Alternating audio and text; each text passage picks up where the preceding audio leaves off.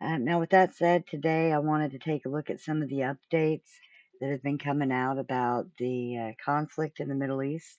And I also had a few Epstein clips that looked interesting I haven't seen yet, but I wanted to get to those if we get the chance, because even though I know it's important to keep an eye on what's going on in the Middle East right now, I don't want us to lose sight of the fact that we haven't gotten all the Epstein files.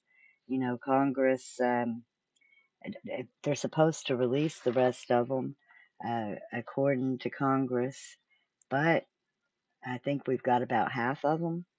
Anyway, so I wanted to start with the news that's breaking now, apparently, regarding the 5,000 troops that we're sending into the Middle East as we speak, and a couple of the other things that have happened today. So let's jump right in. Tonight, new images emerging from a deadly crash involving a U.S. refueling jet, killing all 6 American crew members on board. Officials say 2 KC-135 jets were flying a combat mission over friendly airspace in western Iraq when one crashed for reasons still unknown. This one landing safely in Israel. Images obtained by Con 11 showing damage to the tail section. An urgent investigation is underway. The Pentagon saying the crash was not caused by hostile or friendly fire. War is hell. War is chaos. And as we saw yesterday with the tragic crash of our KC-135 tanker, bad things can happen. The U.S. is deploying 5,000 Marines and sailors aboard 3 Navy amphibious ships to the Middle East. Officials stressing this does not mean ground troops will enter Iran, but they do have that capability. And with Iran attacking oil tankers, the Strait of Hormuz. I don't know what's wrong with the sound in the clip, but it sounds bad enough on my end. It's worse when you add in their bad sound quality, but it's a short clip. We'll try to make it through the last little bit here. Where 20% of the world's oil flows is tightly blocked. The U.S. vowing to get those dangerous shipping lanes reopened. They are exercising sheer desperation in the Straits of Hormuz. Something we're dealing with. We have been dealing with it and don't need to worry about it. More than a dozen ships have been hit near Iran. Oil prices climbing and gas prices rising in the U.S. by nearly 70 cents a gallon since the war began. In an effort to stabilize the markets, the U.S. now easing sanctions on Russian oil sales. Officials acknowledging those sales will allow Russia to make money in the short term. The move coming just days after sources told ABC News Russia was providing intelligence to the Iranians to help them target American troops and ships in the region. President Trump tonight acknowledging Russia may be helping Iran. Do you think Putin is helping them? I think he might be helping them a little bit, yeah, I guess. And he probably thinks we're helping Ukraine, right? Melissa Adan, ABC News, Los Angeles. Check this out. Completely wired. Yeah, I don't know what's going on with the sound quality. I apologize. We'll try to do a little better. Meanwhile, Iran has launched another round of retaliatory strikes at Israel. Warning sirens have been sounding across the country all through Friday. Israel has intercepted a number of missiles, but falling debris and shrapnel have caused damage and sparked fires in several cities. Let's get more on the Iranian strikes in Israel from Rory Challens, who joins us from Jordan's capital, Amman. Rory, this is now into the 43rd or 46th wave of strikes that is coming from Iran towards Israel. What can you tell us about what impact it's having? Yeah, the last barrage came in a couple of hours ago, and so the damage reports have been sort of filtering in the time since then. What we know is that there have been a couple of damaged sites reported. This salvo was launched against central and southern Israel. There's been a fire reported in the city of Lod, and there is also a projectile that fell down in a Bedouin village in the Negev desert. Now, a reminder about how unequal shelter access is in Israel. Of roughly 12,000 public shelters across the country, only 37 of those are actually in Arab communities. Now, around the figures on that, that's 0.3% of shelters in Arab communities. So you can see how little access some of these communities have to safety when these barrages come in. Now, they're not the only barrage that's happened today. There was at least two earlier on that again struck at central Israel, and we were hearing of damage in Shoam, which is near Ben Gurion Airport. There was a roof fire on a residential building, led to the evacuation of about 30 people. Region Lezion, south of Tel Aviv, a school was damaged there and a projectile was lodged in the road, and emergency services were having to deal with that situation. And there was also damage reported in Holon and Yehud. So, yeah, it's been a busy day in Israel for these Iranian missiles coming in, as we have seen multiple days over the last couple of weeks. Yeah, Rory, and as they deal with those incoming Iranian missiles, there is also, of course, the offensive that's happening in southern Lebanon from northern Israel. What can you tell us about what's happening there right now? Yeah, well, this is a two-front war for Israel at the moment. It started off just against Iran, of course, and then a couple of days into the war, rockets came across the border from Hezbollah in Lebanon, and so now Israel is looking at expanding the ground offensive that it has launched against Hezbollah in southern Lebanon. It's given evacuation warnings to anyone south of the Litani River. It's now expanded that evacuation to the next river system up from the Litani, basically pushing further and further away from the Lebanon-Israeli border. We are hearing that there are going to be new reservists called up, and that ground offensive is going to be pushed further and further into Lebanon. They're talking about into the heart of Lebanon. Now, the talk in Israel at the moment is that this is not going to be a short conflict. They're talking about how this is now going to be at least going as far as Passover next month. It could go further than that. The expectation is that the conflict with Iran might well be wrapped up sooner than the conflict against Hezbollah. Hezbollah is the time frame for that is looking pretty long term, and that of course has impacts on the home front in Israel, where these rockets are landing pretty much round the clock in these northern communities. The hope that those northern communities have in Israel is that as Hezbollah is pushed further away from the border, the rocket fire diminishes. Rory. Well, the hope. This is a new development. Like, we've really never seen these kinds of backdrops from Netanyahu or from any Israeli official. You guys, if you don't know, it's the same kind of a wall that was used in a Fox interview that Netanyahu gave last week after the war started, after they ostensibly BOMB'd his office. So think about that for a second. We're privy to Netanyahu giving us an interview on Fox News, ostensibly at his office, which looks nothing like his office, a day after it was reported that Iran bombed his office. So he was sort of like saying, look, they didn't get me. Here's my office, even though it looks nothing like my office. But look, it says on the back, it says Prime Minister's office. So clearly that's my office. Everything's fine. Well, here's a 24 hours after it was being reported that Bezalel Smotrich, not only Bezalel Smotrich's son was injured in a campaign against Hezbollah, Netanyahu's house was bombed. This is just what was being reported, and his brother was killed in this supposed airstrike. On top of that, you've heard that Ben-Gvir, his house was also struck. There was rumors that he was injured and might not survive. There's no real update on that. I don't think that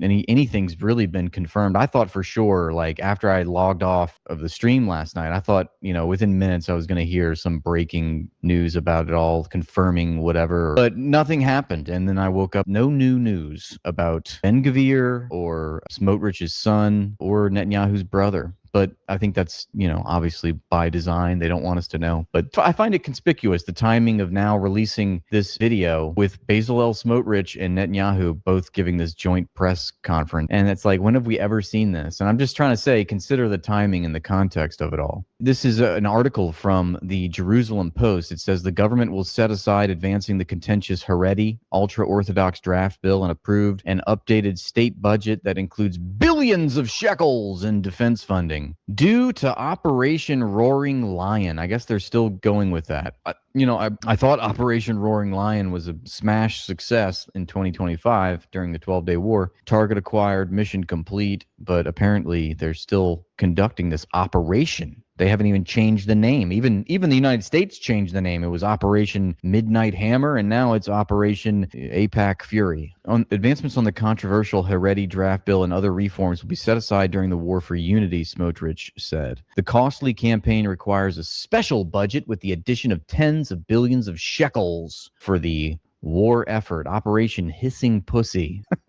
Yes, very good, Saeed. Thank you. The Prime Minister said that operation costs money, a lot of money. That is why we are required to provide a special budget during the war, tens of billions of shekels to help fund the defense budget and the war effort. I mean, you've already thrown hundreds of billions of shekels, if not trillions of shekels, for your war aims at this point. It doesn't seem like it's been going well, but hey, what's another 10 billion shekels? Yeah, sure, pile it on. I'm sure that'll turn the tides of war. Smotrich said the government would be setting aside the draft bill, which will not be advanced at this time, along with several reforms around which we have not yet reached broad agreement. War is a time for unity and national responsibility, and I thank you, Mr. Prime Minister, and all members of the government and the coalition, the demon hissed. Passing the updated budget plan immediately will enable Israel to win the war, provide better services to Israeli citizens in many areas, and establish a new regional order in the Middle East. Yeah, wishful thinking. Operation Epstein and Friends. Operation Epstein Friends. Operation Crying Liars. That's also acceptable. Yep. And,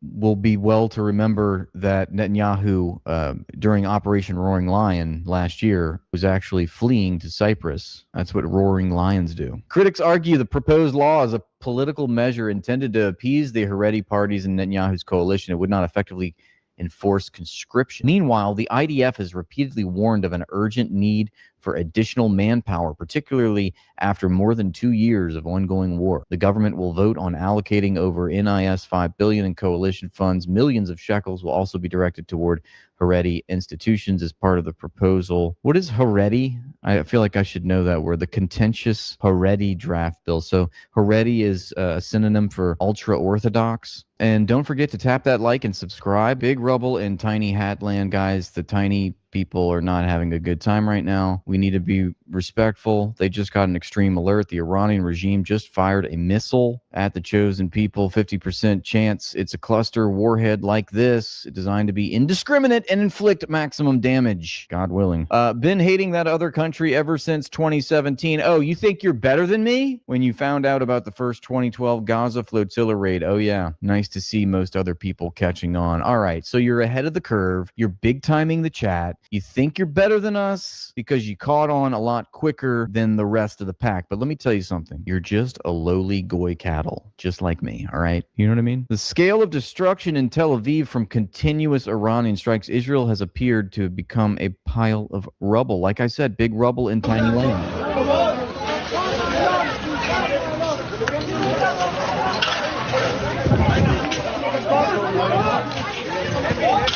They just wanted to play basketball. Basketball. No, ball. B-A-A-L. Yeah. Hey, thank you, Kelly Marie. Appleby.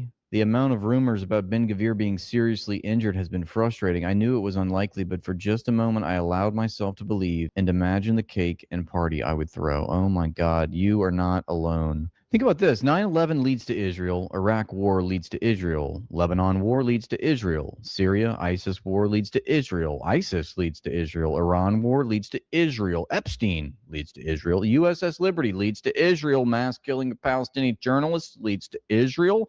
Mass bombing of Palestinian hospitals led to Israel. Mass slaughter of Palestinian children leads to Israel. Mass starvation of Palestinians led to Israel. Decades-long ethnic cleansing leads to Israel. Protests leads to Israel. Central bank leads to Israel. The U.S. government leads to Israel. This is not an extensive list, but you see where I'm going with this? All roads lead to Israel. I'm sure it's just a coincidence. Only one thing that doesn't lead to Israel is DNA tests. The punchline was worth it. Here's more reports from Fox News. Hey, Martha. So, yeah, as you can hear, the sirens are going off here in Tel Aviv, something that we've seen several times throughout the entire day. And what we could see here momentarily are interceptor missiles fired off. We have seen it right over my shoulder several different times. Again, Iran continues to show an offensive capability, launching missiles at central Israel. We have one interceptor over my shoulder right now. We can't show you because we can't show landmarks, Martha, but some We can't show you because it's not there and it's not working. Trust us. We're defending the homeland. False flag incoming. Apparently, the Israeli Foreign Ministry is reporting. Now, listen to this. The Iranian regime is launching missiles toward Jerusalem, the city sacred to billions of believers, during the month of Ramadan, over the Western Wall, over Al-Aqsa Mosque. So it's almost like they're threatening to false flag the Al-Aqsa. They've been wanting to destroy that thing for so long, the Al-Aqsa. Is that the wall that they always kiss? That's the one right there.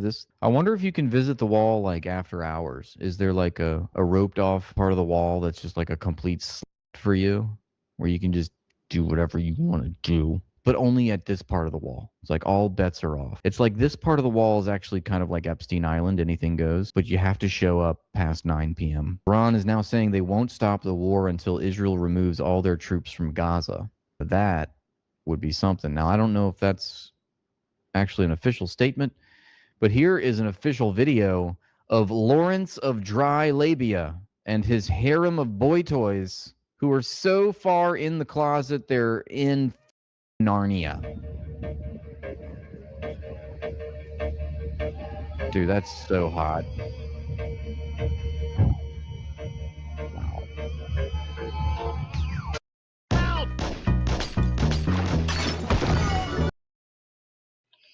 Dude called Andrew Tate a boy toy.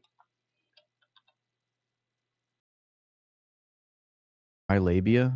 That was funny, man. Breaking. Iranian officials on mining the Strait of Hormuz. Yeah, did you see this Trump Truth Social tweet where he's just all in a tizzy about the mining of the Strait of Hormuz, which is not being done? I mean, it's, Iran has refuted these claims that they have mined the Strait of Hormuz. They say they don't need to. They already, have unilateral control over the strait. So Iranian official had to counter what Trump claimed in his Truth Social post. They say, we have not mined the Strait of Hormuz yet, and we do not need a navy to do so. The Strait of Hormuz can be mined with our new rockets, and this is a new technology. So they're like, if we want to do it,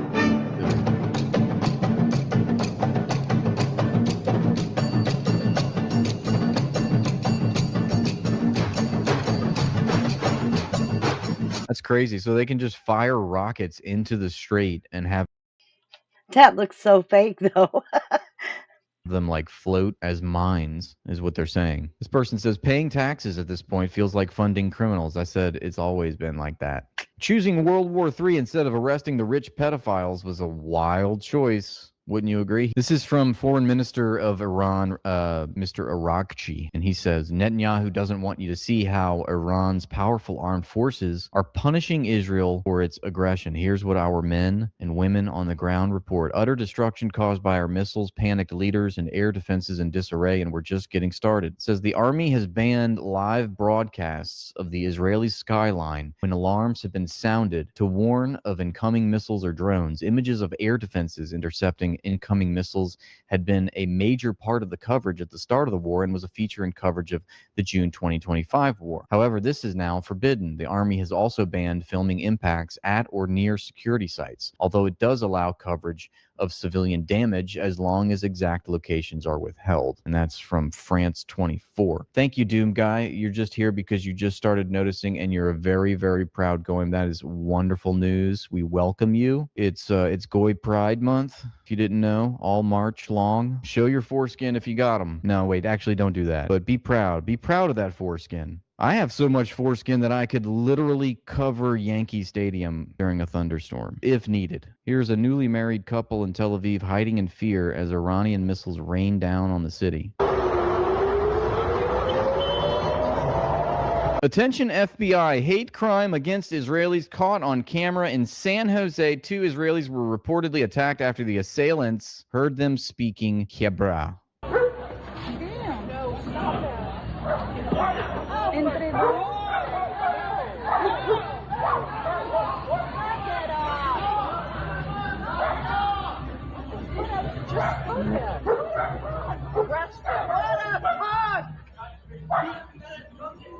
They need to be arrested. Not at Augustine. They were just trying to have brunch at Augustine. Can you believe? What is this? I'm writing a Yelp review. This is a hate crime. I mean, I thought that was the appropriate response to Nazis. There they are fleeing the scene. Apparently, Trump has named Erica Kirk the key advisory board of the U.S. Air Force Academy. I'm sure she's qualified. What the does Erica Kirk know about the U.S. Air Force? Alan McLeod says, Lamau, imagine dedicating your entire life to climbing the military ladder and then being overruled by a dead podcaster's wife. Here's Steve Witkoff saying, talking about the war with Iran, and he's asked, like, when is this war going to end? He's like, no clue. So how do you see this ending, this war? I don't know, Sarah. I know this, that President Trump is the wrong guy to go up against. That's what I know. So how do you see this? He could have just stopped at wrong guy, period. All I know is that Donald Trump is the wrong guy. Thank you, Versatility Mills, 8620. In contrast to how the valiant Iranians react as bombs fall near their gatherings in the streets. Exactly. We're going to show you clips of that, too. They are courageous and brave and not scared at all. In fact, here it is. Here's the clip, or at least one of them. They're getting BOMB'd literally and not even flinching. This is literally making Israel and Trump have nightmares already, it says.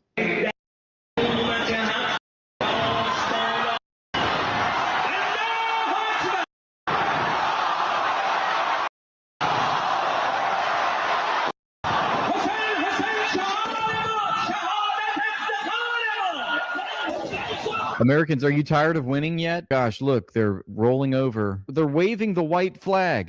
It also has other colors in there, green and red, but it's a white flag. Clearly they want to surrender. Can somebody please tell this crowd that they're losing? They've lost the war. Donald Trump said so. War's over, folks. I don't know what you guys are celebrating. You lost. Maybe they didn't get the memo or something. I don't know. But can somebody please tell them to quiet down? Trigger warning, here is a demon speaking. Netanyahu challenges Iran during a visit to Ashdod port, saying, I am here at the port of Ashdod. The ports are operating. The skies are operating. And the economy is functioning at full capacity. And with tremendous strength, Israel is thriving.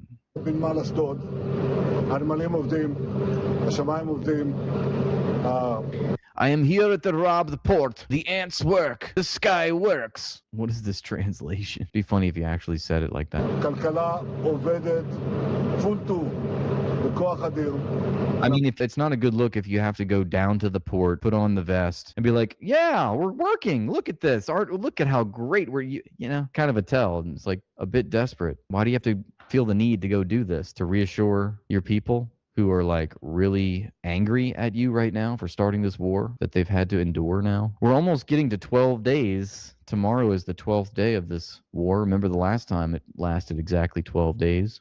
הולכים להעביר תקציב, על כך החלטנו היום, תקציב ביטחוני, הממשלה חזקה ויציבה, והרבה יותר חשוב.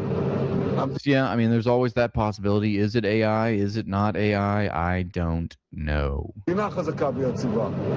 מדינת ישראל מראה לעולם מה זה עם לוחם, מה זה מדינה לוחמת, ומה זה כלכלה סופר איתנה. מדינה במלחמה, שהמסחר שלה פתוח. Was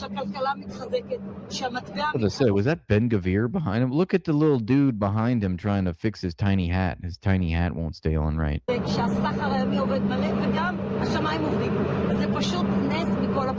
What do you do in the wind, Shlomo, with your tiny hat? You got to get the little hat clipper to keep the hat on. Look, see, he's still adjusting. He's like, nope, that's my little clip on my hat. Yes. Clip!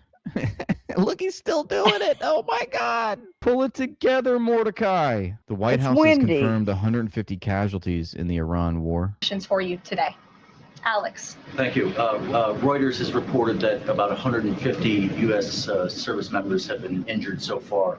Can you confirm that number and elaborate on that? I can't confirm the exact number. I know it's within that ballpark, but I would defer you to the Pentagon for a specific number of wounded or injured thus far.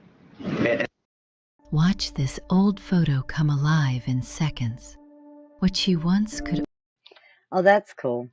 I'm not big on commercials, but I've done that with AI where you just take a picture, simple prompt. And now, XAI does it. Grok Imagine. It does the same thing. You just upload an old picture, type in the prompt, bring this image to life. It's really cool. Science has not yet invented an electron microscope that is capable of viewing the tiny violin that is between my thumb and finger that I'm playing just for the Chosenites. That's not my joke. That's Johnny Grass. So listen to this. An Israeli couple near Netanyahu's home, when bomb sirens started blaring, begged to be let into the home's shelter but were not allowed. Where have I heard this story before? Please, sir, do you have any room at your inn? Might I take shelter? No, said the demon. Do you have the right amount of shekels? They were abandoned on the street during a missile attack. Israelis are being used as human shields. Oh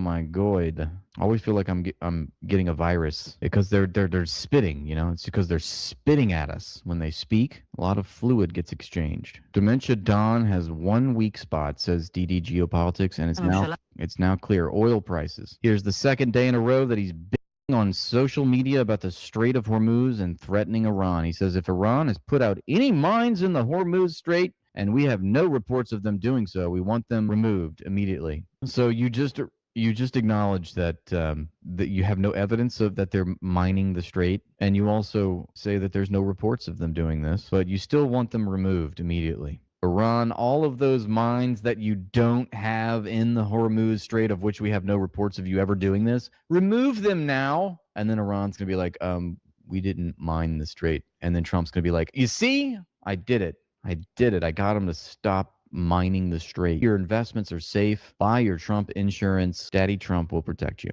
If for any reason mines were placed and they are not removed forthwith, did he really just say the word forthwith like he's an 1890s banker or something? We must all have waffles forthwith. They are not removed forthwith. Military consequences to Iran will be at a level never seen before. If, on the other hand, they remove what may have been placed, it will be a giant step in the right direction, says he. It's also being claimed that that Iran is going to preemptively strike U.S. infrastructure. That claim has been debunked by the Iranian foreign minister Arakchi, who says that the claim that Iran was planning on attacking the U.S. or U.S. forces, whether preventively or preemptively, is a sheer and utter lie. The sole purpose of that lie is to justify Operation Epic Mistake, a misadventure engineered by Israel and paid for by ordinary Americans. So I love that Iran is not lost on the class war that's happening in the United States. Okay, here's that clip. So they're asking to set aside like emergency war funds because they're fighting this cruel enemy in Iran that wants to destroy them. We were in a battle with a cruel enemy who wants to destroy us. We took out his nuclear and ballistic capabilities in Operation Kalbi. What? Then instead of learning the lesson, he tried to redevelop them and bury them underground. They were already buried, Satan. What are you talking about? Deep in the ground in such a way that we could no longer harm them. That's why there wasn't a question at all. We had to embark on this campaign, and we are working tirelessly with our heroic soldiers and pilots. There is one big but here. Yeah, it's the two asses I'm looking at on the screen right now. It costs money, a lot of money, and therefore we're required to provide a special budget during the war with tens of millions, even tens of billions of shekels to help the defense budget for the war effort. They already, it's just crazy because it's already a war economy. Their entire economy is propped up by war, and they need more funds. They're just bleeding their own economy dry just to fight this war. It's pretty pathetic. Here's one of the messages that was written on Iran's latest missile barrage. It says, "In memory of the victims of Epstein Island." I am not afraid. I was born to do this. Did he just say that they wrote in memory of Epstein's victims on the missile? Oh, that's kind of boss, actually, Folks, everybody is getting exposed for their connections. Hold on, that was the end of our other clip. What happened? This is a new development. Like, we took out his nuclear and ballistic. No, it's just crazy because it's already a war economy. Their entire. Yeah, I guess that was that end of that clip. I don't know where the other one came in. I don't know what the case is that this is good for the United States. I don't even, no one's even attempting. So Tucker's caught a lot of hell lately. And I see that he went on Piers Morgan. Well, I just saw a clip of Ben pop up, but surely Ben wasn't on there because I know Ben's been giving Piers Morgan a lot of hell too. So I thought it'd be interesting to see a little of what Tucker had to say. I guess this was today. Might have been yesterday. Just to debate Let's Ted see. Cruz. Well, why wouldn't?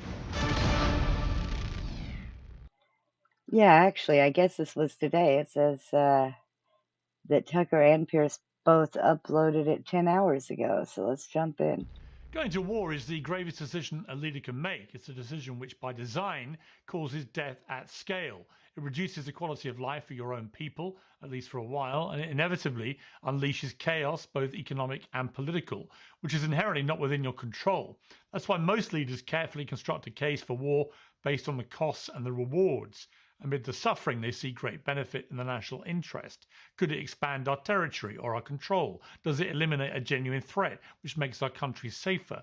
Will it make us more powerful in our own geographic neighborhood? Is it popular with our people? Does it strengthen our national unity and pride? For President Trump right now, the answer to all these questions is no. For Israeli Prime Minister Benjamin Netanyahu, who says he's dreamed of this for 40 years, it could be yes on all counts. It's therefore perfectly reasonable to believe that Israel led the US into this war in Iran, not least because Marco Rubio said it and Antony Blinken said Netanyahu tried the same strategy with the two previous presidents. But it doesn't answer the question of why President Trump went along with it and why now. The answer could simply be oil, as it's often been before. Prices are swinging wildly at the moment, but the president said this. Prices are coming down very substantially. Oil will be coming down. That's just a matter of war.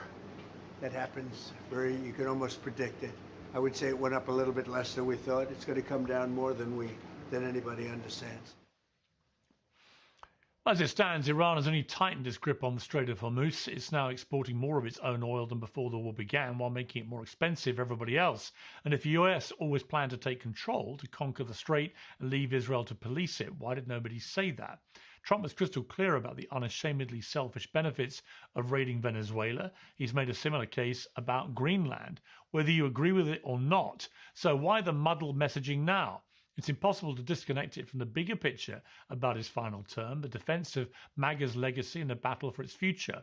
The so-called MAGA war was red hot long before the Iran war began. Trump will be well aware that one side is extremely skeptical about Israel because it's a direct threat to a very literal interpretation of America first. Fix this country before sending bombs to fix everybody else's. The other side would rather you didn't talk about Israel at all, as is to express unconditional support. Israel, they believe, is a key overseas territory in a new American empire which rules the world with muscle. That battle of ideas is going nowhere fast, which is why presidential hopeful Ted Cruz said this. I believe Tucker Carlson is the single most dangerous demagogue in this country. And I'll tell you, I've made the decision that I'm going to take him on head directly. Well, Tucker Carlson rejoins me now on Uncensored. Tucker, how are you? It's such a serious topic, and then you play the Ted Cruz clip, and I laugh. He already took me on head-to-head last summer. I'm not running for president, so I don't know why he would be running for president against me.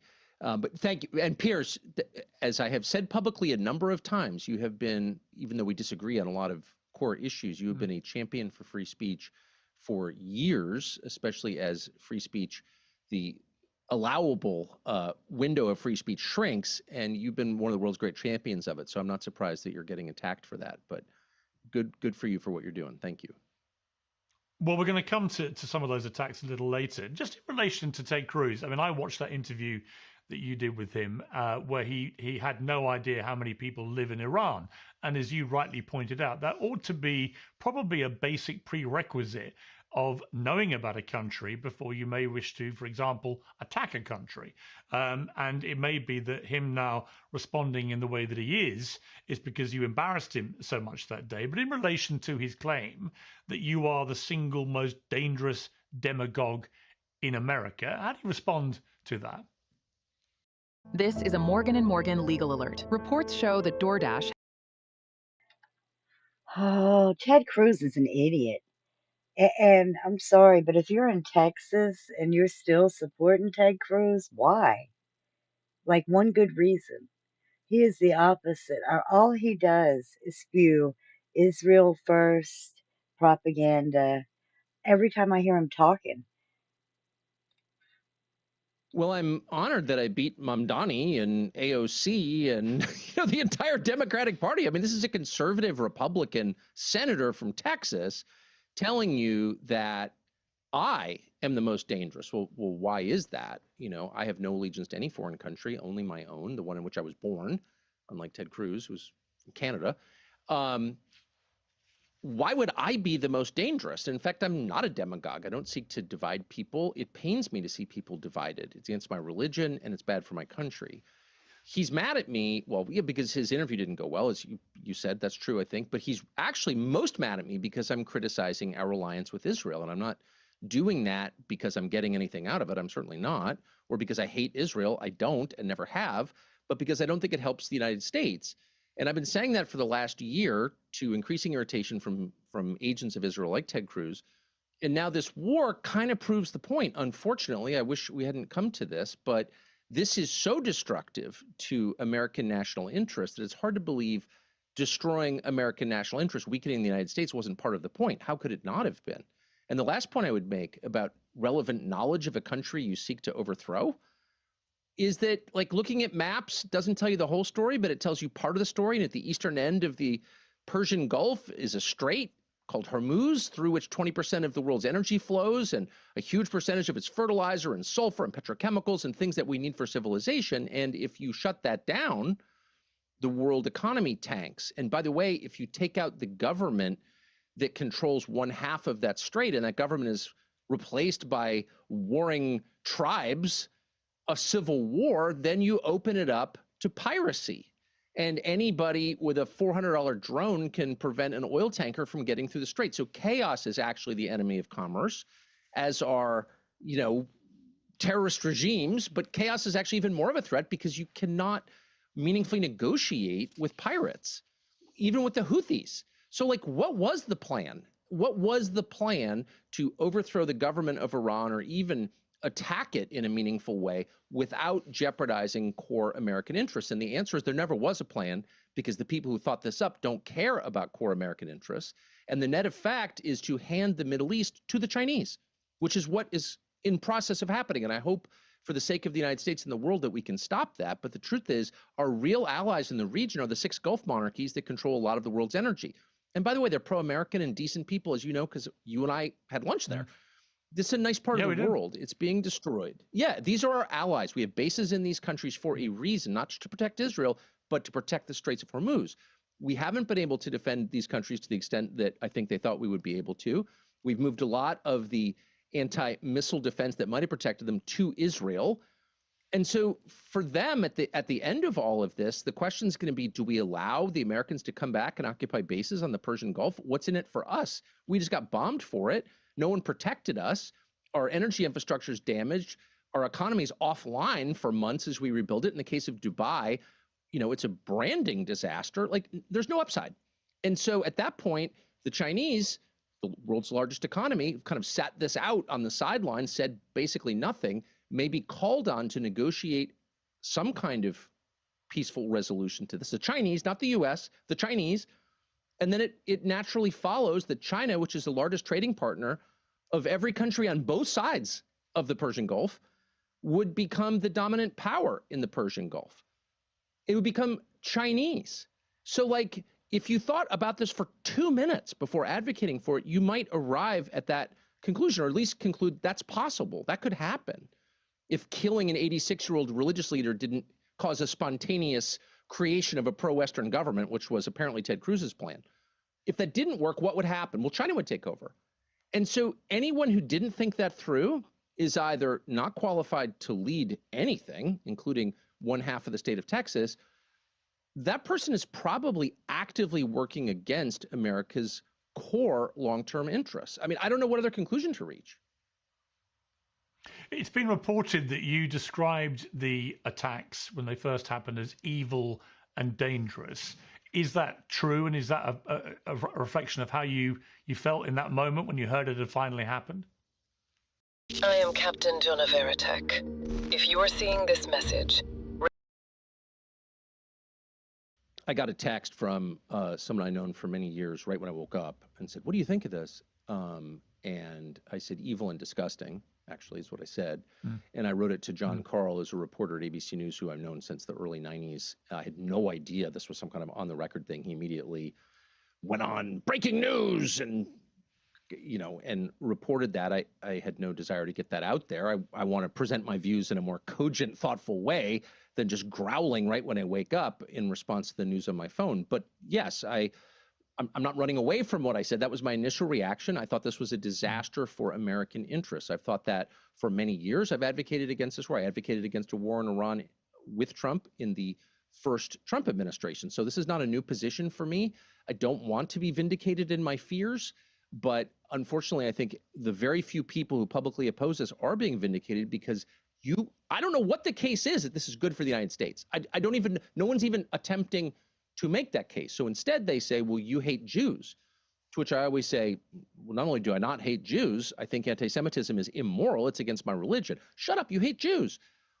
And that is designed to do a bunch of different things, create more loyalty to Israel. There's so much anti-Semitism, you must be loyal to Israel. That's definitely one of the aims of this. Another is to imperil the person you're calling a Nazi because Nazis get shot. Everyone knows that. And the third is to make people who disagree with you or who platform those who might disagree with you or Bibi Netanyahu, censor them, take them off the air, shut them up, silence them. Those are the points of it. But at no juncture have I ever met anybody who has laid out like a kind of reasonable, even slightly fantastical, but just like logical case for how this war will benefit the United States, make us stronger, safer, richer. I've never heard that case. I'm waiting for it. I would love to hear it. I'd love to believe it. You were in the Oval Office with President Trump. You were photographed with him. You met him, I think, maybe 3 times in the months leading up to this war. And I presume you discussed the potential for war in Iran with him. You know, did you try and persuade him that this would be a terrible idea? Of course, that's why I went 3 times in a month, 5 weeks maybe. Yeah, that's why I went. And I've known him a long time, as you have, and always gotten along with him, still get along with him. I still like him. I'll always like him no matter what happens, just because I like him as a guy. And I think he's trying his best. But in this case, you know, I couldn't have an effect. I tried sincerely. I wasn't getting paid for it. It's coming, of course, at some reputational cost. You know, no one wants to deal with being called a Nazi, screamed at, or threatened, or having your kids threatened, which has happened to me a lot. And no one wants to deal with that. But I just felt that this was so serious that it was worth doing whatever I could because, my gosh, you know, people could die. The balance of power globally could change. I've never supported the idea of an American empire, but we have one. And it's in retreat, but there's a way to manage that that's not damaging or profoundly damaging to the United States, the country that I actually live in, that I was born in. And this is not the way. Wars accelerate trends in progress. They bring massive and unexpected change. Every war does this. It's the nature of war. The second people start dying, all kinds of things you never anticipated will happen. And you can't control them. You lose control of the process. I've covered wars. I certainly watched a lot, read about a lot. I'm not an expert, but I try to apply obvious lessons through history to present day realities. And that was the first thing I said to the president and anyone else who would listen. Once this starts, the world is going to find out exactly how strong we are, which is not something you necessarily want to reveal.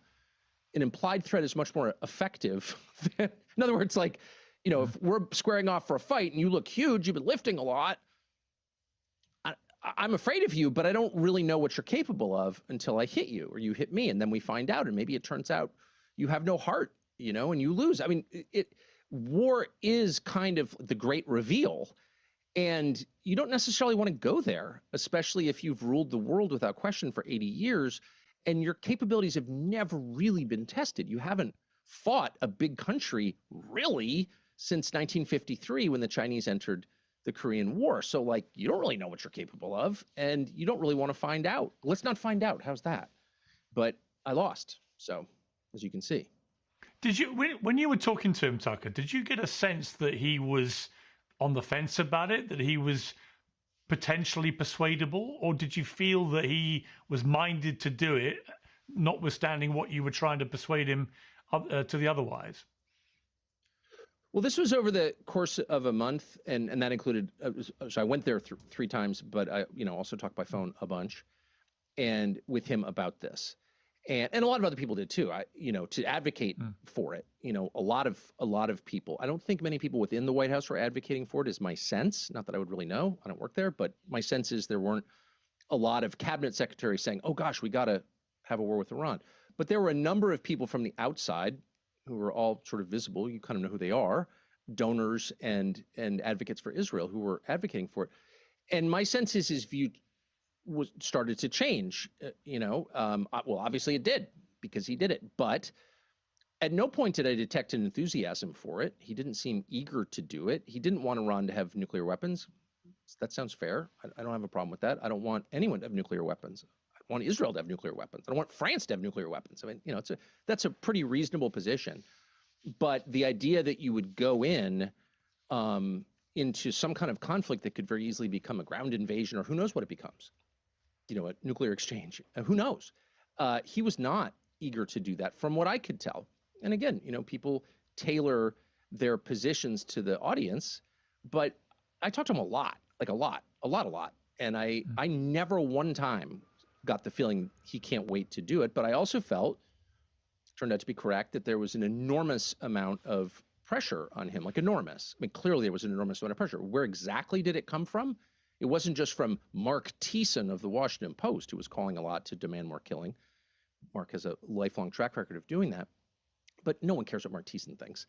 I felt strongly, and I feel strongly now, that there were forces that were forcing him in this direction. And in fact, the Secretary of State, as you said in your intro, admitted as much out loud and said, Netanyahu said, we're going to go first, and you can either, watch your assets get destroyed and your people get killed in the Middle East, or you can join us. The question, though, is why at that point? I thought that was really, I think, a fascinating moment when Marco Rubio said that, because it prompted Antony Blinken, the former Secretary of State, who'd obviously done his job, to then reveal that Netanyahu had tried to pressurize both Biden and Obama into doing the same thing, using the same pretext of, we're going to go and do this anyway, are you with us or not? And of course, in both those eventualities, the answer was no, and Israel didn't attack. I mean, do you think, knowing that now, knowing that from Blinken, do you think Trump may have got played here by Netanyahu?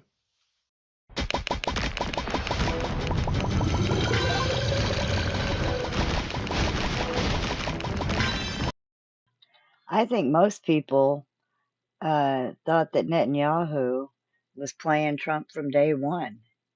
It's not, did he get played here? It's Netanyahu always playing everybody's face about everything. I mean, he's a liar. He's a war criminal, and I don't know how people forget so easily, some people, that he already has like international warrants for war crimes, doesn't he? I mean, I know he's got international warrants pending, and he's still out here starting wars. It's crazy. Well, I already knew that the Israelis had done that in the previous administration. I knew they did it in 1973 with the Nixon administration, where they threatened to use nuclear weapons against the Arabs and forced Henry Kissinger to okay arms sales to Israel. So there's a long pattern of this.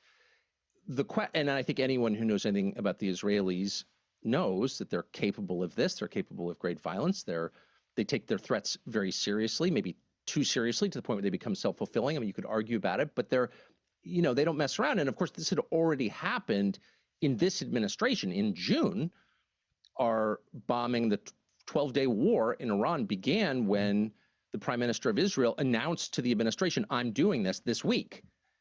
And my question then, and I raised it, was how about no? How about no? You're a client state. You've got 9 million people. You're the size of New Jersey. You don't make operational decisions. And you certainly don't tell the world's dominant superpower what we're doing next. Like, why would you? That's like getting a lecture from your children. No. And that was my position because that seems consistent with the laws of nature. The weaker partner doesn't get to dictate terms. Like, what world are we living in? And whatever, I'm not in charge. So, but that was my position. I think that'd be the position of most rational people. But Israel was in charge of that war. They started it, and they were in charge of this war. They started it. So this is a difficult thing for the people who advocated for the war to deal with, because their whole purpose is not to help the United States. It's to, and not even to help Israel. It's to help the prime minister of Israel, Benjamin Netanyahu. If you're loyal to Israel, if you love the state of Israel, what do you think about what's happening in Tel Aviv and Haifa right now? They just had apparently an Iranian rocket land right next to the Church of the Nativity. Luckily, it didn't do much damage. But this isn't helping Israel. There's no real end game for Israel here that's going to result in its long-term stability and peace. Of course not. This is a disaster for Israel, actually. Not that I really care, because I'm not Israeli, but I don't want to see any country harmed. And these people are in a very tough spot, because now we've left the rhetoric stage and we're in the kinetic action stage, where the rest of us can just assess outcomes without mediation. Like, who controls the Straits of Hormuz in 3 years? Is there an American military base in Bahrain? What happened to the Fifth Fleet? It used to be there. Where is it now? You know, who's controlling the energy flows out of the Middle East? These are measurable phenomenon. They're not susceptible to Ben Shapiro being like, oh, wagging his eyebrows at you and telling you you're an anti-Semite. It doesn't matter what he says. And so it puts them in a very tough spot. How do they respond? Well, we know from the Iraq War, not a single person is ever going to admit he was wrong, ever, ever. One of the most liberating things I've ever done in my life was admit that I was wrong about the Iraq War, and I was ashamed of it. I remain ashamed of it. But once you say I was wrong and I'm sorry, this tremendous weight lifts off your shoulders, and you don't have to lie anymore. And that is what liberation actually is. None of these people will do that. None. They feel no compunction, and they won't. So instead, what they're doing is they're just going bonkers on the attack, because, and this is a precept that Israel lives by, the best defense is a strong offense. So rather than like debating you on the terms or admitting that they were wrong in their forecasts and there was no popular uprising in Iran and we've lost control of the world's energy, they're going to say, Piers Morgan, you're a Nazi. Megyn Kelly, you're a Nazi. And you're just like, what? That is a kind of insulation that they're constructing around themselves to prevent, well, any kind of soul searching about how did I get it so wrong and all these people died because I was wrong. They don't want to deal with that. But it also allows them just like keep going on to the next war of conquest or the next satanic disaster that they'll back, which they will. Have you spoken to President Trump since the war began? I just through proxies. He called me names or said I was too dumb to understand MAGA or something. I wasn't, from my perspective, a real attack. I can't. I admit my weaknesses up front. Okay, I like pizza, which is wrong. I like Donald Trump, which is increasingly hard to defend, but I do. And I don't anticipate any kind of personal tiff with Trump. I think he was in an impossible spot. I think it's very obvious now that the U.S. president, under our current system, which I pray changes soon, doesn't have the latitude that people thought he had. Like, presidents can't just make whatever decision they want in the interest of their country. There are other forces hemming them in. We don't have sovereignty in a real way. Clearly, we don't. If we're following a country of 9 million people into a war that could displace us as the dominant superpower, we don't have sovereignty. I mean, by definition. And I think every president has felt that since John F. Kennedy was murdered. And clearly they all have. And they've acted within it, with wisdom or not, but they're still acting within boundaries that they didn't set, that no American did. And it's just time to change that system, not because you hate Israel or you're anti-Semitic. I mean, I'm not anti-Semitic. I don't hate Israel at all. I'm never going to. But that's not the way a sovereign country behaves or should have to behave. And Americans have earned the right to live under a government that makes decisions on their behalf for their benefit. I mean, it's that simple. What Trump said about you was quite revealing, actually, because he said Tucker's lost his way. He's not MAGA. MAGA is saving our country. MAGA is making our country great again. MAGA is America first, and Tucker is none of these things. And Tucker's really not smart enough to understand that. Now, having been on the receiving end of Trump's savage rhetoric from time to time, that is pretty low base for him. But it was an interesting point about what constitutes MAGA, because of course there are many people with pretty short to mid-term memories who can remember Trump campaigning so vociferously to his MAGA base before the last election on saying, look, we're going to be America first. We're not going to go marching into Middle Eastern countries anymore. We're not going to wage foreign wars. We're not going to interfere in other countries. And we're going to fix the economy in the United States. We're going to get the cost of living prices down. We're going to end inflation. And it seems to me that it might be that President Trump has either forgotten what he said or wants to try and reframe what MAGA really means. Because if you're a MAGA voter, you must be slightly mystified. You may not want to admit it publicly because you think it betrays Trump, but you must be mystified that within a year of winning back the White House, the guy that campaigned on not going into the Middle East again, not waging foreign wars, focusing on America first and the US economy, has now launched the biggest war in the Middle East in my lifetime that America has waged. And that has inevitably sparked the biggest economic meltdown we've seen as a consequence of a war, not least because, as you said, about the Strait of Hormuz and the damage that is inflicting, and the simultaneous attacks on the Gulf states and all the fallout from that. So it seems to me that he may want to come after you for not really understanding MAGA, but I'm not sure that many in the MAGA movement, if they're really honest, can be comfortable with what is happening here. I mean, look, I've never claimed to be a genius because I'm not a genius. And so it's entirely possible there are motives I don't understand. I certainly tried to understand in many conversations with him, but maybe I didn't. I'll keep that possibility open. And as for what MAGA is, it's a slippery definition. I mean, I think George Orwell wrote a bunch of books about this, including Animal Farm. Definitions change. I remember someone pointing to a picture of 100% black people once and telling me that's diversity. Or thinking, looks like uniformity, actually.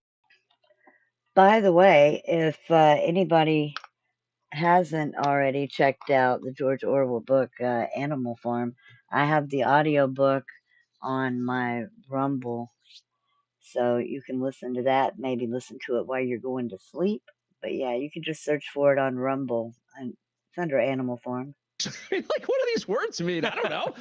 I do know what America First means because it's a much more precise description, and it means you put America first in every decision that you make as an American leader. And this, by that definition, falls far short. In fact, it is by definition not America first because the administration has already said we followed the lead of a foreign country in doing this. We put their interest first. And I think most people, no matter how they feel about Israel, whether they love it or hate it, or it doesn't matter. It's nothing to do with this specific country. It has to do with any country that might be leading us around, particularly to our destruction, and putting its interests before ours. Our leaders can never agree to that, period, because it is the opposite of America first. So, his whatever Trump said about me, I didn't take it personally. I suspect he doesn't really mean it because I've always gotten along with him for 30 years. I expect I always will. But on this one specific question, America first, we can say this was not America first. This was at least America second. I do think it's obvious that Israel understood, because they're not stupid, that the effect of this war would be to get the United States out of the Middle East. And unfortunately, I think that will be the effect. And they want that because why would you want a dominant power in your region telling you what to do and hemming you in, as the U.S. has to Israel? No, you can't do this. No, you can't do that. We may not mean it, but we still hassle them over or used to hassle them over, say, the West Bank settlements. They want the U.S. out, and they're moving to India. Okay, that's their calculation. But how is that good for me as an American? It's not. So America first. Yeah, this was not America first, whatever it was. Oh, yeah. Well, Tucker is saying this was not America first, whatever it was. It's more like whatever it is, because it's clearly still going, and it only appears, shit's getting deeper. What is very interesting is that I can't remember a war that once it started where American forces have been committed by an American president where there hasn't been majority support for that war in the United States in the polling. This is the first time where there isn't. there's a majority of a lack of support for it. Americans are not. They're not buying this war. They don't want it. They don't really understand it. And they're very concerned about the consequences. The only people who support this war are those born between 1946 and 1964 who watch a lot of Fox News. That's it. I'm not attacking them. By the way, they're Americans. They're my equals as Americans. I love a lot of them. But their perspective on the U.S. and the world is very different from everyone else's. Very, very different. And so they're not the ones who got Donald Trump elected, actually. The people who got Donald Trump elected are the people who hadn't voted for Republicans before or even voted at all before. And they're like Joe Rogan listeners, or people who use nicotine pouches. They're Hispanic voters. They're young black men. They're non-traditional Republican voters who voted for Trump because he promised not to keep doing the same thing. And one of the things he promised not to do again was to hand operational authority over to Benjamin Netanyahu, as other presidents have. We don't want any more of that. Why would we?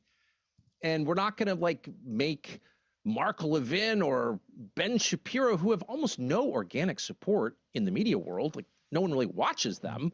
We're not going to hand control of our foreign policy over to people like that who don't know anything and who don't have America's interests at heart or even in mind. So breaking faith with those people, those voters, the ones who actually got Trump elected and whose coalition promised a new day in American politics, that's a big deal. It's a betrayal on the level that I don't think people who aren't in those groups can understand. Like, this is heartbreaking. And by the way, a lot of those people really like Trump. They like his style. They think he's hilarious. He's brave. He's just like, they like him. And to see this is, it's so wounding. It hurts. I've got a bunch who work for me. I'm related to some, they're all Trump voters. And I talked to them in the last 24 hours. Boy, they're upset. They're not just mad, like, I hate Israel. That's not the impulse. They're definitely starting to hate Israel. Why wouldn't they? Our relationship with Israel is hurting us gravely. It's getting Americans killed. So they're mad, but it's more than mad. I can't believe he did this to us. I feel just so depressed about it. How politically damaging could it be? We've got the midterms coming up in November. There were already a lot of reports that it was likely the Republicans would lose control of the House. Now I'm reading more reports that it may be that they even lose the Senate, which would render Trump, notwithstanding all his kind of mystical powers to avoid the normal norms of politics in America, if you don't have control of the House and the Senate, you are a lame duck president, period, end. There's pretty much nothing more you can do. That's true now. I mean, I think the conversation has moved on from the president. It's not an attack on him. He's still, of course, is commander-in-chief. He threatened some kind of mass destruction of Iran yesterday. It sounded like a nuclear strike to me. So, he has the capacity, to make decisions. He's the president, elected president. However, as a political matter, that era is over. For the reasons I just described. I didn't want that to be true, but the coalition is permanently fractured.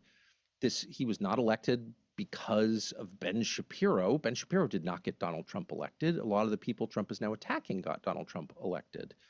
Marjorie Taylor Greene, etc.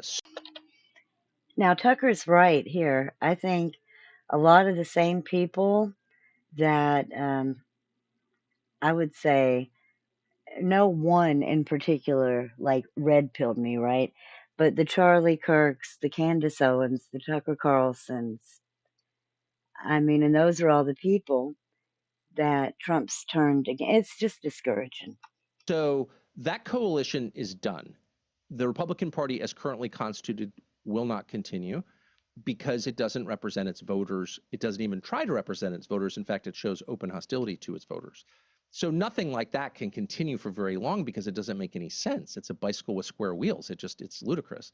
So the question is, what comes next? And I do think it's possible to recreate some version of the 2020 Trump coalition or the 2024 Trump coalition on the basis of his core promise, which is just put the country first. And you're going to make mistakes and we're not exactly sure how to fix certain things, but let's all try. And by the way, let's be united as we do it. The ugliest thing to come out of the Mark Levin-controlled Republican Party, which I find repulsive, and I just want to say I'll do everything I can to stop that party from becoming, any more powerful than it is try to stoke religious conflict in the United States, attacking people for being like a different religion. We hate the Muslims, really. How is that different from we hate the Jews? Well, it's not in any sense different at all. And I would say, just thinking long term about the United States, the greatest threat is not even the loss of the US dollar as the reserve currency globally. The greatest threat is tribalism, where the country fractures into warring tribes. And people like Levin are doing their best to create that. And it's totally immoral and dangerous. It will result in violence. Their endless harping on this anti-Semitism question is part of that. Anti-Semitism is immoral. It's every bit as immoral as anti-white bias, which is encoded in the federal government, by the way, and every elite institution in the United States discriminates against whites. That is every bit as immoral as anti-Semitism. That's every bit as immoral as hating anybody else on the basis of their bloodline, because it's a universal principle. It applies to every human being. It's a human right to be treated as an individual and not be held responsible for the sins of your parents. That is a human right in the West. And people like Levin and Shapiro don't recognize that because they are not Western in their orientation. They think that rights only apply to the groups they favor. And that idea, that evil idea, which was the basis of Nazism, by the way, that is the thing that will destroy the United States. And the next leadership of this country, whoever it is, has to articulate we're all American citizens. We must be treated equally under the law. Bias against one group is no better or worse than bias against another group, period. Anti-Semitism. Where were you when the ADL was openly promoting anti-white hate? So now the ADL is an authority on bias crimes? They've abetted bias crimes. They are currently abetting bias crimes. The ADL and every single one of these groups has an absolute moral obligation to treat anti-white hate, which is the only kind encoded in U.S. law right now, as every bit the threat of anti-Semitic hate. How are they different? They're not. And no one will say that until someone does say that. You will not reunite this country. And if this continues, the country will fracture. Are you having trouble trying to keep up with your professor? You've got to try Otter. Here's how it works. Well, there's already a fracture. And yeah, it's just coming to a head with Israel. It's like he said,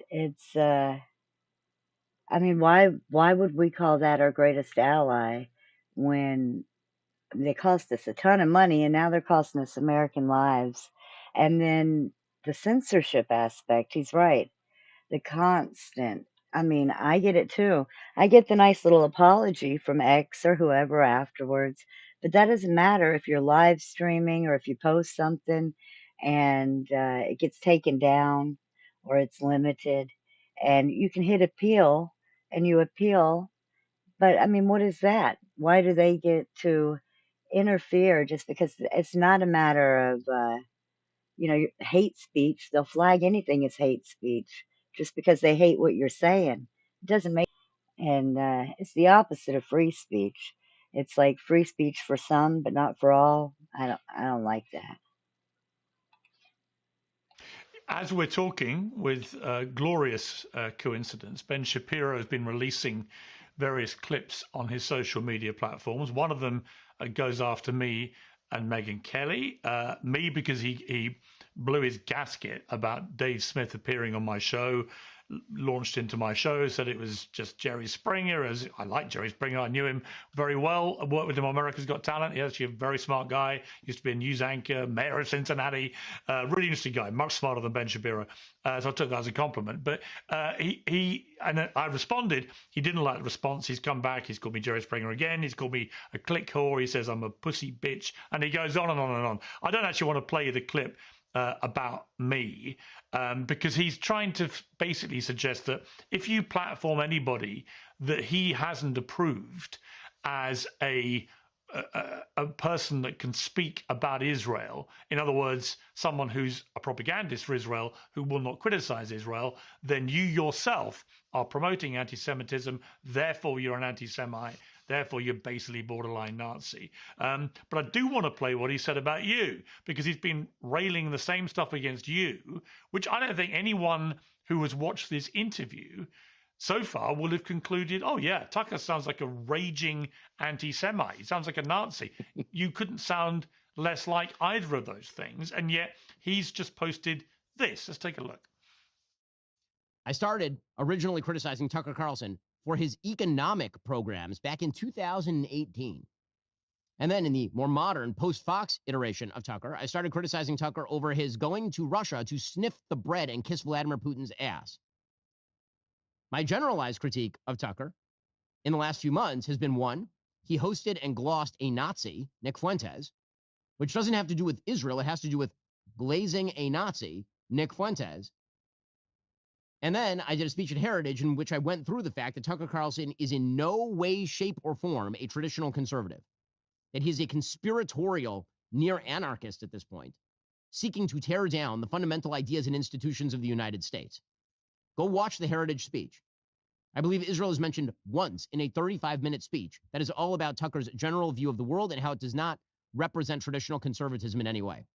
I think that Tucker Carlson has fostered anti-Semitism by having on some of the worst anti-Semites in America over and over and over, and then essentially laundering their views. So it's the same attack line, essentially, about the anti-Semitism, which is if you or I or Megyn Kelly, whoever it may be, dares to platform anybody who is critical of Israel, let's be clear. I mean, in my case, I've always made it crystal clear, as you have in this interview, I have absolutely no problem with Israel, the state of Israel, with Israelis, with Jewish people, got many Jewish friends. It's nothing to do with that. I reserve the right as a journalist to criticize any government, and I particularly reserve the right to criticize the Israeli government, given what it's been doing in the last few years, as any decent journalist should, not least because in Gaza, for example, the Israeli government continues to ban international journalists from operating there or even going on into Gaza to verify what they've been up to. That alone should be a warning sign to everybody that the Israeli government has probably been doing things in Gaza it doesn't want people to know. But I took the same view. You know, I oppose the Iraq War. We've talked about this before. But I led the media campaign in the UK against the Iraq War, even though my own brother ended up fighting in it. But I opposed it, and I think was vindicated by what happened afterwards, sadly. But I opposed it and took on Tony Blair, who was the then British Prime Minister, even though my newspaper was the Labour sympathetic newspaper, the Daily Mirror, to the Labour government. But I did it because I thought it was the right thing to do. It didn't mean that I hated British people or my country. In fact, quite the opposite. It meant that I wanted to help the British people and help my country from stumbling into a disaster. And I sense from you that your position about Iran is not driven by a hatred of Jews or Israelis or Israel. It is driven by a sense that you feel this is bad for America and Americans, and probably bad for Israelis and Jewish people as well.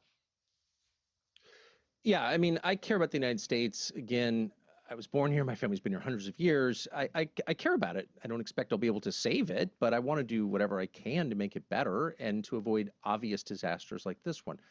I don't want to attack Ben Shapiro, other than to say, like, that guy went to Harvard, and so did Bill Ackman.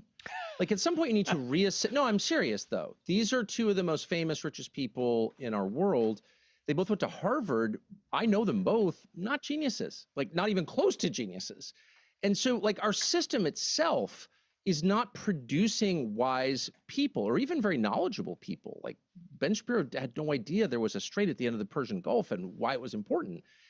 You need a system that produces superior people. The British Empire did a pretty good job of this. The United States before the Second World War did a pretty good job of this. We need to reassess our system. That's the first thing I would say. Second, you're right. This is absurd. I think I've actually even argued with you about Israel. I was taking a tougher position than you. You've been a defender of Israel. Yeah. That's why this is so crazy. He wants to talk about this in order to get, this is projection. You're all about clicks. No, actually, Ben Shapiro is all about the money and about the clicks. But here's the part that I think that we should be concerned about.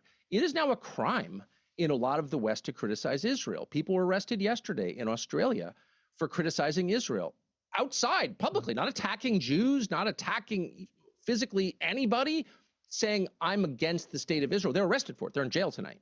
That's also true in the UK, as you know. It's true in Canada. It's true throughout Europe. And Ben Shapiro and people in the administration would like to make that the law here. This is the last holdout of free speech on planet Earth, the United States. It's encoded in our Constitution. Also, I would say in the American DNA, we have a right to say whatever we believe is true, period. And that very much includes criticism of a foreign country. You'll never hear me saying from the river to the sea, because I'm not exactly sure what that means. However, if I want to say from the river to the sea, I certainly will. And I'll do that until I die, because that's my birthright. That's a right given to me by God, not the US government. And Ben Shapiro and a lot of these people are saying it out loud. We need to penalize anti-Semites with the law. What does that even mean? You can never, in the United States, prosecute or even persecute someone for his beliefs. For your beliefs, you have the right of conscience in this country. The UK used to have it. Australia used to have it. New Zealand used to have it. Now they're going to jail for saying things that Ben Shapiro doesn't like. So we should be wary of this, because it's all preparatory to legislative and regulatory changes that will ban free speech in the United States. They're saying it out loud. That's happening.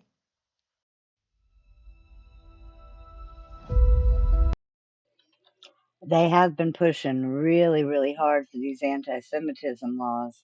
You know, I mean, like 5 years ago, you didn't hear that word. Now it's every day.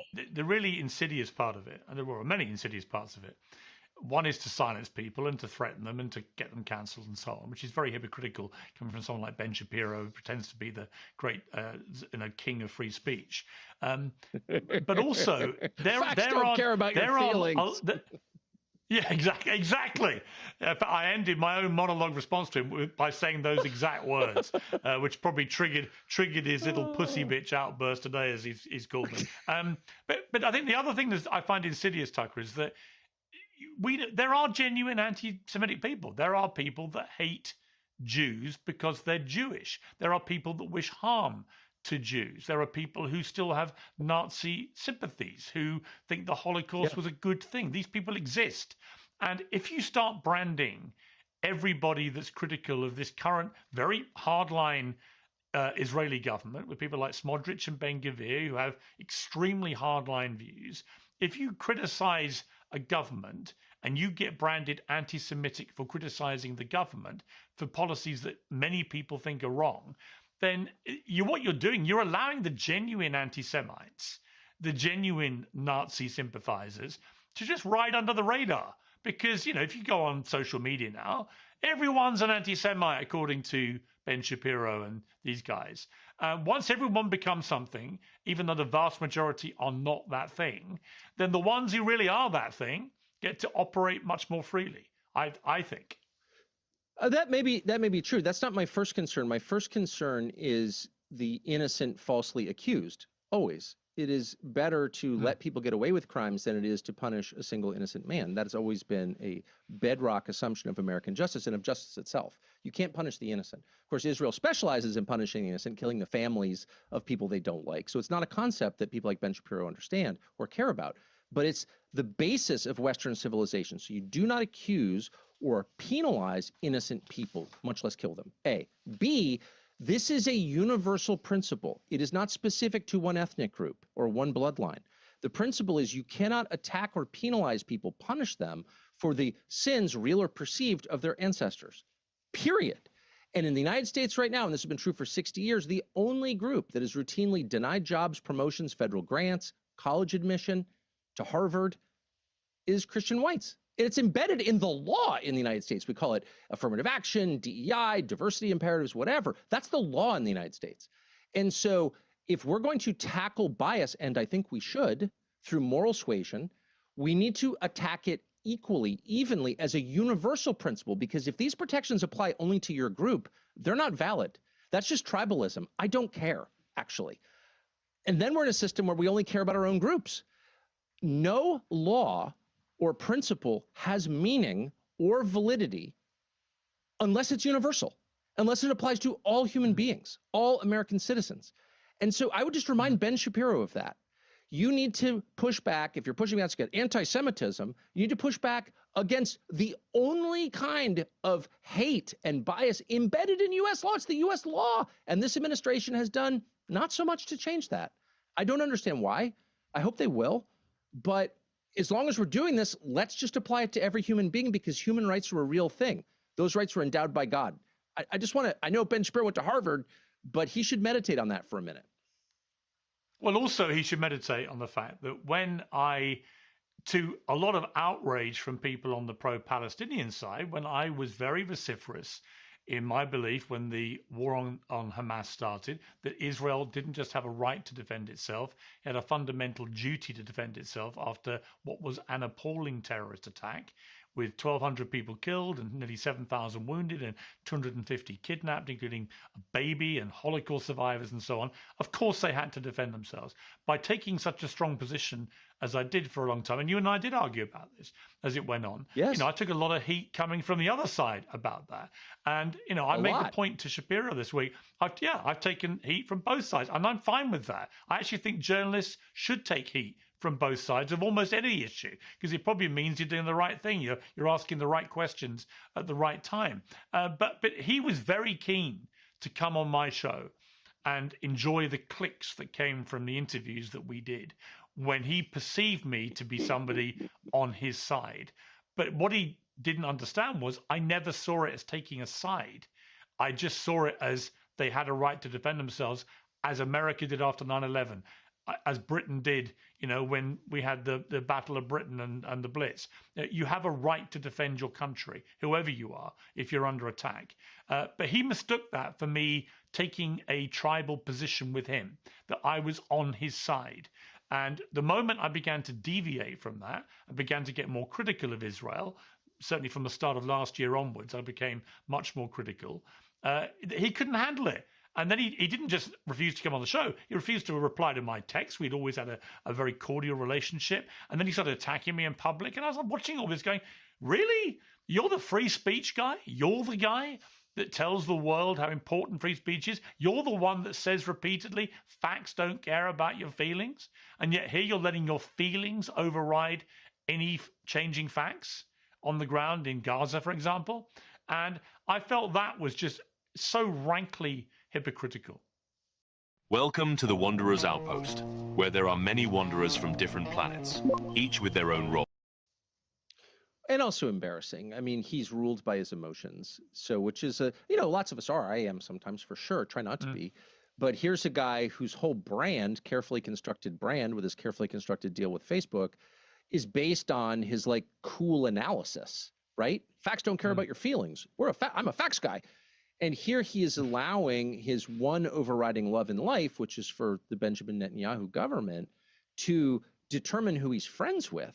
And by the way, you see a lot of this. I mean, I called Mark Levin right after Charlie Kirk was killed to say, geez, this is horrible. And let's stop fighting because we probably have a lot in common. And, let's just not fight. When you see someone killed who you love, it's like you want to fight less. So that's why I called him. And he was nice, by the way. He was. Yeah, I think it's a good idea. And then he starts getting this whole thing about, my mother told me there was going to be another Holocaust in the United States. And he gets, they're coming for the Jews. And, I don't want to make fun of other people's fears because, we all have fears that may or may not be reasonable. But it was so real to him. And I almost said, geez, Mark, of course, I'm totally opposed to hurting anybody, period. I'm a Christian. But I don't think we're on the cusp of that, like in Connecticut right now. But it was so real to him, his fear of that, dominated everything. And it really, I guess what I would say is, I don't think Shapiro and Levin and Ackman and some of these people get the credit they deserve for sincerity. I think that they really think we're on the verge of something horrible domestically. And the sad thing is that their neuroses and their inability to control their emotions divides Americans and scares the crap out of a lot of really decent people who I know who are Jewish. They're like, oh my gosh, we're on the verge of a pogrom. And you want to say, first of all, I don't think we are. Second, I'll do whatever I can to stop that because I hate that kind of thing. And let's, calm down. But no, I think they believe it. And I think the net effect is to inspire group cohesion, which again, may be part of the point. I don't know, but whatever it is, it's bad. It's corrosive. It destroys friendships. It will destroy the country. Everyone needs to calm down a little bit, I guess I would say. There was an interesting... Well, that's true. Everybody needs to calm down a little bit. It's a little too late now. Tucker, bombs are falling. Missiles are flying. All right, we watched a good hunk of that. Let's see what this is about. I've been watching some of this guy. He's apparently got several channels, I don't know. But Trapmore Ross. So, yeah, he's got Trapmore Ross, and then, oh, I don't know. There's two of them right there. He does another one that's like Influencers Exposed or something. I think it's him. But anyway, so this one is apparently, it's titled, Iran Uses Unseen Epstein Videos to Destroy America. I don't know about that, but let's see what he's talking about. Folks, a lot of people have been trolling Trump and the administration over the Epstein files, and this Iran war is specifically now becoming a front for people to basically say that the war is a big distraction from the Epstein files. Some people are calling it World War Epstein. They're saying it's the Epstein administration, the Epstein war, the Epstein Fury. The Epstein invasion, okay, and even Iran now are getting in on the action. They're using AI to basically fight this information war and frame this war as basically one big distraction from alleged crimes against children. They're calling it the Epstein war, the Epstein administration. It's insane, okay? So I did show you guys the other day, there was a video going around of Lego bombings, right? They're saying GTA memes as well. There's basically a pop culture war being fought, pushing propaganda all around the world, and the Iranians are getting in on it too. And there's a whole bunch of this AI information war going on, and I'm going to show you some of the latest and greatest instances in this information war in World War Epstein, as I guess we're going to call it from now on. There's a bunch of these little things going around. Look at this one. Here we go again. And it's on both sides too. It's not just the Iranians. The American government are basically using memes, they're using jokes, they're using very famous, you know, pop culture references to hype up their Operation Epstein, Operation Epic Fury, Operation EF, Operation Epstein Files, Operation Epstein Fury. That's what it is, okay? And they're using me.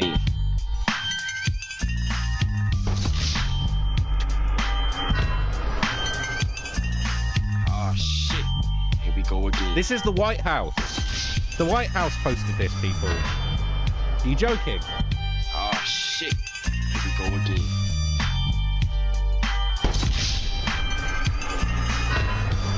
It's ridiculous. Oh shit. Here we go again.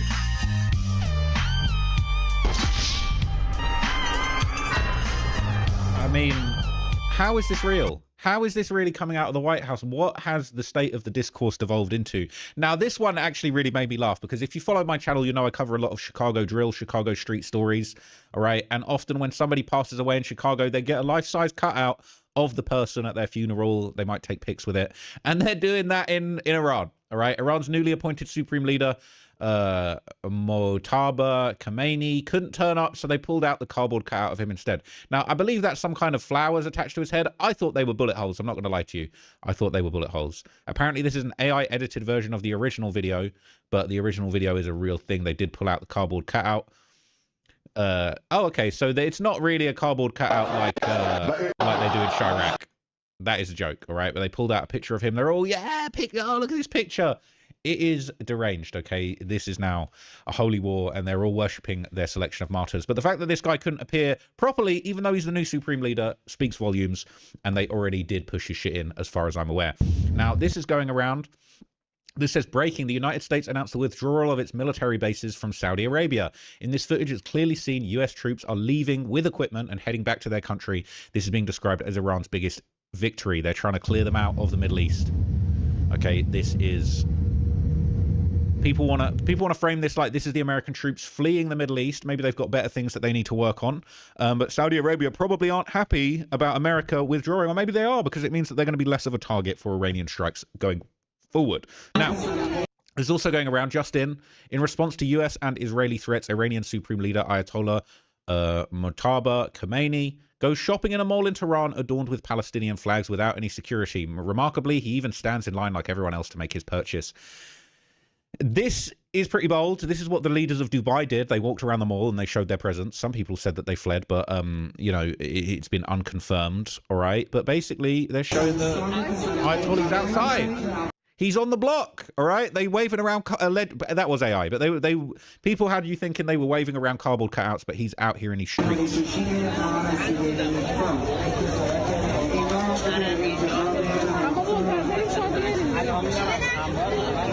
So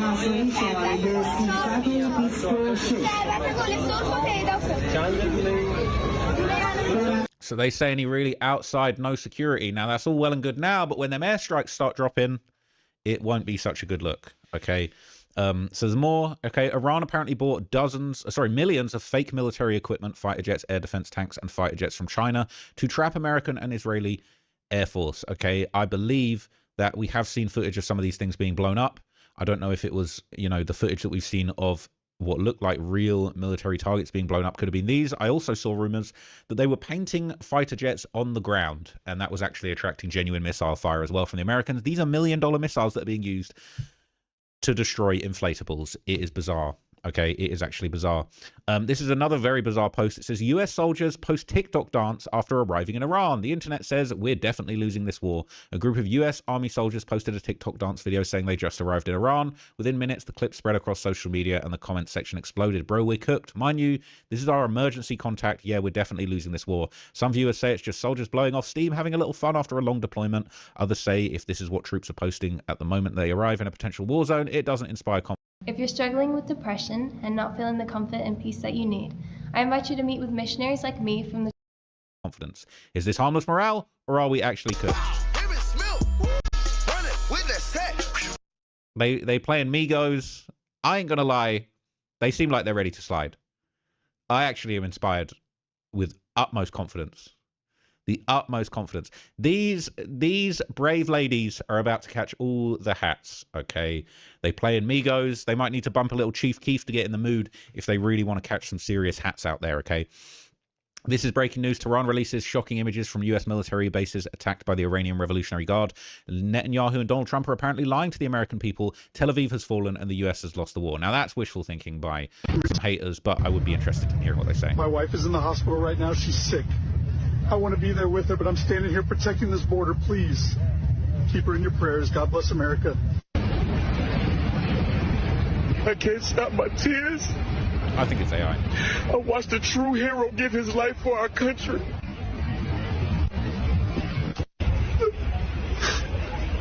Please answer when you can. I'm crying while I talk because I miss home so hard it feels unreal. My face is wet and I keep sniffing, but I can't stop talking. I hold this watch so I feel connected to you, and the time will get back. I'm okay. I'm safe. I just need to hear you say my name. The way he's talking is AI. This is obviously AI. It's a clear simulation video. All right. It's cap. But there's basically an information war being fought. An info war, as Alex Jones would call it.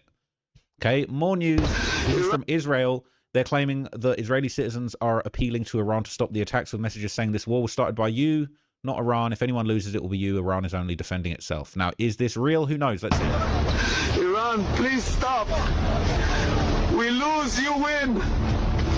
Please stop. I think it's AI. Please, Iran, forgive us. I think it's AI. The way planes just disappeared out of nowhere. I think it's AI. The rate these planes are moving at doesn't seem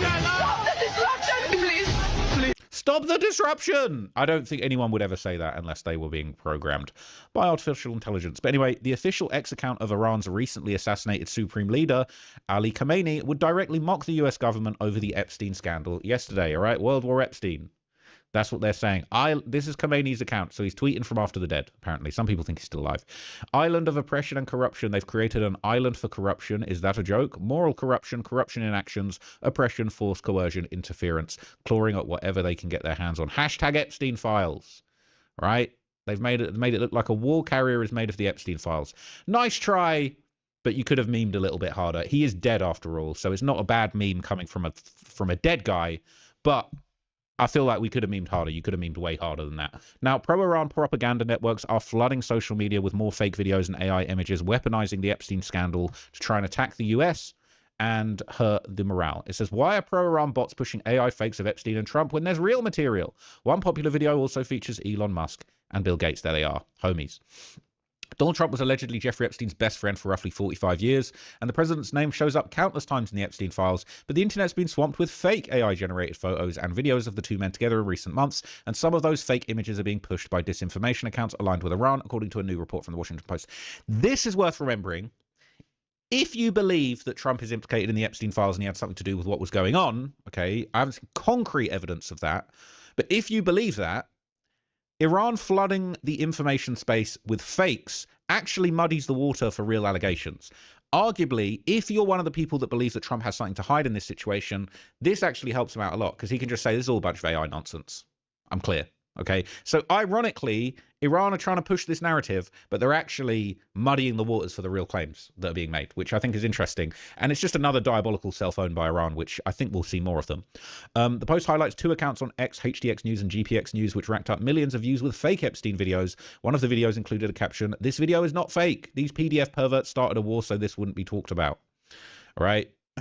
This video is not fake. When you start it with that, I'm suspicious. Both accounts were suspended after the post asked about the videos, but there are many bots that reposted the videos, one of which you can see below. It includes an AI-generated Diddy, fake footage of Bill Gates, as well as Elon Musk interacting with distressed AI girls. Let's have a look. This looks hilarious. Oh, wow.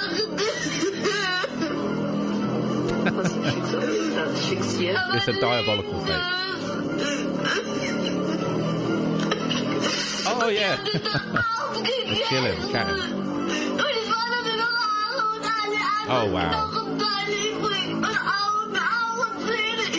Diddy in there, got Diddy feature. Chilling with Epstein, talking. Look at Elon pulling a kid. Oh, it's hilarious. Could have tried harder, honestly. Gimme, let me take this kid. He's just shaking the arm of the kid. They thought they cooked with this.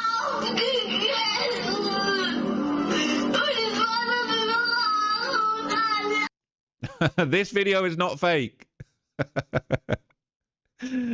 Oh, come on, man. Give me a break. Give me a break. It's unclear whether the accounts pushing these fake videos are directly financed by the government of Iran, which is currently being bombed in an illegal war started by President Donald Trump, but it's clear, given the other content being pushed by the accounts, they're directly aligned with Iran. The perplexing thing about the videos is they use AI to create images of Trump and Epstein together, but plenty of real photos, videos, and shocking documents do exist. Fake images can cause people to doubt whether an underlying news story is true at all, and in the case of Trump, he most certainly was good friends with Epstein. The Washington Post calls the idea that Trump bombed Iran in order to distract from the Epstein files a conspiracy theory. I agree with that, honestly. I don't think. There's a million things he could have done to distract from this if he wanted to. And it was honestly cooling down by the time this war started. It says, while that might technically be true, since it can't be proven directly, the president has repeatedly tried to belittle anyone who asks about his relationship with the late S-offender. Social media sites have seen a steep rise in fake war footage since the Israel and US first started their war against Iran on February the 28th. The supreme leader Ayatollah Ali Khamenei was assassinated along with other top leaders in the Iranian government, and almost immediately on social media platforms like X, Insta, and TikTok, there were AI-generated videos purporting to show things like airstrikes against Tel Aviv that didn't actually happen. X pledged to take down AI fakes at the start of the war, but it sounds like none of the accounts identified by research for the Post story were removed until the newspaper contacted the company. 9 of the 15 accounts examined by the Post were verified, though X doesn't actually verify accounts as the company did years ago when it was called Twitter. Anyone can buy verification and get a blue check, something that Elon Musk started after he purchased the site in 2022. So another viral photo that circulated yesterday apparently showed an Iranian missile that allegedly read, "In memory of the victims of Epstein Island." This is going around. That's apparently what it says. An Iranian state media posted this. "In memory of the victims of Epstein Island." Now, I don't think I actually am even aware of any alleged murders that occurred on Epstein Island. But there's definitely a lot of people that were abused on Epstein Island that are dead, so I get it. All right, Goyim lives matter. Oh boy. Okay, no way are they direct. Oh wait, I'm a Goy. I've seen worse. Okay, let's. Apparently, it's been edited. Not even true. All right, not even true. None of it's true. You can't believe anything you see anymore. Okay, completely photoshopped. Now, the YouTuber Global Watch would basically break down how Iran has spent months tactically preparing for this exact Epstein-based information warfare campaign, and apparently they've been itching to expose the Epstein files for quite some time now. If you are looking at the collision between American military power and the Epstein scandal right now, you are watching something that has no precedent in modern warfare. The United States is engaged in military operations against Iran. And instead of the world rallying behind a wartime president, something very different is happening. Iran's leadership, from the Ayatollah's inner circle to the floor of parliament, is not just fighting back with missiles and military positioning. They are fighting back with Donald Trump's own biography. They are calling this the war of the Epstein class. And that phrase is not a random insult. It is a calculated, documented, strategically deployed information weapon built entirely from American sources. What you are watching does not look like a conventional military confrontation. It looks like a controlled demolition of American moral authority, powered by court filings, FBI interview summaries, and journalism published in the United States. Two forces are colliding. One is raw military dominance. The other is information. And the information side is Do you think she's AI too? I think she's AI too, personally. winning in ways that should alarm every single American, regardless of where they sit politically.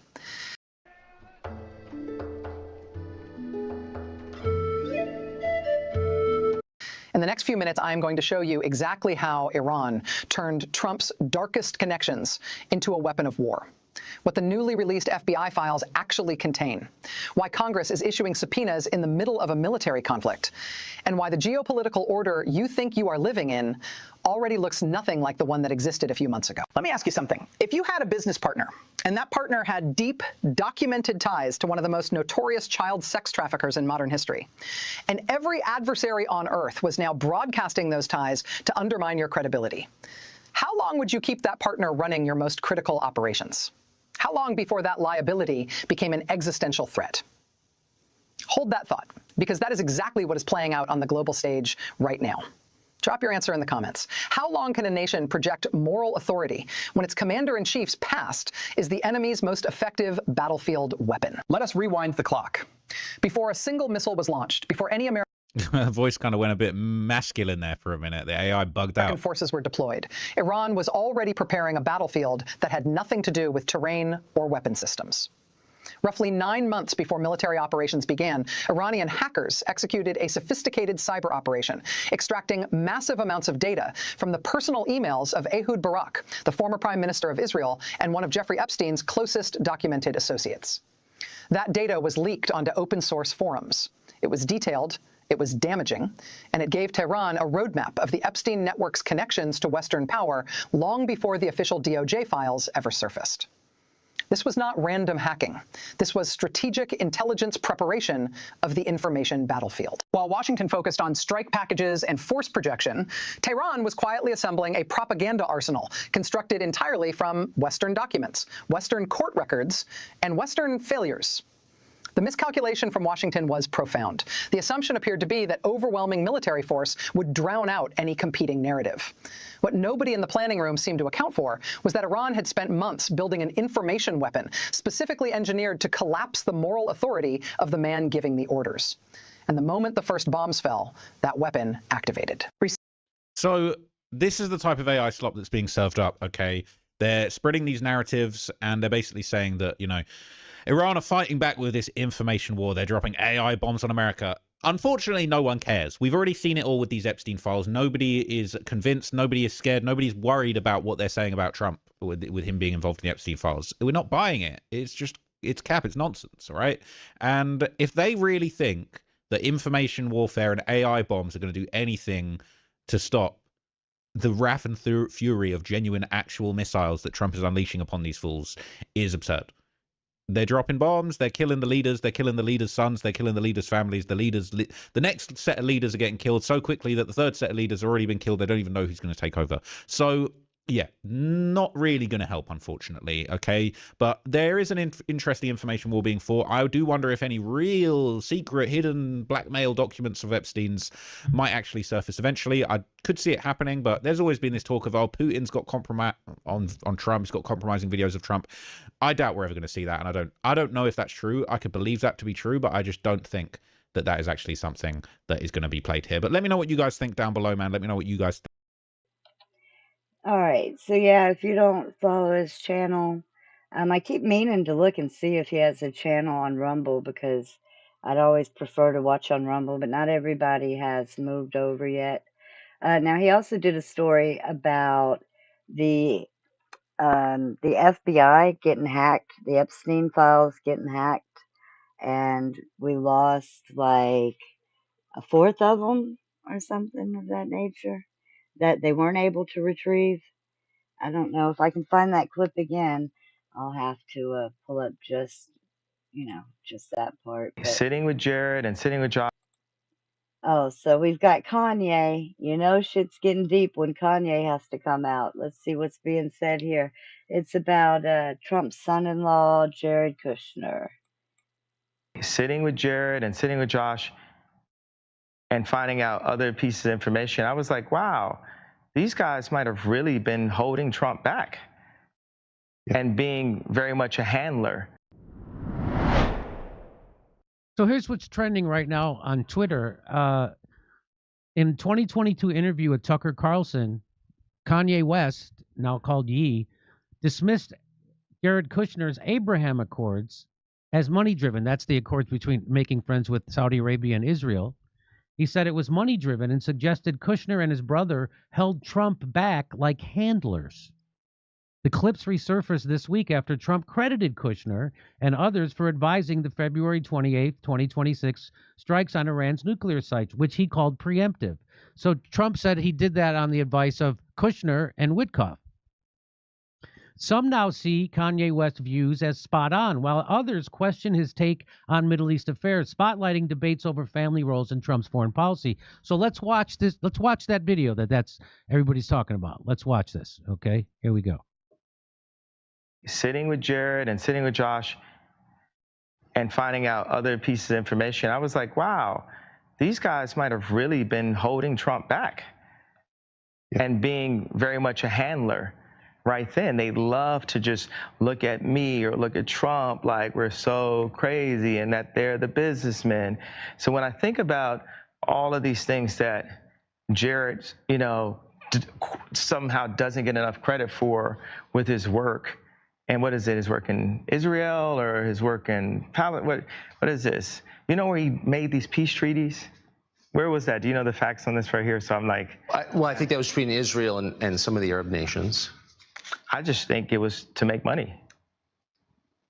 I don't know. Is that too heavy-handed to put on this platform? No, that's your opinion. We're not in a censorship business. Okay, thank you. And a couple days later, I found out that Josh Kushner had 10% of Skims, which is a line that I had developed. Kushner is an example of how the Jewish people have their hand on every single business that controls the world. And everybody knows that faux fact. Like, you ever seen the movie Lego Movie, where the guy realizes everything is the same company? That's what's happening. By the way, we can't be mad at them, and you can't call me anti-Semitic for calling out. So let's see if this is a little different. Somehow doesn't get enough credit for with his work. And what is it? His work in Israel or his work in Palestine? What is this? You know where he made these peace treaties? Where was that? Do you know the facts on this right here? So I'm like, I think that was between Israel and some of the Arab nations. I just think it was to make money. I don't know. Is that too heavy-handed to put on this platform? No, that's your opinion. We're not in a censorship business. Okay, thank you. And I just think that that's what they're about, is making money. I don't think that they have the ability to make anything on their own. I think they were born into money. And for me, as a maverick and a talent and a person that's been so crazy and that they're the businessmen. So, yeah, I mean, so I don't know what the Kanye West claims Jared Kushner is a handler for Trump paid by Israel government. I don't hear him saying that. Do you hear him saying that? I haven't heard that. I don't hear him saying that. What does he say here? This is 3 minutes. Let's hear. And then after talking to them and really sitting with Jared and sitting with Josh and finding out other pieces of information, I was like, wow, these guys might have really been holding Trump back and being very much a handler. Right then, they love to just look at me or look at Trump like we're so crazy and that they're the businessmen. So when I think about all of these things that Jared, somehow doesn't get enough credit for with his work, and what is it? His work in Israel or his work in Palestine? What is this? You know where he made these peace treaties? Where was that? Do you know the facts on this right here? So I'm like, I think that was between Israel and some of the Arab nations. I just think it was to make money. I don't know. Is that too heavy-handed to put on this platform? No, that's your opinion. We're not in the censorship business. In my opinion, based on what Steve and Jared and Pete and others were telling me, Marco, so involved, that I thought that they were going to attack us. I thought they would, if we didn't do this at the time we did it, I think they had in mind to attack us. And No, you think the presidents make decisions in vacuums? No. We're in the age of information. We act on information, and those who control information are the ones in power, people. Especially if you are covert and you can say, Mr. President, you don't have a need to know. It's a legal response if the president wants to know if we have aliens. So what Kanye's saying is that these guys are motivated by making money, and they're telling Trump, and they're actually working for Israel. That's what I get from what he said anyway. And that they were feeding Trump wrong information so that Trump would do and saying that Jared Kushner is actually on behalf of Benjamin Netanyahu and Israel is handling Trump. And it's like, oh, don't worry, we'll get him to attack Iran. No, we're going to tell him this. We'll tell him that that they're going to attack us. Well, don't worry, that's this. And remember that Lindsey Graham was going to Israel to try to tell Benjamin Netanyahu, hey, this is how you get Trump to do what you want. And so he's trying to give him insight into this is what you do. This is how you get Trump to attack Iran. And so why wouldn't Jared Kushner and Steve Witkoff be doing the same thing? And Marco Rubio, because again, they're all in the tank for Zionists. And so now there is something to what Kanye was saying, that Jared Kushner looks like his handler, that he's giving him wrong information on purpose at the behest of Israel. Certainly looks that way. And I think that is this guy is is that tech guy who died mysteriously? So let's watch a little bit more. You don't have a need to know, my friend. You're a transient. You're here for 4 fucking years. You're gone. We are lifetime employees of the U.S. government. We know what's best. Now, you think you can control someone? You can control them by giving them selective information or by giving them outright lies. Look at the second Gulf War, people. The CIA did not want Saddam gaining power in the region, and he did, and it alarmed them. And they finally decided, we're going to bomb Iraq into the Stone Age. Harry, you and Sam, you know the president. Go tell them that they got nuclear weapons or make something up, but make the bombing happen tomorrow. Are we clear? President didn't make that decision. The CIA made that decision. You heard the president say, Mr. President, Iraq has nuclear weapons, and as we told you, they have ballistic missiles capable of destroying England. Imagine London. So we get what he's saying. Is that McCann? Who is that guy? But anyway, I get what his point is. His point is that, the president only knows what people tell him. And when those guys who are, in the tank and working for Israel tell him something, he doesn't know that. He thinks they're being honest with him. And Kanye West is saying, no, Jared Kushner and his brother are actually handlers, and they're handling Trump. Seems like it. Certainly seems like it. I would be so interesting to interview Trump like in 5 years or on his deathbed or something and say, what did you do you think they were all lying to you now? Were you being told lies about the war, the Iran war? Were they telling you it was going to be over quick? We're going to decapitate Iran. We're going to kill the Ayatollah, and they're going to roll over for us. It's going to be just like Venezuela. It's going to be easy. Don't worry. Is that what I would love to know if that's what Trump says. Yeah, that's what I was misled. Just like this guy's saying, they were giving me wrong information and I didn't know. And I didn't know Iran was not going to attack us. They said Iran was going to attack us. I didn't know they weren't. I didn't know that Iran had actually agreed to get rid of their nuclear material, their uranium. I didn't know this. Because the negotiator from Oman said that, oh no, Iran has already agreed to give up their nuclear material. Don't worry about it. They bombed them anyway. And so maybe Trump was never given that information. Also, maybe Trump was given wrong information by Jared Kushner. I think Kanye's probably onto something. I think he's onto something. I think he's certainly onto something.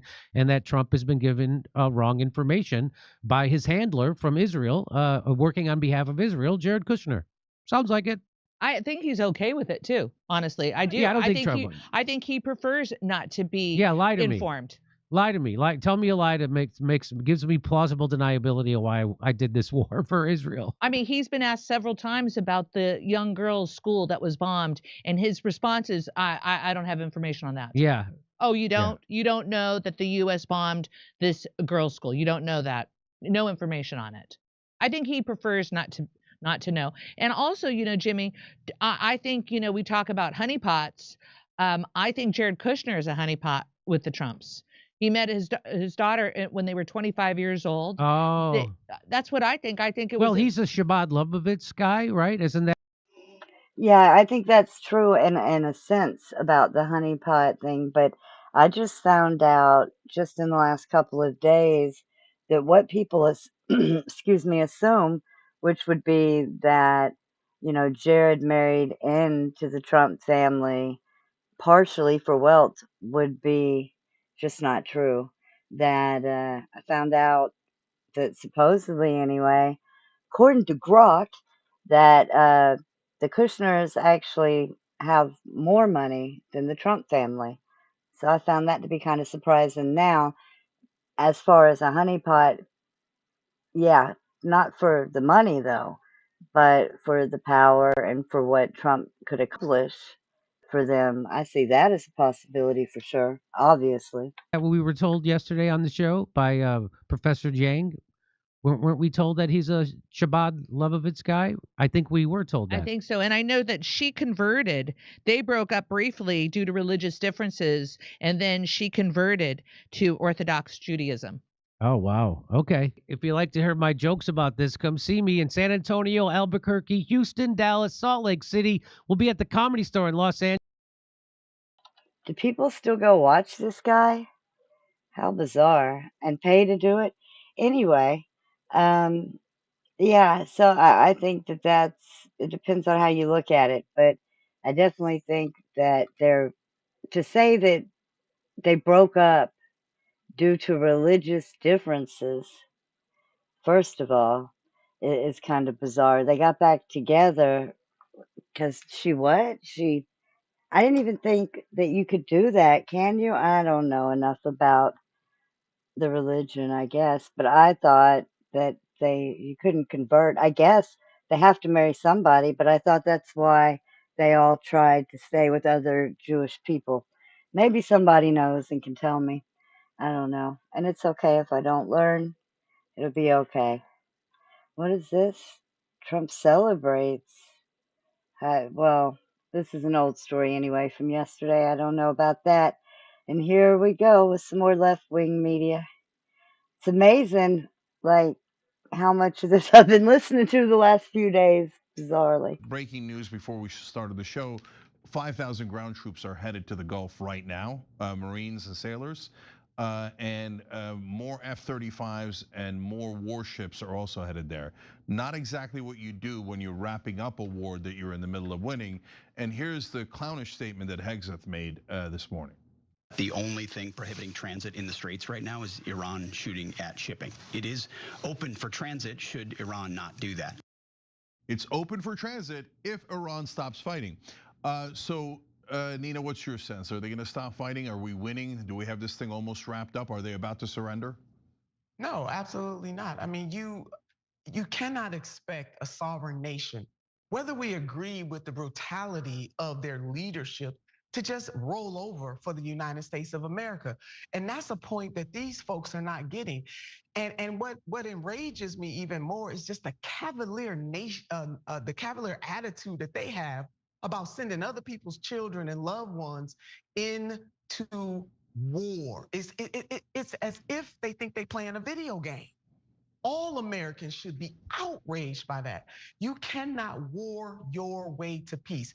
We are at over $11 billion right now of taxpayers' dollars on this. But meanwhile, on the home front, every time we try to fight for something like universal health care, they say, how you gonna pay for it? Canceling student debt. How you gonna pay for it? The things that would enhance domestic tranquility, those of us who believe in those things are always asked, how are we gonna pay for it? But when it comes time to go to war, rarely is that question asked by the majority of the members of Congress and also presidents. This is not the only president that has tried that not just tried, but went around Congress. He's not the only one. But until the American people rise up and say, we are not going to take this, you are not going to sacrifice. We are sacrificing the sons and daughters for no reason. And I amen what the Congresswoman said about this is not our war. This is something that the right-wing government of Israel has wanted for a very long time. And unfortunately, they have a president in President Donald J. Trump that is willing to give it to them and sacrifice Americans. This does not seem like America first to me. Yeah, so I'm going to get back to America first, and I'm going to get back to the cost of the war. But Nina, let me stay with you. So the question is open as to why we went into this war in the first place. First, now the Iranian state media is starting to troll us. And so they're saying that it was because of the Epstein Files, and they put together this Lego thing. It feels like it's something that would have come out of Trump's account at in a different time. But here they are trolling us.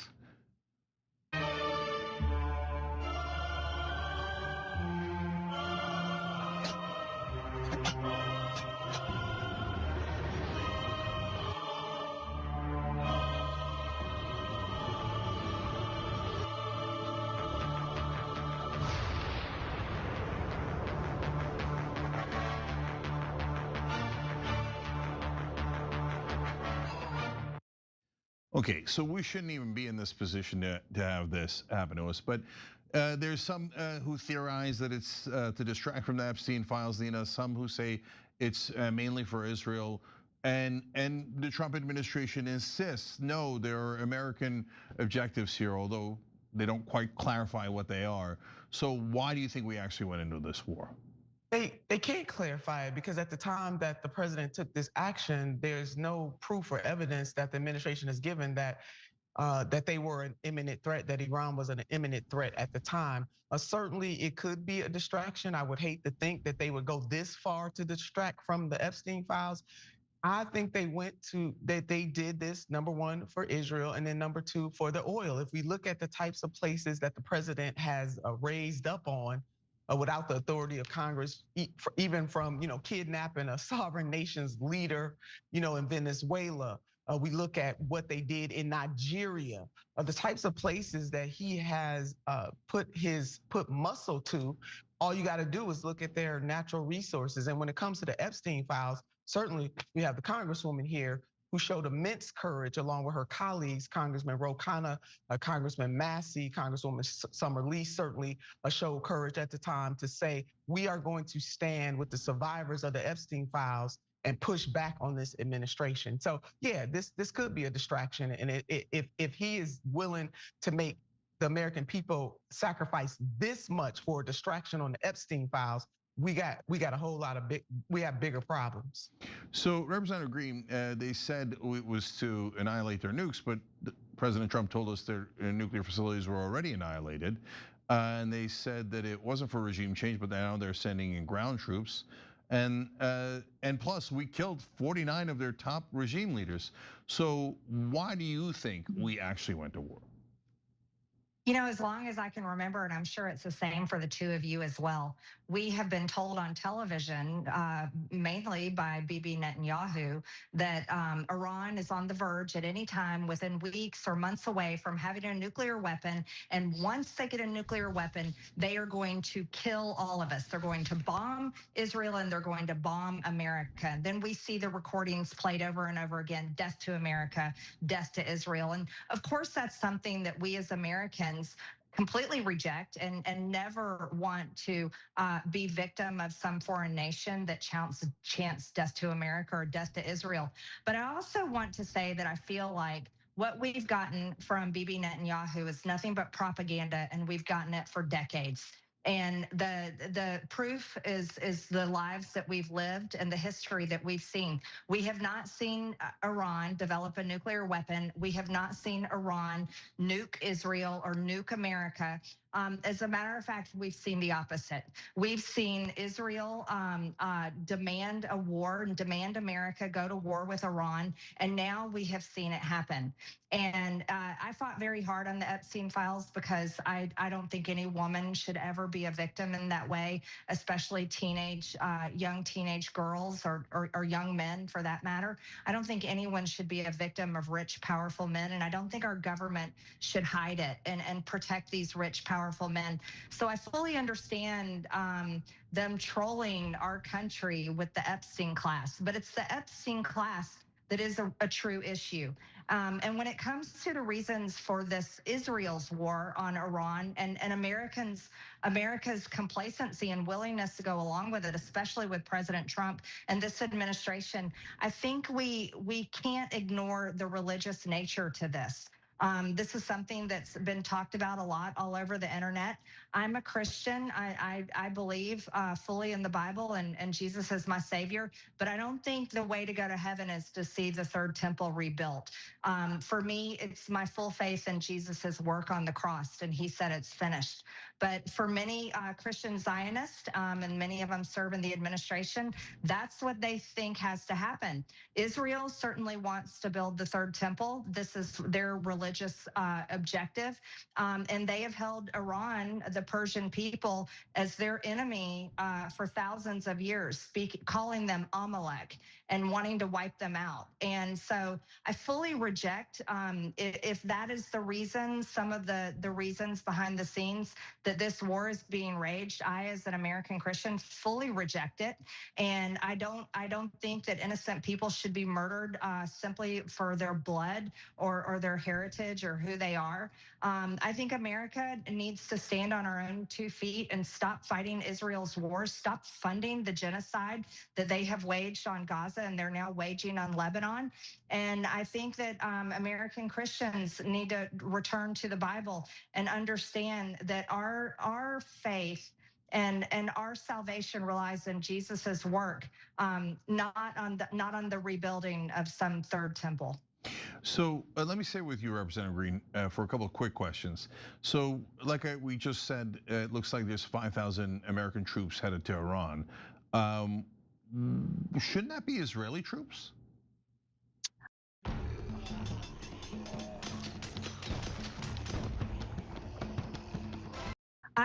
Yes, absolutely. American troops should not be going to this war in Iran. As a matter of fact, this war shouldn't even be taking place. And the 13 military members who have been tragically killed, and the hundreds of other American military members that have been injured, none of them should have been killed or injured. As a matter of fact, our military should be strictly focused on our homeland. That's the purpose of our military, is defending the United States if we are invaded by some foreign nation. But no, Israel, if this is the war they want to wage on Iran, let them send their sons and daughters. And if we have American politicians like Lindsey Graham or Randy Fine or any of these other sick and disgusting— use the Iran war as cover to take more land in Lebanon. They've displaced nearly 1 million people there, killed over 600 civilians, including over 100 children. So they're using their ground troops to acquire more land. Do you agree with Marjorie Taylor Greene that the 5,000 ground troops being sent to Iran should not be Americans, should be Israelis if they want this war?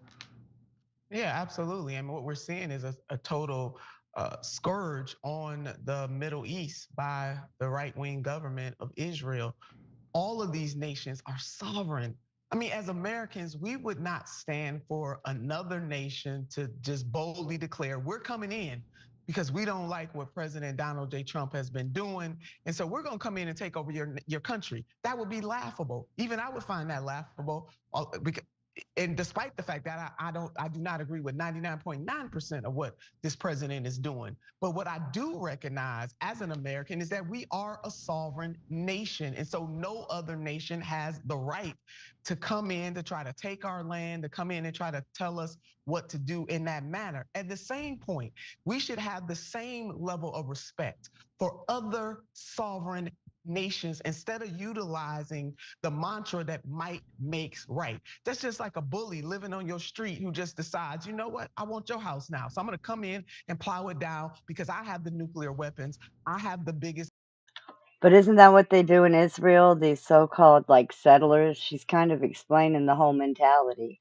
I guess it's just trickled down, not up, but down to Donald Trump. As we see, up is obviously, I guess, Netanyahu, unfortunately. It's almost like we've all been looking for the shadow government, and it was right there the whole time. Guns. I have the biggest military, and I don't like you on the street. So I'm just gonna come in and take over. No one would stand for that. At the same time, the love that we should have, because just as the Congresswoman, I am a Christian woman too, hailed from the Black liberation side of this of the struggle of what it means to love your neighbor, what it means to do unto others as you would have them do. Okay, I've heard enough of that. I don't do the whole like black liberation. It's not a matter of racism. It's if the whole idea is she's on there arguing America first, well, America is a lot of things. You know, black, white. We need white liberation now, right? Isn't that the point we're at? Because I mean, if we're looking globally, white people at this point are the minority overall. Period. It's all going to be taken care of. It's all going to get figured out because the commander in chief definitely has a great plan here.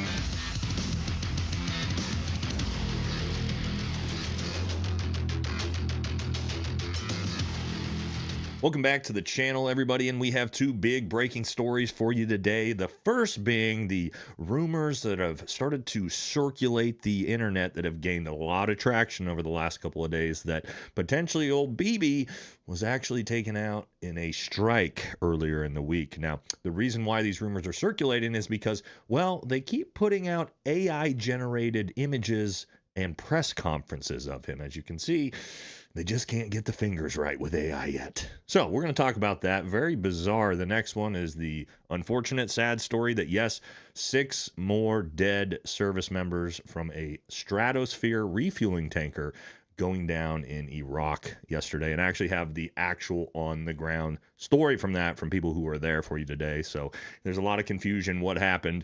We're going to walk our way through it. All right. So don't forget to like, comment, subscribe. Helps the channel. Follow us on our new Patreon, doing a lot of cool stuff there. All right, let's jump into it and let's talk about it. Man, the media cycle is out of control. I can barely keep up.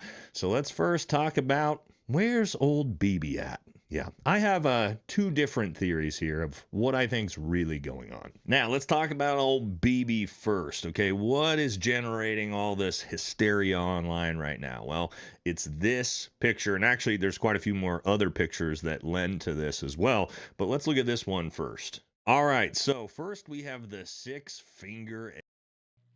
Again, like always, I left his channel up for a second, and I know he is on Rumble and X, so if you guys don't already follow him, I started following him after Charlie died and got killed, disappeared, whatever you think happened to him. I started following him about that time. He was doing a lot of I would say I would really call it investigative work. You know, he did tried to replicate the shooting, all that kind of stuff. Um, so about the time I started watching some of what Candace and what's the other one, Coach Carlin. Is that his name, Coach Carlin? Anyway, people that watch Candace probably know who he is and know this channel. But if you don't already follow him, he's all over the place. I'll just tell you, he's all over the place. But he is at the end of the day, he's a vet and he's America first. AI press conference, because yes, AI just can't seem to get fingers right for whatever reason. It's always adding extra digits. And as you can see here, what looks to be, well, you can count 5, what is supposed to be his thumb is actually connected to his index finger. And if this was a real picture, obviously there would be another thumb coming out from there. And as you can see, his thumb is actually up higher than his index and his middle fingers. And if you look at a regular thumb, no, the regular thumb does not come up to here. That thumb is coming out of here. So again, this 6-finger AI curse always gets everybody caught. Adding extra hands, adding extra fingers. Very bizarre for AI. However, that's not the only one that's been put out there. There was also this one from a couple days ago that was very clearly proven to be an AI green screen. So Bibi is definitely not standing there in Tel Aviv or where he's supposed to be. He's somewhere else. But where might that be? Now, the Israeli government came out and refuted this as a fake story, and it wasn't true. He was completely fine. But these things are, you never really know. Let's think about when the Ayatollah got struck. What did the Iranian government come out and say? They said he was completely fine. He wasn't hitting that strike, and that he was in a bunker or something. And then we found out a day or so later that it had been confirmed that he was taken out. So they wouldn't actually most likely tell us this in the middle of this conflict either. And so when you add all these things together, plus these weird, bizarre AI'd images and press conferences they're doing, people are wondering, is he still with us? Now, there's also a second theory of why this is all happening, and that is because he is in hiding, that he fled the country and is hiding in Germany. And that story also gained a lot of traction because of this. The Wing of Zion, the Prime Minister's plane, took off from Nevatim Air Base at 12:10 p.m. It flew off the coast of Israel for 4 hours before flying to Berlin. It landed in the German capital this evening at 8:30. Now, that was supposedly at the beginning of this conflict. And so what a lot of people think is rather than him being taken out, he's actually just a giant coward in hiding, right? Kicked off a war and then immediately fled the country so he himself wouldn't be in danger while he left his countrymen to get bombed into oblivion, which would actually make complete sense at the same time as well. And we're also hearing that most of his officials have also fled the country with him. But what makes it even more interesting is that Israel's also denying that story. They claim that he's never left and that he's been there in country this entire time. So it does raise the question, if he's there in country, why are they putting out bizarre AI'd images and press conferences? Nobody knows. But I will say this, if we don't actually see him for a while, well, it might be more realistic that he's actually gone. But they most certainly cannot put that out in the news media. Could you imagine? If their leader got taken out, yeah, bad news bears. Now, I'm sure we're going to find out more about this as the rumors continue to circulate. But the next big story, and this is breaking as of yesterday, but we finally got the confirmation this morning, and that is, yes, this. So this story was confirmed yesterday by CENTCOM that, in fact, a KC-130 Stratos tanker, this is a plane that we use to in-air refuel other aircraft, went down in Iraq yesterday. But we didn't get any more reporting on it until this morning. That on top of that, and more sadly, and that is that 6 U.S. airmen lost their lives in that crash as well. So what really happened? A lot of people wondering, was it shot down? I mean, very, very rare, very odd for a tanker to go down like this. Well, I got the whole story for you. So the official story still out of CENTCOM is that it's undetermined, but from the people on the ground have told me what happened was this was an in-air collision between 2 KC-135 Stratos tankers. And that story sounds very, very bizarre at first, but I'll sort of walk you through it, okay? So 2 of these Stratos tankers collided in air. One of them was able to, I believe, safely land on the ground. The other one, obviously, not burned in and killed 6 of those service members on board.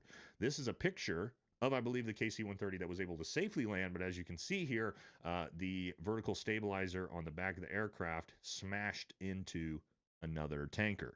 So let me walk you through how this all happened, okay? So if you don't know how a in-air refueler works, this is a picture of it. All right, so how this whole thing works is when you have, fighter jets that are out on bombing campaigns or missions or whatever, and you don't want them to completely get pulled off of the target of their mission to fly all the way back to a base for refuel, you can use these to refuel them in midair. Now, I'll explain why this is happening in Iraq in a second. And then what you have is the Stratos takers in their orbit in what's called a HAR track, or a high altitude air refueling orbit, okay? And supposedly what happened here is that one of the Stratos tankers actually had an in-air malfunction. At least that's what they know of now. Maybe shot down. I don't know. We'll have to find out. But for whatever reason, it had an in-air malfunction. And then as it was coming down, came through the other hard track of another Stratos tanker, and there was a mid-air collision between the two of them. Obviously, a huge issue with deconfliction, or again, some issue with potentially a plane being shot down. We're not really sure yet. But that is the gist of it, that yes, two of these tankers actually collided. One of them was able to safely land. The other one, as we saw, unfortunately, led to the death of 6 airmen. So how does this even happen? Well, let's walk through what they were doing and what was going on. And the reality is that in war, actions have consequences. And when things like your military bases get destroyed and countries like the UAE and Saudi Arabia and Kuwait stop allowing you to use their airspace, which has happened, well, you have to adjust your strategy and use things like this. I am Captain Jonah Veritek. If you are seeing this message, remember, do not And unfortunately, what we have here is situations like Qatar, UAE, Saudi Arabia, are bases here that are either destroyed, the airfields are destroyed, or these countries won't allow us to use them anymore.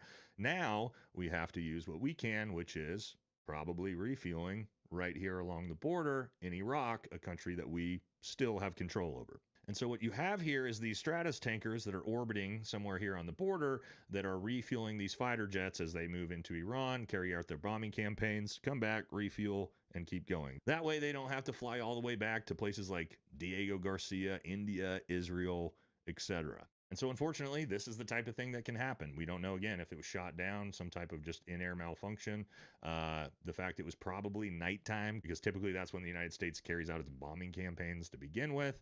No absolute confirmation on why the first aircraft went down and hit the other one, but we know that's, again, an unfortunate part of war is stuff like this can happen. And so where does that leave us? Well, that leaves us now with officially at an absolute minimum 12 U.S. service members killed. We've had 4 aircraft either shot down or crashed now, 3 F-15s that went down in Kuwait, plus the Stratos tanker that just went down. Also, how much money is this costing us?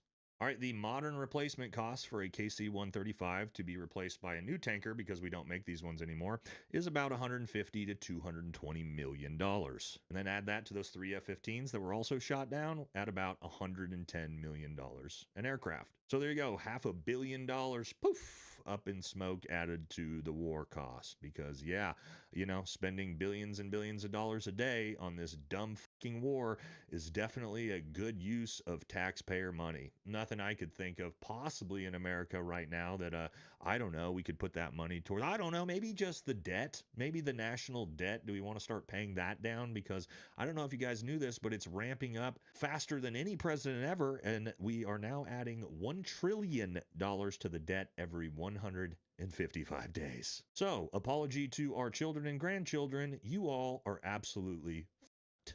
And as these things are happening, Trump's response today, he declared that we've won the war. Yeah. I don't know if he's let Iran know that yet, because doesn't really seem like that's the case. But yeah, we've officially declared victory for, I believe, the 4th time in this conflict, even though we just added 6 more dead and another aircraft down in the Middle East. So yeah, things are going great. Hey, but at least as we've declared victory and Donald Trump has declared that we have complete control over the Strait of Hormuz, so gas prices should begin coming down. And actually 6 U.S. oil tankers were attacked or destroyed in the last 24 hours. So yeah, just not going that swimmingly. Oh, shit. But don't worry, guys. I'm sure it's all going to be taken care of. It's all going to get figured out, because the commander-in-chief definitely has a great plan here. So that's the updates for today. Pretty crazy out here. Let me know what you guys think. What do you think? Is BB gone, or is he just hiding like a little coward? That's What do you guys think? Do you think BB's gone? Do you think he's hiding? I mean, really. Do you think he ever left? Do you think that he ever left Israel when they said that he took off and no one would let him land? He ended up landing in Germany. I'm curious. We'll never know. We may never If it is know. invalid, we promise a 10. Now, again, this is a channel that I've Well, this is a new channel. I've never seen this channel actually. I started to watch this video earlier and thought I'd watch it on the stream. We just heard that though on, what is that, the Young Turks or whatever, about the U.S. deploying troops, which I was certainly hoping they wouldn't. But let's see what this channel's about and what she had to say. It seemed I started out all right, so yeah, I thought I'd watch it on stream. The Iran war, and this is a really big one. We have been talking about the possibility of ground troops, and it seems like the Pentagon's announcement is moving in that direction. This is obviously not going to be good for anyone, especially the United States. But you got to see what just happened here. Before we get into that announcement from the Pentagon, I do want to show you, I think maybe this was the moment when it was decided that this was going to happen.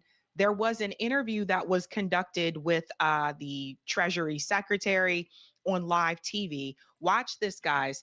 Shout out to Hustle Bitch for this one. Trump suddenly pulls Treasury Secretary off live TV. He returns visibly shaken and nervous. Watch his face closely. Right in the middle of a live interview, Treasury Secretary Scott Bessent was abruptly stopped and told he had to leave immediately. So let's take a look at this video, because I think this is probably when the decision was made. Check this out. I listened to you on the president wants you. Sorry, the president wants you right away. Oh, okay. Okay. No problem at all. See you shortly, Mr. Secretary. You can work that in. Mr. Secretary, I have to say, it's a first, I'm sure a last as well, that an interviewee's been pulled away to go to the Situation Room.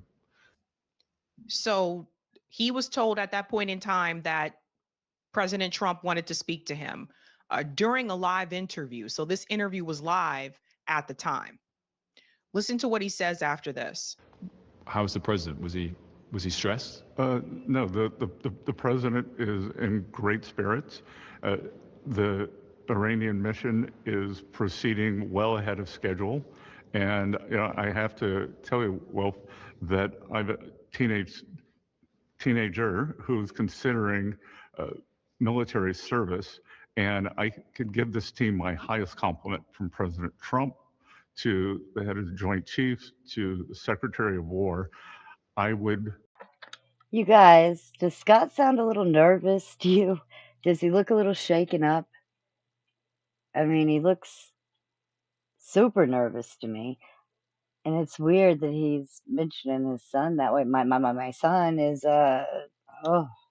They say that I would trust my child's life in their hands. Well, then he's crazy as hell. Just saying. Did you notice how shaken his voice was? If we go back to here, he seems so nervous. And he also says that, oh, well, I have a teenage son and he would love to volunteer to fight for. Why would he offer up that information if something wasn't about to change? Watch again. Is in great spirits. The Iranian mission is proceeding well ahead of schedule.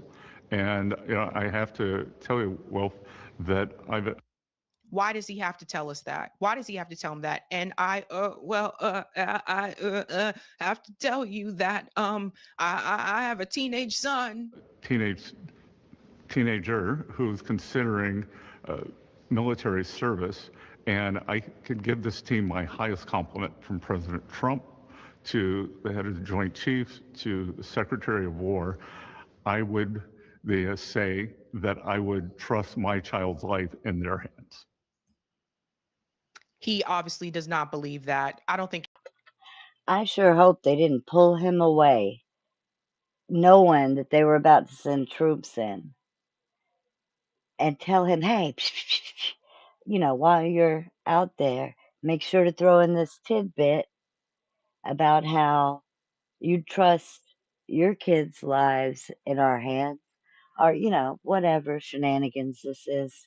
Anyone should trust their child's life in these monsters' hands.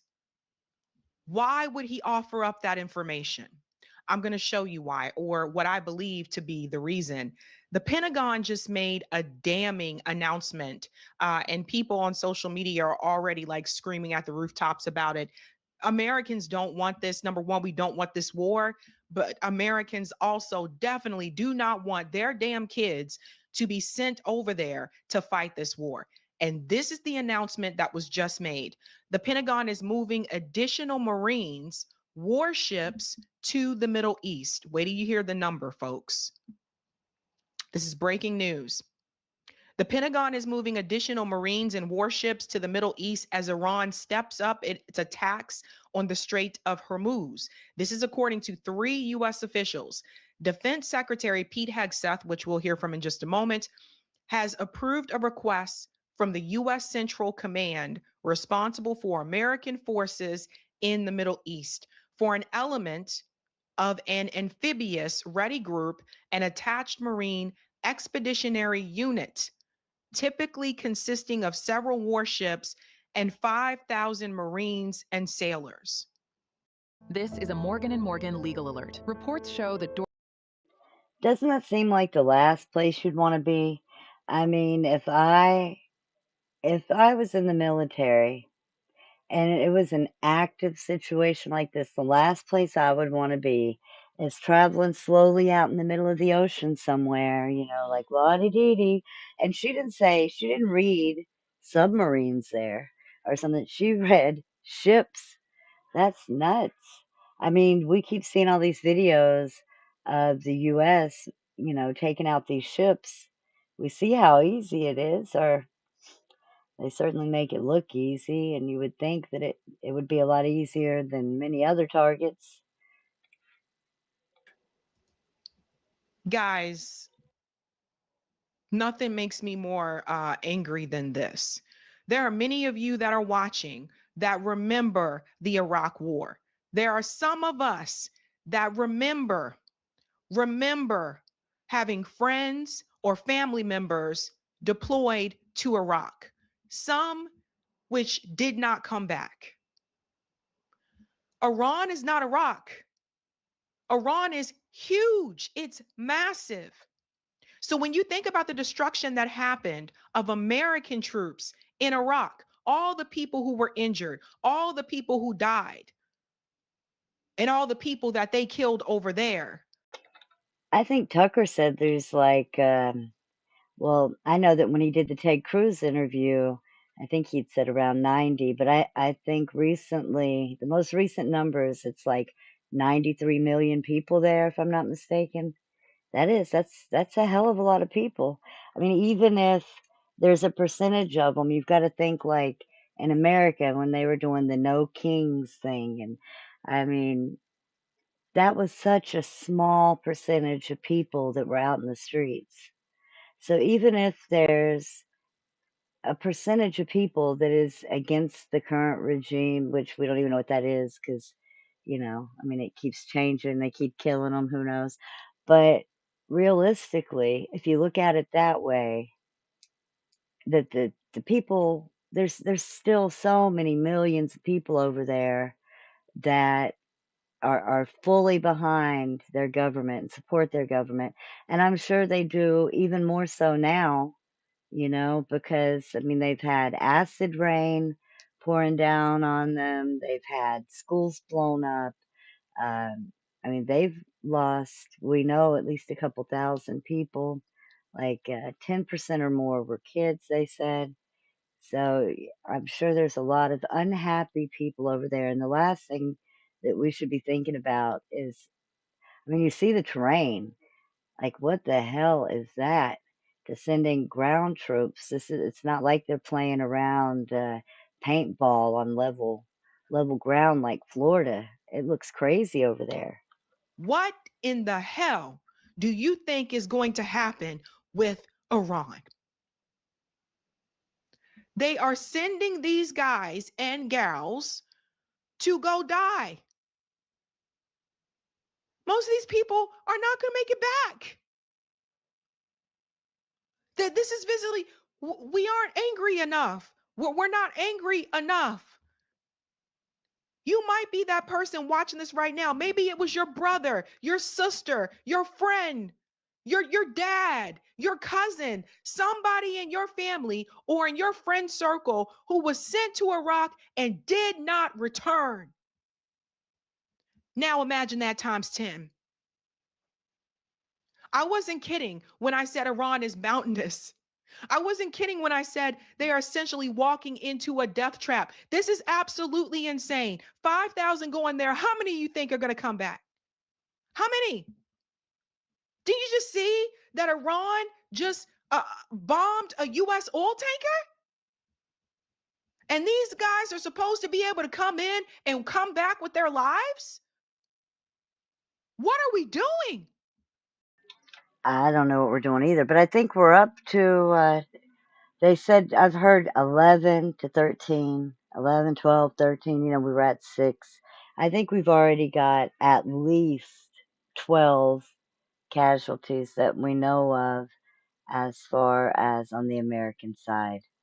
I mean, yeah, thousands altogether, but let's see. I totally missed Nick's show. Let's see here. I'm curious what he had to say tonight.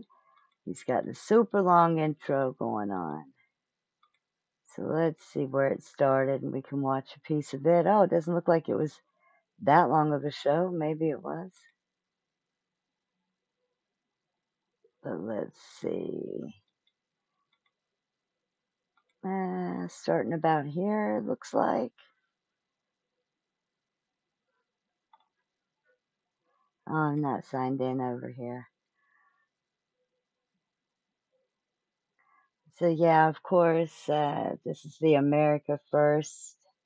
That's the name of this podcast, but it's Nicholas J. Fuentes is the channel name, better known as Nick Fuentes, of course. Well, it looked like it was about to start. What is happening? In like a month. Up. Tonight on Friday, we have a lot to talk about tonight. Lots to get into. Big show. This is our first Friday show in like 4 weeks. This is what people are telling me. Somebody super chatted last night. They said, where have you been? You haven't done a Friday show in like a month. Well, I'm back. Okay. And we got a big show. It is day 14. Is it day 14? Day 13, day 14? It's hard even to keep track. Day 14 of the war in Iran, entering the 3rd week. 2 full weeks of war in Iran. And we have some updates here for you tonight, some big developments, some big and small developments. Big featured story is that earlier today, the United States bombed Karg Island. And we're going to talk all about that in particular. This is very important. And maybe you're not familiar with the geography. Maybe you're not familiar with the significance of this. That's okay. We're going to explain. We watched, that was the first or second clip that I watched. One of the short clips. It was only 2 or 3 minutes long, I think. But they did actually, the guy that was in some kind of military suit, I don't know what he was wearing. It's not, didn't look like a regular American serviceman suit, but at any rate, I don't know. Yeah, I'm curious to learn more because he didn't go in great detail. For those that don't know, Karg Island is where all the Iranian oil gets picked up and shipped out. And we'll talk about why that is. There's some geographical reasons why that happens, but for our purposes right now, this is what you need to know. Karg Island is an island in the Persian Gulf. 90% of Iran's oil is pumped out of the mainland, away from the mainland, across the Persian Gulf into this island.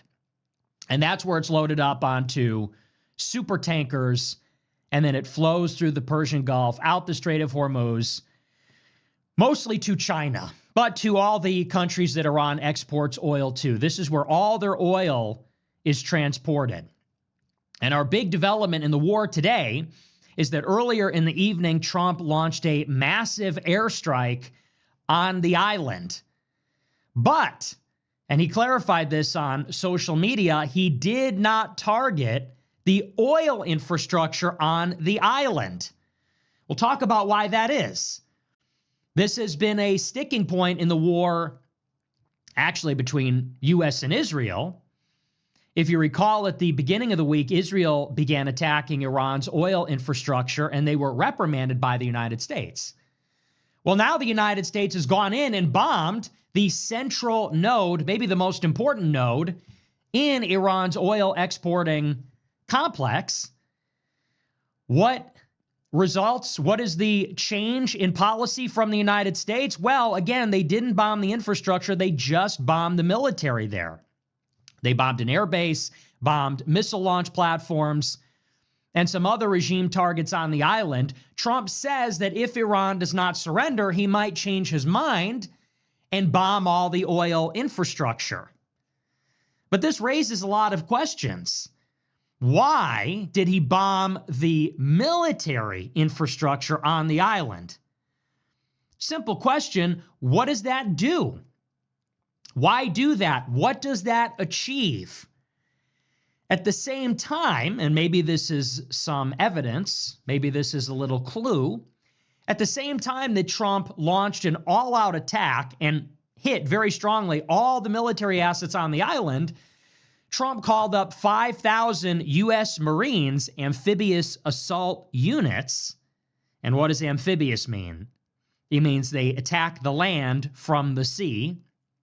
The same time that he launches an all-out attack on this island's military assets, you could say its defenses, fortifications, he calls up 5,000 amphibious assault units, 5,000 Marines, and they embarked from the Indian Ocean in 3 warships towards the Persian Gulf. Is Trump preparing an invasion of the island? Is Trump preparing an invasion of the Strait? Perhaps an invasion of Iran's coast in the Strait of Hormuz. In a word, trying to wrest control of the Strait from Iran, open it up, and then seize Iran's oil exporting infrastructure. Is that the plan? We'll talk about it. We'll discuss this operation from this evening and some of the logic here. It's interesting. Here is where maybe China does play a role, because almost all of Iran's oil is exported to China. Throughout the war so far, although Iran has denied U.S. allied oil from exiting the Strait of Hormuz, Iranian oil has flowed through and to China. Now, if the United States bombs Karg Island and its oil infrastructure, that sets back Iran's oil exporting for years. Not months, not weeks, not days, but years, maybe a decade, maybe more, depending on how everything shakes out. Who is most affected? The answer is everybody. Every oil-consuming country is affected by every hit to oil production and transportation. But who would be affected most acutely by a strike on Karg Island, by an all-out attack on Iran's energy infrastructure? Certainly, it would be China. And perhaps that compels China to enter into the fight, not militarily, but maybe diplomatically, as Iran's benefactor, as Iran's superpower patron. So maybe in this instance, we're seeing the evidence how this is truly a global conflict, although it may not necessarily turn into a global military conflict. It does involve every country on the globe. It does affect every country on the globe. And every country is being drawn into it in one or another capacity. So we'll talk about that. We're also going to finally talk tonight about the war in Lebanon, which has just restarted. And this is something that we have not discussed yet, actually, in the past 2 weeks. It's sort of a shame. I probably should have brought it up at some point. But you may remember, as we go to war with Iran, as we stare down the barrel of the gun of a ground war, of an escalating effort to depose the regime in Iran, it is worth remembering, as I've pointed out on Telegram, that this is part of a rolling conflict. This is a perpetual, ongoing, rolling conflict that is not limited to just Iran. This all goes back to October 7th. Of course, the broader conflict precedes October 7th, but October 7th was the pretext for all of this adventurism. And that was the precipitating event after which one thing has led to the next. This is what catalyzed Israel to invade Gaza. That invasion catalyzed Hezbollah to deploy to Israel's northern border. That also catalyzed the Houthis to begin striking shipping in the Red Sea.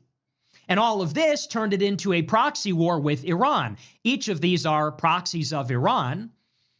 And defeating in detail each of the proxies ultimately leads to a once-and-for-all confrontation with their benefactor, with their patron, which is what we're doing right now. So as Israel and the United States bomb Iran, at the same time, Israel is taking this as an opportunity, and they are the ultimate opportunists. They are taking advantage of this opportunity, all of the chaos, the distraction, to re-engage Hezbollah in Lebanon. And for the past 2 weeks, simultaneously, while they have been bombing Iran, they have also been bombing Hezbollah in their stronghold south of the Litani River on Israel's northern border, but also in the suburbs of Beirut, Lebanon's capital, most notably Dahia. And they have been bombing Lebanon every day. They've issued an evacuation notice for everybody south of the Litani River. As of this week, almost everybody south of Beirut, 800,000 people have been displaced. Almost 1,000 civilians have been killed. The big news today is that Israel is preparing an all-out ground invasion of Lebanon, as they did in Gaza. And they have actually compared it to Gaza. They said, we're going to invade Lebanon. We're going to flatten it, and then we're going to invade it just like we did to Gaza. And they are currently reinforcing their different divisions, which are assembled on Lebanon's border. And they are preparing to seize all of the territory south of the Litani River. And that will effectively create a giant buffer zone north of Israel. You may remember that in December 2024, Israel broke out of the Golan Heights in Syria. They invaded the UN boundary, the Purple Zone. They invaded the southern suburbs of Damascus. They began helping the Druze minority in Sueda. And they also occupied Syria's border with Lebanon up to the Litani River. Now, if they invade all of that territory in southern Lebanon, they will have created effectively a giant buffer zone north of their entire country, southern Lebanon, all the way through to the southern suburbs of Syria, right up until the Iraqi border. If they're able to take the territory or annex it informally from the Druze, as they extend their umbrella of protection over them. And it just goes to demonstrate what is all of this about. If you understand all of the dynamics that are playing out, and I know it's complex, there is a dynamic in Gaza, there is a dynamic in Sinai, which will require some attention at some point, Egyptian military buildup there. There is a dynamic in the West Bank. There's a dynamic in Iraq, with the Popular Mobilization Forces controlling most of the country or having a presence in most of the country, and Iraqi Kurdistan in the north, bordering Iran, where the US, France, Italy, and the Israelis are assembled there. There's a dynamic in Syria and in Lebanon, and of course that extends also into Turkey. So there are multiple theaters of this conflict, multiple theaters of fighting. The war.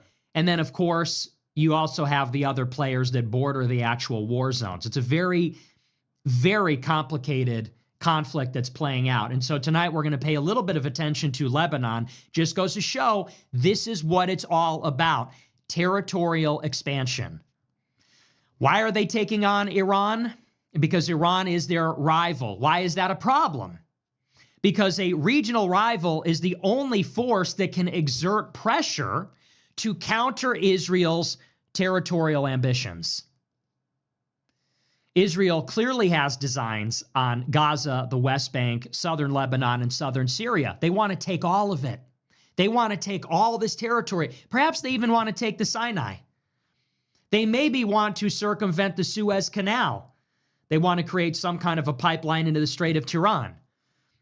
They are engaged in terraforming the region. And the only way to do that is to stop the only rival in the region, which might give some form of backing, military training, weapons, munitions, or other support to the local forces or non-state actors that stand in the way or might exert political pressure against Israel. And right now, that is Iran. So as Israel and the United States are bombing Iran and all eyes are on Iran and the oil market is under a lot of pressure and very precarious for the global economy, Israel is pursuing its local ambitions just as they always have been. And so much of the discussion about the war in Iran is about goals, objectives. What is their end game? Why are they doing this? And the end game for Israel is this is an ongoing, rolling conflict on many fronts. You've heard it said before, there are 7 fronts with a hidden 8th front. And what are those fronts? Well, again, it's not just Iran. Those fronts are Gaza, the West Bank, Lebanon, Syria, Iraq, Yemen, Iran. And the 8th is the U.S. media. It's an 8-front war. And if you pay too close attention to one, maybe you take your eye off the ball on the other. Israel's invading Lebanon to seize all their territory, just as they invaded Syria after Assad was deposed, just as they invaded Gaza, as they anticipate and prepare to invade the West Bank, as we talk about invading Iran. All part of the plan. It is all part of their plan. So we're going to get into all that. Before we do, I want to remind you to smash the follow button on Rumble, smash the like button, leave a comment, let me know what you think about the show. Remember to check out our merch store at fuentes.store. We have our America First hats, Groyper in Abundance hats, not this, but this. Groyper in Abundance, Groyper Intelligence Agency. I kind of like this hat. This is a good one. We have our camo America First. That's maybe my favorite. And then we got the black hat. It's all there. Check it out.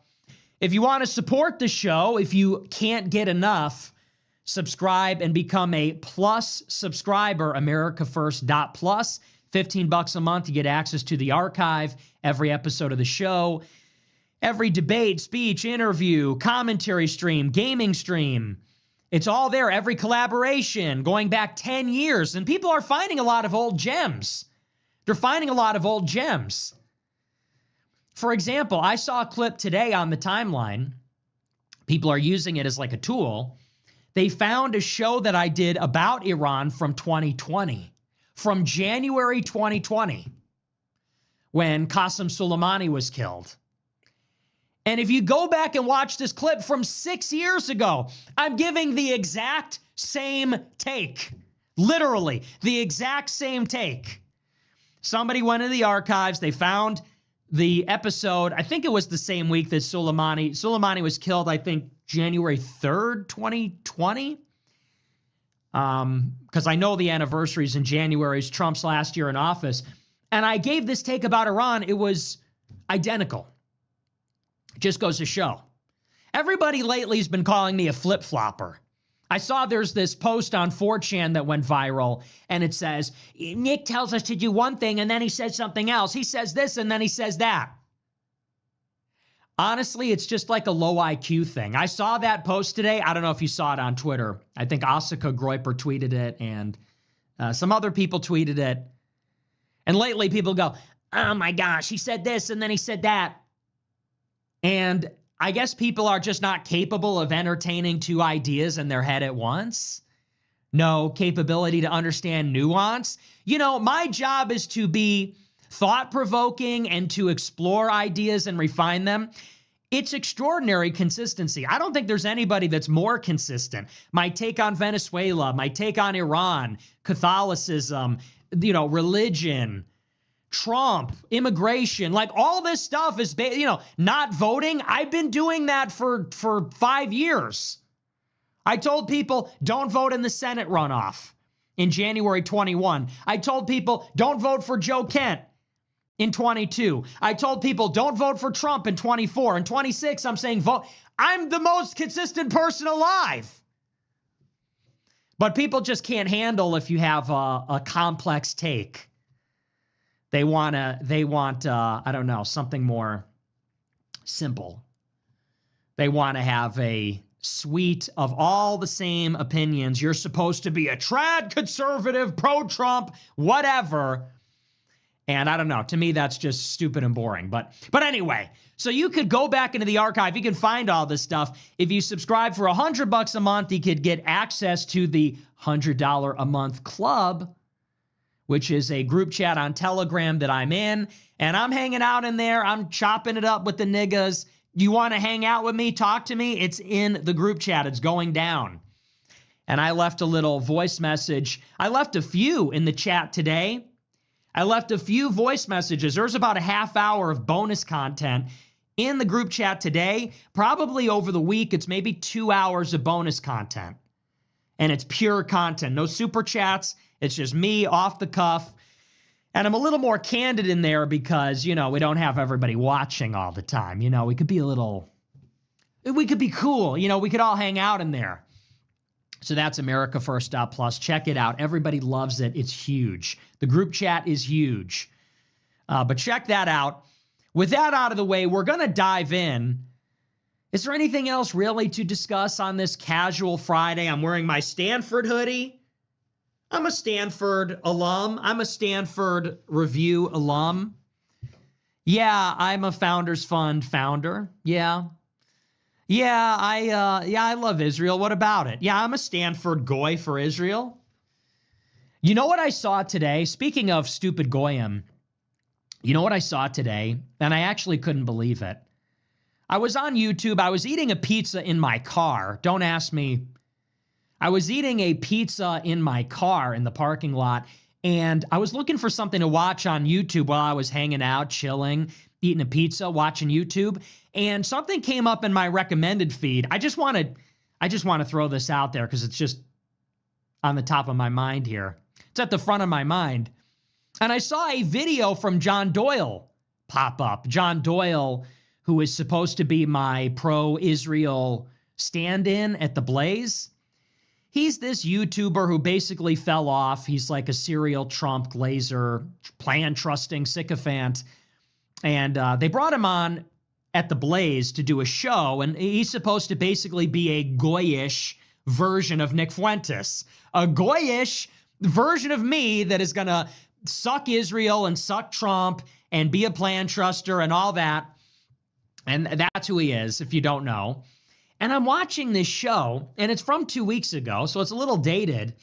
But he's talking about the Skydance Paramount acquisition of Warner Brothers, which we've covered on the show a great deal. As you know, Larry Ellison and his son David, they have been making this huge push to create a giant media conglomerate, which now encompasses David Ellison's company Skydance, the Paramount media conglomerate, which includes CBS, CBS News, Paramount Plus, Paramount Pictures, a number of other things.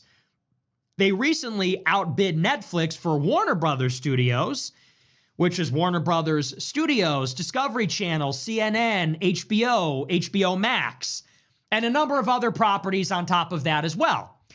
And that is in addition to their acquisition of TikTok through the Trump administration, which we just learned today, the Trump administration gets a $10 billion fee for brokering the deal, which is a nice little fact.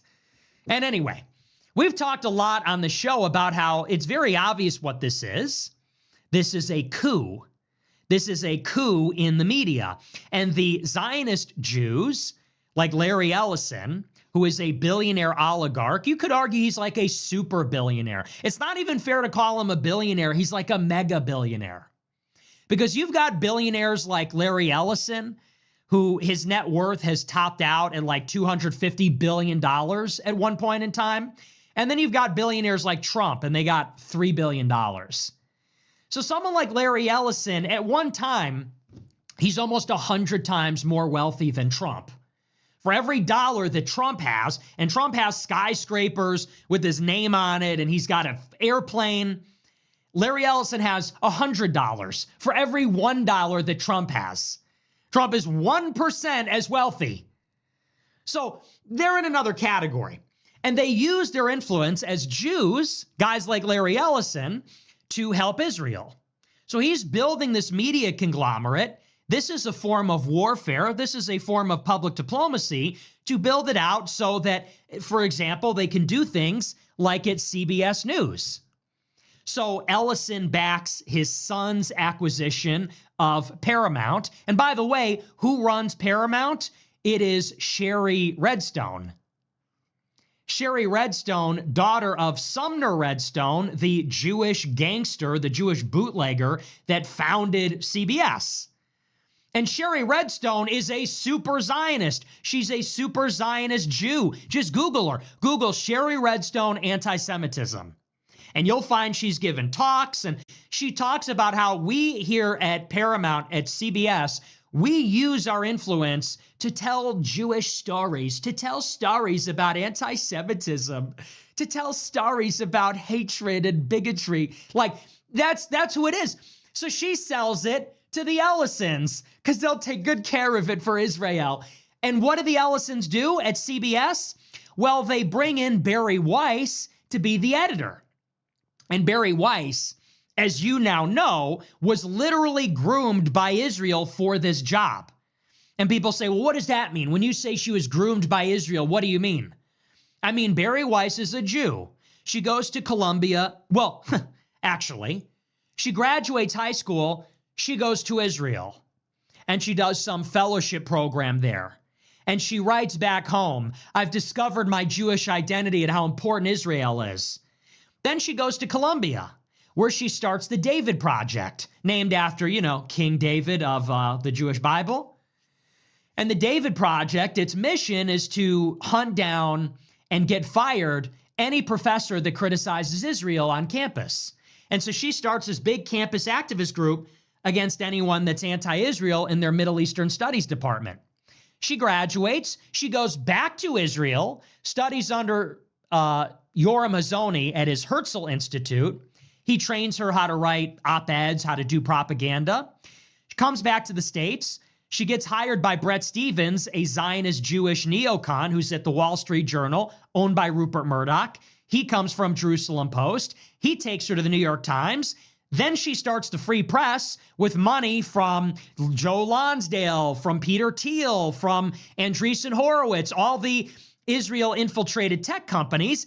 And it is at the Free Press where Larry Ellison buys her out for $150 million and makes her the editor-in-chief of one of the big three networks in the United States of America. That's what they do. That's how they do it. She was trained. Bret Stephens was put in place. Okay, Lonsdale at Founders Fund and Andreessen Horowitz, all the people that gave her money, they were put in place. Larry Ellison was put in place. All these pieces were put into place so that CBS would not criticize the pro-Israel Trump administration, so that 60 Minutes would suppress criticism of Trump, so that CBS News would generate news articles that shit on the Palestinians and Hamas and defend Israel all the time. Okay, anyway, this is a situation. I've talked about it many times, hence my Stanford hoodie. I see John Doyle do a show discussing this, and he says, well, this is based. He goes, this is based. Larry Ellison taking over the media is based, he says, because Larry Ellison is an ally of Trump. Larry Ellison is a donor to the Republicans and a friend of Trump. He goes, Netflix, which was trying to acquire Warner Brothers, is woke, liberal Democrat. Larry Ellison is a based Trump Republican. So if we can deny the liberal Democrats at Netflix, which have a contract with the Obamas and everything else, and we can give it to the Ellisons, who are Republicans, then that's based, he says. That's a victory. We won. And I saw that. And if you are red-pilled, you realize how delusional that is. It's just delusional. You're literally goodest goy.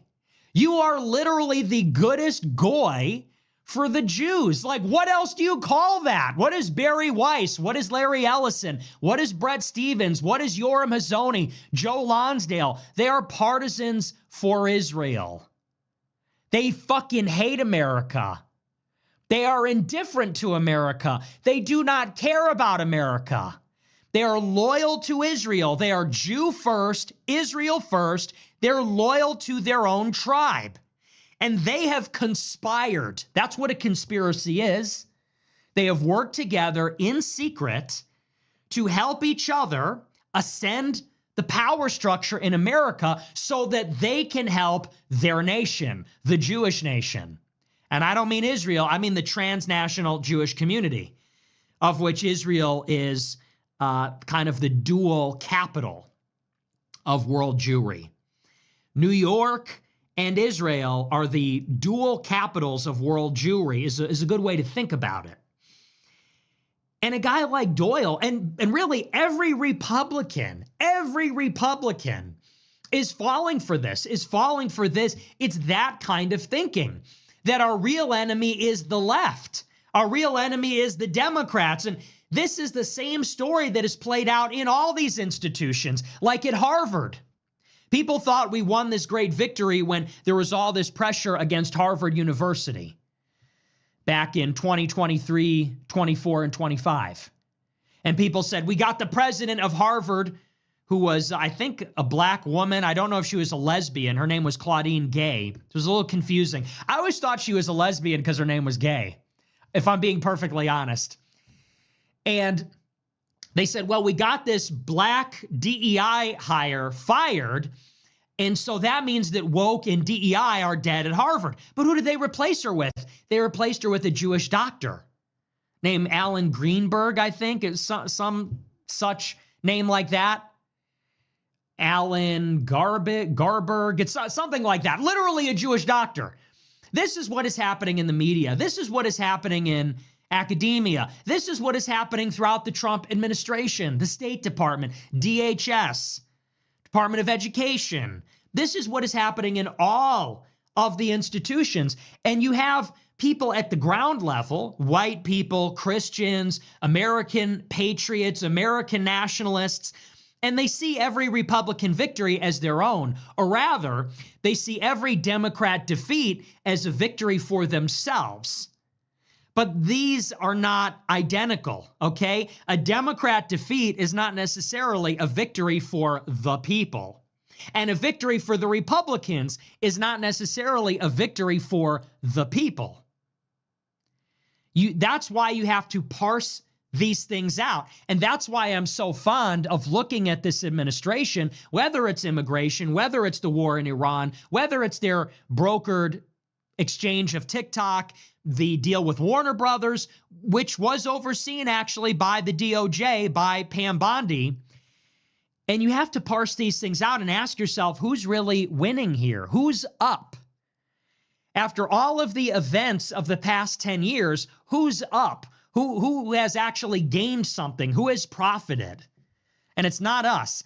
And I see that sort of thing, and I think this is just so shameless, irresponsible, ignorant. What is even the counter argument?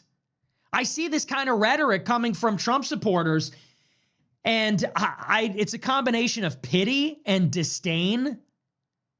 I think about this guy like Andrew Isker. He's a Christian nationalist. I saw him on Twitter today. He's a big endomorphic, jolly, fat guy and a Protestant. And he posts on Twitter today, there's all these people in the Oval Office wearing cowboy hats, and they're talking about cowboy hats. And he goes, the Trump administration should make every foreign dignitary wear a cowboy hat and kiss the Washington Monument. Permitted into the United States, and you're playing with your little dollies.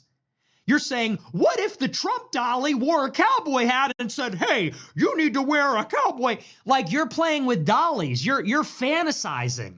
You are literally in a fantasy world. You are dreaming. It's like Inception. You know, who are you to say who's sleeping and who's awake? It's like the other month, the same guy who I'm talking about, I replied to him a couple of days ago, He said in January, he goes, all these Trump critics are dreaming of a scenario where there's no deportations and we're at war with Iran. I replied to him the other day. I said, who's dreaming actually? Who's dreaming? 2 months ago, you said we were delusional for saying that we're not benefiting from any of this. It has now come to pass. It is undeniable. It is not debatable. It is not ambiguous. Everything you have said was a delusion has now come to pass, is now reality. Who was dreaming? Who's fantasizing? Who's playing with dollies? Who's living in another reality? It's you people. And I'm sitting here wondering, what's the rebuttal? You're cheering on the acquisition of the whole media by a Jewish partisan, Friends for Israel benefactor, Friends of the IDF donor. Netanyahu vacations on his private island, hired Barry Weiss to run CBS. You think this is good for conservatives? How do you, and then you realize, oh, they know. I think a lot of these people know. And I think they think that like Israel's on our side. They really believe in a roundabout way. This is what is so disgusting. So many of these people, maybe we think that they just are not coming to their senses. They took the blue pill. All these people started out red-pilled, and they have been slowly led step by step back in the opposite direction, back towards the blue pill. And now they unironically believe, you ready for this? This is the kicker. They unironically believe Israel is our greatest ally. They really, when they see Larry Ellison take over Warner Brothers, these cucks, okay, these disgusting, pitiable cucks, watching in the chair, watching their country get fucked in the chair in the corner, they're cheering it on. Why? Why are they cheering on Larry Ellison, friend of the IDF, taking over our media?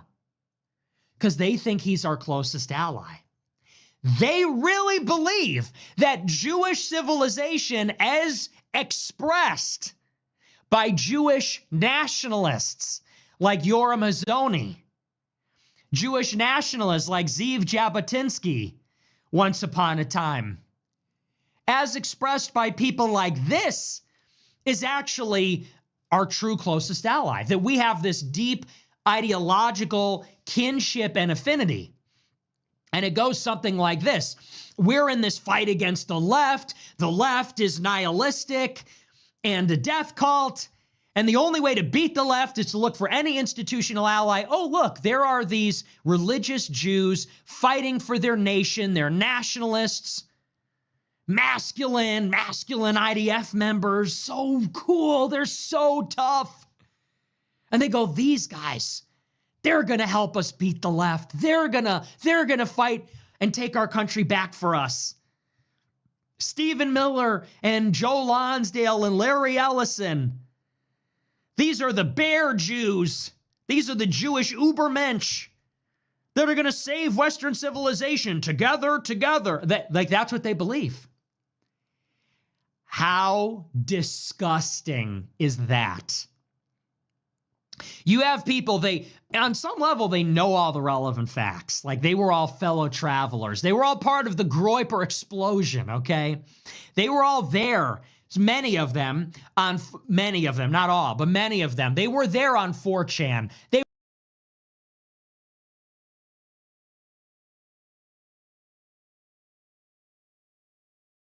What happened? Why is Nick frozen?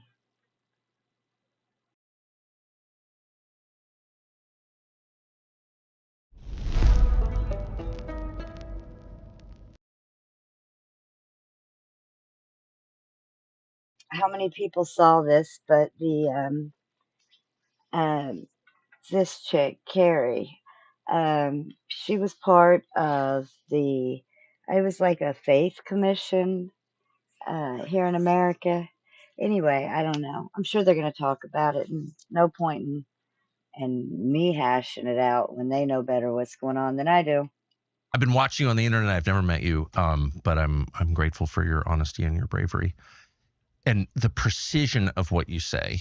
you never, in the face of all this criticism, never got so mad that you revealed ugly sentiments, which I don't think you have. You just stuck right to the Christian case. So bless you for that.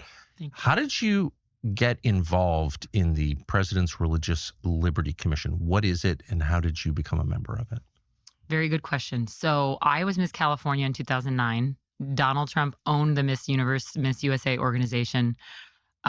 It was very controversial, but I dared to say on stage that I believe marriage is between one man and one woman. Yes. And I don't know if you remember that. I do remember it, and they was punished you for it. Huge controversy. That was really before anybody was canceled. So I always tell people I was one of the first to be The canceled. crazy thing is the majority of Californians agreed with you because they 100%. they voted Yeah.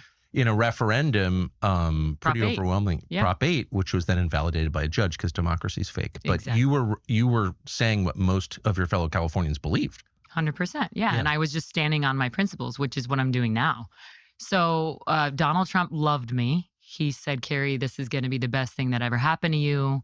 I remember one day I was in his office and he's like, Carrie, you have the it factor. And I'm like, what is that? I was 21 years old. I'm like, what does that mean? And he's like, you just have it. He's like, you dared to speak the truth knowing what it would cost you. And I think he really respected me for that. And so at 21, I became this, conservative darling, I guess you could say, and dared to stand up for my faith. And I doubled down. They told me, go on Matt Lauer and apologize for what you said. You must apologize. Did they really tell you that? Oh, yeah. Yeah. The pageant people said, go on and apologize. And I turned my phone off. I went on Matt Lauer and he's like, all right, Carrie, let's do a redo. How would you answer the question? I said, I have no regrets. I would So literally. you're getting a lecture on sexual ethics from Matt Lauer? Yeah. Okay. The irony of that. Yeah. Yeah. So I said, I'd rather be biblically correct than politically correct. And from there, it was like, I was on every news station every day for the 4 months. It was nonstop. It was to the point of like harassment. Like my 90-year-old grandmother was being harassed. It was insane. But I stood firm and I did not waver. And your position, just to restate all these years later, was I believe marriage is between a man and a woman. That was my answer. That's and it. I said, no offense to anyone out there. This is the way I was raised. This is what I believe. Marriage is between one man and one woman. And I got second place and I got dragged through the mud. It was horrible. And the president loved me. And he said, Carrie, what do you want to do? He's like, do you want to be on Dancing with the Stars? Do you want to be on Fox News? I did like a little tryout on the morning show at Fox with Roger Ailes in New York. I didn't want to do that. I didn't want to wake up at 3 a.m. No, you don't. And I said, you know what, Mr. President? I said, all I want to do is get married, be a mom. I had met Kyle and I just said, I just want to go on with my life. But I do want to write a book because nobody can take my story from me. And so he signed off on it. Thank God he did, because it was amazing that I was able to share my story. And I just kept in touch with him all these years. And so, I would defend him when they were calling him a sexist, saying he was going backstage and looking at the girls and Miss USA and the, changing rooms. And I would just constantly be like, nope, that's not the guy. Like, you're painting him as this sexist, misogynist, racist, and he was being called every name in the book, you remember. And I just defended him always because I stand on truth. And then fast forward to this Religious Liberty Commission, and I got a call from the White House 2 days after I was confirmed as a Catholic. And they said, we're calling on behalf of the president, and we want to invite you to be on this Religious Liberty Commission. When was that? It was April 20th, I want to say, 2025. And I wept. I was like, wow. This is incredible. Almost 20 years later, after I took that stand, here I am now defending religious liberty because I ultimately lost the Miss USA or Miss California title because of my answer. Yeah. I will say that they took it away from me. I remember. Yeah. And the president had my back, which was amazing. He said she just said nothing wrong. She stood on her principles. And I loved that about him. Amen. I agree. Because that was when it was unpopular to do that. Yes. He risked a lot. I was standing there at Trump Tower with him, and it was amazing. I'll never forget that. And so we just stayed friends. I would call him while he's on the golf course and be like, hey, they're asking me to go on the gay pride parade. I don't want to do that. And he's like, I'll take care of it. Don't worry. And so the pageant people are trying to get you to march in the gay pride parade? Yeah. They're like, well, you can make it up to the gays by just going to the gay pride parade. and showing that you're not a homophobe. So I'm used to these tricks. I've been doing this 20 years. So yeah. So that's how I got on the commission. It's exactly what's happening now. It's Mhm. exactly. Topic has changed sort of, but not the tactics. So what did they tell you the Religious Liberty Commission was? They told me that the Religious Liberty Commission was 12 of us, 12 commissioners, and our job was to hear from everyday average Americans who were facing religious persecution, like myself right now, ironically. So we would have hearings in D.C. once a month, and Dan Patrick is the chairman of the commission. We're equals on this commission. Who's Dan Patrick? He's the lieutenant governor of Texas. He's not above me. I'm not above him. We're equals. And it's under the Department of Justice. So Pam Bondi is involved. Actually? Yeah. Oh, Mhm. okay. So we were told that we were going to be hearing from people at these hearings. It's from like 8 to 2 in the afternoon, so very long day. And the witnesses, we could recommend witnesses and then have them come and testify. And I recommended so many great witnesses throughout these past 7 months. I recommended a little boy who was forced to, read a book about how you can be a transgender. And he came and met the president, and everybody got to see that. That was special. The president really appreciated him and his parents' stance and standing up for religious freedom. So stuff like that. We heard from a Navy SEAL who lost his pension because he didn't want to get the COVID shot. Things like that, where we were doing really great work. And I thought it was actually protecting religious freedom, but I realize now that's not what it was. No, it was softening up Christians for the Iran war, obviously, and other things. Who were the other members of it? The other 11? Yeah. So I actually, when I got the call, I actually wept because I didn't feel qualified. I thought, here I am amongst these incredible names. Bishop Barron, Cardinal Dolan, Kelly Shackelford. He's run a religious liberty law firm for 35 years. He's a big CEO. You had Ryan Anderson. You had Crazy Paula White. Just these incredible names. You have a woman, Allison Ho, who I believe her husband might be the next Supreme Court justice. She's argued at the Supreme Court over, I think, 8 times. I mean, here I am, this mom who I just didn't feel qualified. I didn't make the connection between your own experience of religious discrimination and this appointment, but clearly that was the point, right? But then I realized that, no, I am qualified. In fact, I'm probably one of the most qualified because I don't know how many people on that stage have ever been attacked, have ever been slandered, have ever been canceled, have ever lost anything. I mean, look at Dr. Phil. He's on the commission. He has a huge organization. They have big backing, big money behind them.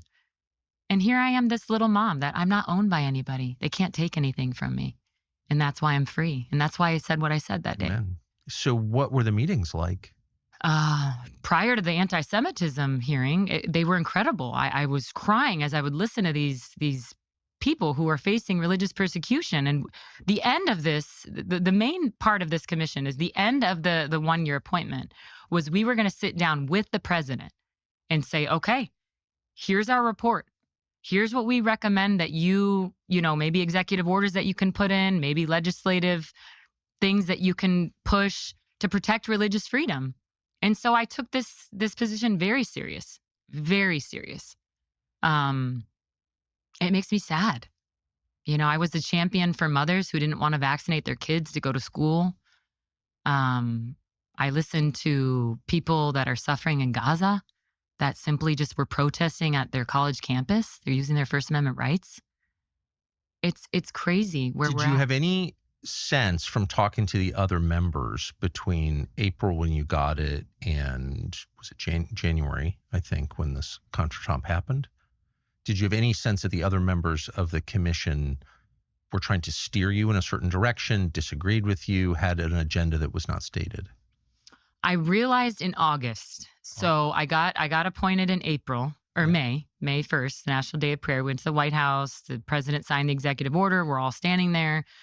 And then we took the summer break. So we had a couple months off. And then our first hearing was going to be, I believe it was end of August or early September. Well, end of August, I got a call from the White House, the PPO, or I guess it was the designated federal officer who's in charge of the commission. So the head of Dan, he's the chairman, and then his boss. And she's like, "Hey, Carrie, I noticed that you've been posting some things online, and there's been some chatter in the White House that you're an anti-Semite." You're an anti-Semite? And I literally was like, "What are you talking about?" Who was this person? Her name's Mary Margaret Bush. And she said, "I don't know who it is, but it's probably some low person that is just trying to cause problems. I would ignore it, but I just wanted to make sure that you're mindful of what you're posting." And that was the first time where I was like, okay, like this is not a paid position. I'm a volunteer. They pay for my flight. They pay for my hotel, but that's it. I'm not paid to do this job. I'm volunteering this job. And so I said, wait a sec. I pushed back and I said, "You're telling me that as a religious liberty commissioner to protect religious liberty, I don't have my religious liberty to post about things that affect my religion and my religious beliefs?" So I pushed back and I said, "What are the things that I've been posting?" "Well, you posted Tucker Carlson's, or you posted the Green Beret that you interviewed, Anthony Aguilar." I said, "Yeah, I did. I did post that. That's sad. That's heartbreaking to me." Shooting people in food lines? Yeah, which they have. Yeah, I said, "I'm a pro-life Christian. I have a duty to speak out, and it would be a betrayal of my conscience not to." So what's in your toothpaste? If you're using the brand you grew up with, you probably don't want to know. The ingredients likely include fluoride, something called SLS, that gross film on there. An absolute war. I said, "I'm a Catholic. You're telling me that I have to censor my posts of Pope Leo, the Holy Father? I can't post what he's saying, talking about the grave suffering of the Palestinians in Gaza?" And she said, "You also cannot talk about Zionism." So Zionism, this is her words, is their right to exist. And so when you're posting about Zionism, Carrie, you're saying that the Jews don't have a right to exist. Huh? Mary Margaret Bush is her name? Mary Margaret Bush is her name. She's a young woman. And I said, "Well, this wouldn't jeopardize my position on the commission, would it? Like, the president doesn't know about this, right?" Because imagine me. I'm like, I just got appointed. I'm super excited. I'm passionate. This is like my dream job to protect religious freedom. And now I'm being told I don't have my own. And she goes, "Oh, no. The president, no, don't worry about this, Carrie. This wouldn't jeopardize." So I just kept posting. Well, then I got a call from the PPO office at the White House. May I just ask you to pause for 1 second? Did Mary Margaret Bush tell you who had called you an anti-Semite? That's a serious slander. Oh, yeah. Did she name the people saying She that? said, "I have no idea who it is." Oh, it's just people are saying. I think the people was Paula White. Let's just be honest. It was Paula White, I think. My personal opinion. Okay, so now I'm sorry to keep interrupting this amazing narrative, but for people who don't follow this, who is Paula White? Paula White is Trump's pastor. Okay. That's who he picked as his pastor. And she's a pastor? That's her official position. She's a pastor. I don't believe women can be pastors, but Right. who am I? I'm just a dumb mom in California. So is she a Christian pastor, Paula She's a White? Christian Zionist evangelical heretic, in my opinion. Okay. But yeah, she's Trump's, she runs the White House, the faith office, White House position. And she's on the Religious Liberty Commission with me and very involved in all things Bibi Netanyahu. And so I got a call from. How would you rate her authority as a Christian leader? Oh, I don't take her serious at all. I don't think she's a Christian leader. I think she's a crazy person, honestly. Yeah. I think she's a heretic. I think for people who think you're throwing those terms around lightly or slandering her, I think it'd be worth going online and reading about her and watching videos of her demanding money from her congregation on film with some other Christian pastor in a foreign country. Clearly, she's got a complicated personal life and saying things that bear no resemblance at all to Christian doctrine. That I think it's fair what you're saying, I guess is my point. Yeah. So I got a call from the White House, Mary Sproles, another Mary, and I looked her up. From Presidential Personnel Office. Yes, PPO office. Yeah. I got a call in August, shortly after that phone call with the other Mary. And I'll never forget it. I answer the phone and she's like, "Hi, Carrie. This is Mary Sproles calling from the White House PPO office. I'm calling to ask you for your resignation today." When was this? This was in August. Yeah. This was in August, a few weeks scary. after. Yes, very scary. And I remember I had like a tear just come down, but I wasn't sad. It was like anger. Had you gone to any meetings of the commission at this point? Our first, we had a first hearing, just briefly, like a brief hearing on kind of the history of religious freedom in America. But our first hearing, the most important hearing coming up, the little boy that had to read the book, was a few weeks later. Okay, so this is before you even served out your duties. Oh yeah, no, as it was a before the commissioner. first official hearing. It was. And she asked for your resignation. She said, "I want your written resignation today." And I said, "Who are you?" I thought this was a joke. Who is this person? And she goes, "I am calling on behalf of the White House." I said, "Why would you ask me for my resignation? I just got on this commission. What did I do wrong?" Boy, you are tough. Oh, I was love not. it. I was not going to go down without a fight because I knew. Clearly. I knew. I'm just looking at your husband who's nodding. She's tough. Sorry, excuse me. No. Good for you. Yeah, I said, "I'm not resigning. And I don't know who asked you to have me resign. Was it the president? Because I think the president should ask me to resign if he wants me to resign. He appointed me, and only he can ask for my resignation. So I'm not resigning." So we got off the phone. Wait, but on what grounds was she demanding your She resignation? did not answer any questions. She was just told. It was like a puppet. She was like, "I got to just send the message." So I called her back. So she said, "We're asking for your resignation," but she did not explain why. No. She said, "It's just not working out."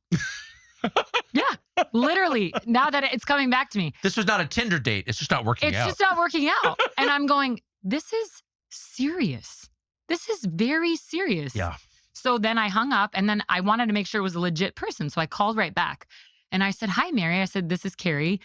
I'm just curious, please. I know you don't want to give me information. I know you're just a messenger," because I didn't want to be mean to her. Of course. But I said, "Who is telling you to have me resign? Who have you talked to?" And I'll never forget it. She didn't want to say it, but she finally said it. She goes, "I've talked to Paula White and Dan Patrick and Brittany Baldwin," who Brittany Baldwin used to work for Ted Cruz. So it's all making sense now. What's going on? So this is a witch hunt. They're trying to actively remove me, and they know that the only way that I could be removed is if I resign, or if I die, or if the president removes me. So in my mind, I'm thinking, does the president know about this, or is this just the Dan and Paula trying to out me on their own? I think they thought, oh, if we ask her to resign, she'll resign. But I didn't resign. I said, no, there's no reason to resign. You should resign, actually. Why are you asking me to resign? So she told me Dan Patrick, Paula. So immediately, imagine how boiling I was. So I tried to get in touch with Paula White. All right, for anybody that doesn't know Paula White, let's see here.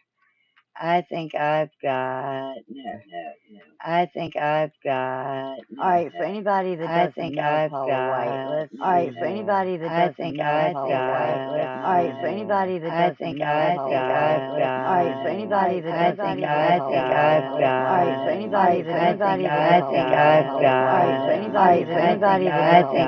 White, all right, for anybody that doesn't know Paula White, all right, for anybody that doesn't know Paula White. All right, for anybody that.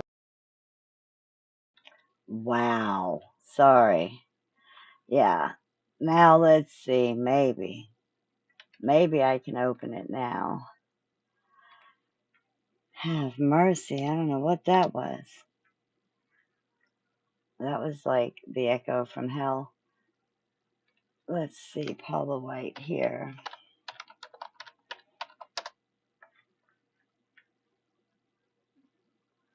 I just feel like I had to show this for anybody that doesn't know who she is. Well, yeah, that's her right there. Oh, here she is. So some of you need to sow a seed now. Come on, you need to, some of you are at a place of altar. You've got to be at a place of sacrifice. When it's the hardest is when it's sacrifice. Then some of you need to be at a place where you're just obedient out of covenant. And I'm not saying just your tithe. I'm saying covenant. What is the vow you've made unto God? What is it? And then God says, okay, now I'm going to open up your eyes and you're going to get a vision. And there's going to be a mental picture. Come on. There's going to be revelation is what that is. It comes from a Hebrew word that I can't pronounce. But it comes from a Hebrew word that literally means out of revelation. It's a mental picture that is strong enough of your future, that is strong enough to mold your present. So in other words, I'm not just looking to my future, hoping and waiting to get there. My present is lining up with what I see on the inside. If you have spiritual blindness, you're never going to get there. And part of the problems is some people, maybe it's $1,000, whatever it is you speak. Some of us are going to get a covenant seed right now. But I believe that as we build an altar and we walk in obedience with covenant, that there is visions that's going to be released in the next hour. In the next 45 minutes, if we walk away with open eyes and clarity for instruction, God, then I know that what you've said will come to pass. Now, we aren't buying a miracle. We aren't doing any Jesus junk. We don't do that kind of stuff. We're simply being obedient. Any Jesus junk. This is as she's asking them for money. City of Destiny will bless City of Destiny with all of it, but you're going to get a check. If you want to text to give, you can do so. If you want to give by Alexio, you can do so. But every single person gets something significant. Father, we just ask right now that you would speak with clarity, because some of us are going to build an altar. That altar, maybe that's a sacrifice of $50 or $100. Maybe it's $1,000. Whatever it is you speak. Some of us are going to get a covenant seed right now. But I believe that as we build an altar and we walk in obedience with covenant, that there is visions that's going to be released in the next. Yeah, she's different. She's definitely different. Nothing like anybody I've ever seen of any type of Christianity. I mean, any type. Baptist, Episcopal, Catholic, anything I've ever seen, she's not it. I don't know what she is. Oh, here's the one that I first saw of her, and I thought, before I even knew who she was, I just thought, what in the... Wherever I go. It says saying no to President Trump is saying no to God. Ah, let me turn it down a little because, yeah. Wherever I go, God rules. When I walk on White House grounds, God walks on White House grounds. I had every right and authority to declare the White House as holy ground because I was standing there, and where I stand is holy.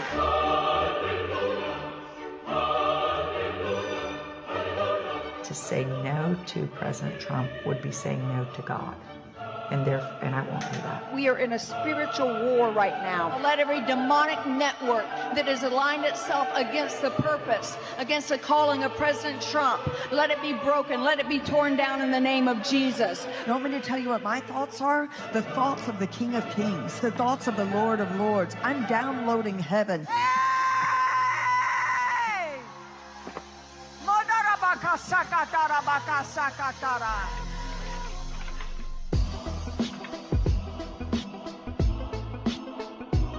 Wherever I go, Have you ever seen anything like that? Yeah, she's a little bit crazy.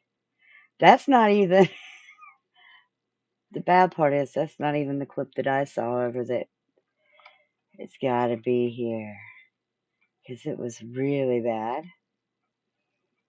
Believe it or not, even worse than that. What is this? on April 12th at sundown through Good Friday on the 18th and concluding on Easter Sunday, you can receive these 7 supernatural blessings for you and your house. According to Exodus 23, God will assign an angel to you. He'll be... Wait a minute.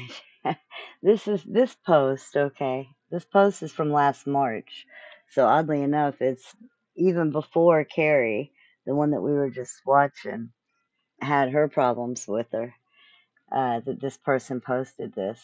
So it says White House Faith Office, White House Faith Office leader Paula White must be removed, and they of course tagged Trump in this. It says Mr. President, offering 7 supernatural blessings for $1,000. is a despicable gift game from a false teacher. Grift game from a false teacher. Oh. So for $1,000, you can get 7 super. Isn't that like the opposite of anything? Who wants supernatural? Oh. And I believe that when you honor God on Passover, starting on April 12th at sundown through Good Friday on the 18th and concluding on Easter Sunday, you can receive these 7 supernatural blessings for you and your house. According to Exodus 23, God will assign an angel to you. He'll be an enemy to your enemies. He'll give you prosperity. He'll take sickness away from you. He will give you long life. He'll bring increase in inheritance, and he'll give a special year of blessing. You're not doing this to get something, but you're doing it in honor to God, realizing what you can receive. For your special Passover offering of $1,000 or more as the Holy Spirit leads, you will also receive the beautiful 10-inch Waterford Crystal Cross. Don't miss your moment to release 7 supernatural blessings and provision into your life. And I believe that when you honor God on Passover, starting on April... That's nuts. So, I mean, heaven forbid if you don't have an extra grand to throw around. Oh, this is a rabbi that actually spoke up. Rabbi Shapiro. He spoke up for Shapiro. Definitely not Ken, or definitely he might even be Ken, but he's not friendly with Ben Shapiro, I'll tell you. But yeah, he spoke up in her defense, but it didn't do any good. I think like 2 days later, she was relieved from the commission, which is tragic. Mr. President, I'm Rabbi Yaakov Shapiro. You may have heard the calls to remove Carrie Prejean Bowler from the Religious Liberty Commission over accusations of anti-Semitism. But despite what was said at the commission, anti-Zionism is not anti-Semitism. I was the rabbi who was invited to testify at the recent White House Religious Liberty Commission hearing on anti-Semitism. I want you to hear the truth directly from me. Carrie personally invited me and other Jews to speak at that hearing. When I could not attend, she read a full statement from me on my behalf. At no point did I hear her say anything anti-Semitic, and in the time I've known her, she has never uttered to me anything that could even be interpreted as anti-Semitism. On the contrary, she has told me plainly that she holds the Jewish people in dear regard, and I see no reason not to believe that. All she intended to do at the hearing was defend her religion from being required to support Zionism. Mr. President, the accusations, as far as I can see, are simply not true. Carrie Prejean Bowler has been a faithful defender of religious liberty for all Americans, including Jews, such as myself. Please keep her on the committee. She belongs there. Thank you, sir. Yeah, sadly, that didn't work. What is this? Oh, we saw that. Oh, this is the one that I saw. Yeah, this is a doozy. This woman is actually speaking in tongues, I think, I guess. I don't know. I mean, I only know English, but it doesn't sound like any language I've ever heard. Mahanda akasata, reke yamanda raboko sokota, ronda yakande eke seke la mama manda rabakase, meta rabakande la babakaso, yalamana niana no, sakayato yakande, yamakado yabatadia city akano yakatara city. Power! Mahanda rabosoko, mahanda akasata. That wasn't it either. But the, yeah, I can see that. Someone tried to translate it across the bottom there, and it's hilarious.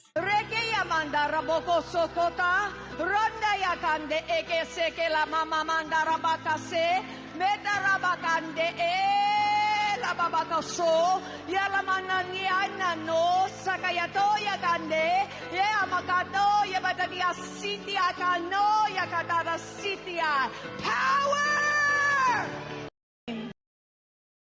Yeah, that one's crazy too. What is this? The worst case of main character syndrome I've ever seen. This crazy bitch really thought Trump wanted to take up ranks with her as a recruiter for Hitler Youth. Yeah. That's nuts. Oh, here's the one I saw. This woman, I don't know what kind of faith this is, but I'm okay without whatever she's doing.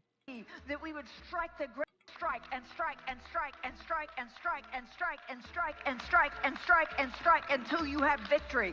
For every enemy that is aligned against you, let there be that we would strike the ground, for you will give us victory, God. I hear a sound of abundance of rain. I hear a sound of victory. I hear a sound of shouting and singing. I hear a sound of victory. I hear a sound of an abundance of rain. I hear a sound of victory. I hear a sound of an abundance of rain. I hear a sound of victory. The Lord says it is done. The Lord says it is done. The Lord says it is done. For I hear victory, victory, victory, victory in the corridors of heaven. In the corridors of heaven, victory, victory, victory, victory, victory, victory, victory. For angels are being released right now. Angels are being dispatched right now. Hamanda ata ata raka teda baka sanda ata ambo osa kata rite eke banda ata rike didi ashata. For angels have even been dispatched from Africa right now.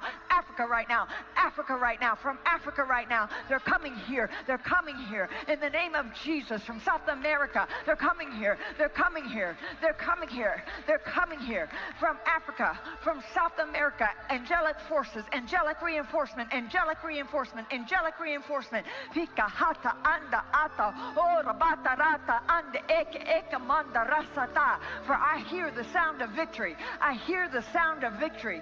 I hear the sound of victory. I hear the sound of victory. I hear the sound of victory. I hear the sound of victory. I hear the sound of victory. I hear the sound of victory. I hear the sound of victory.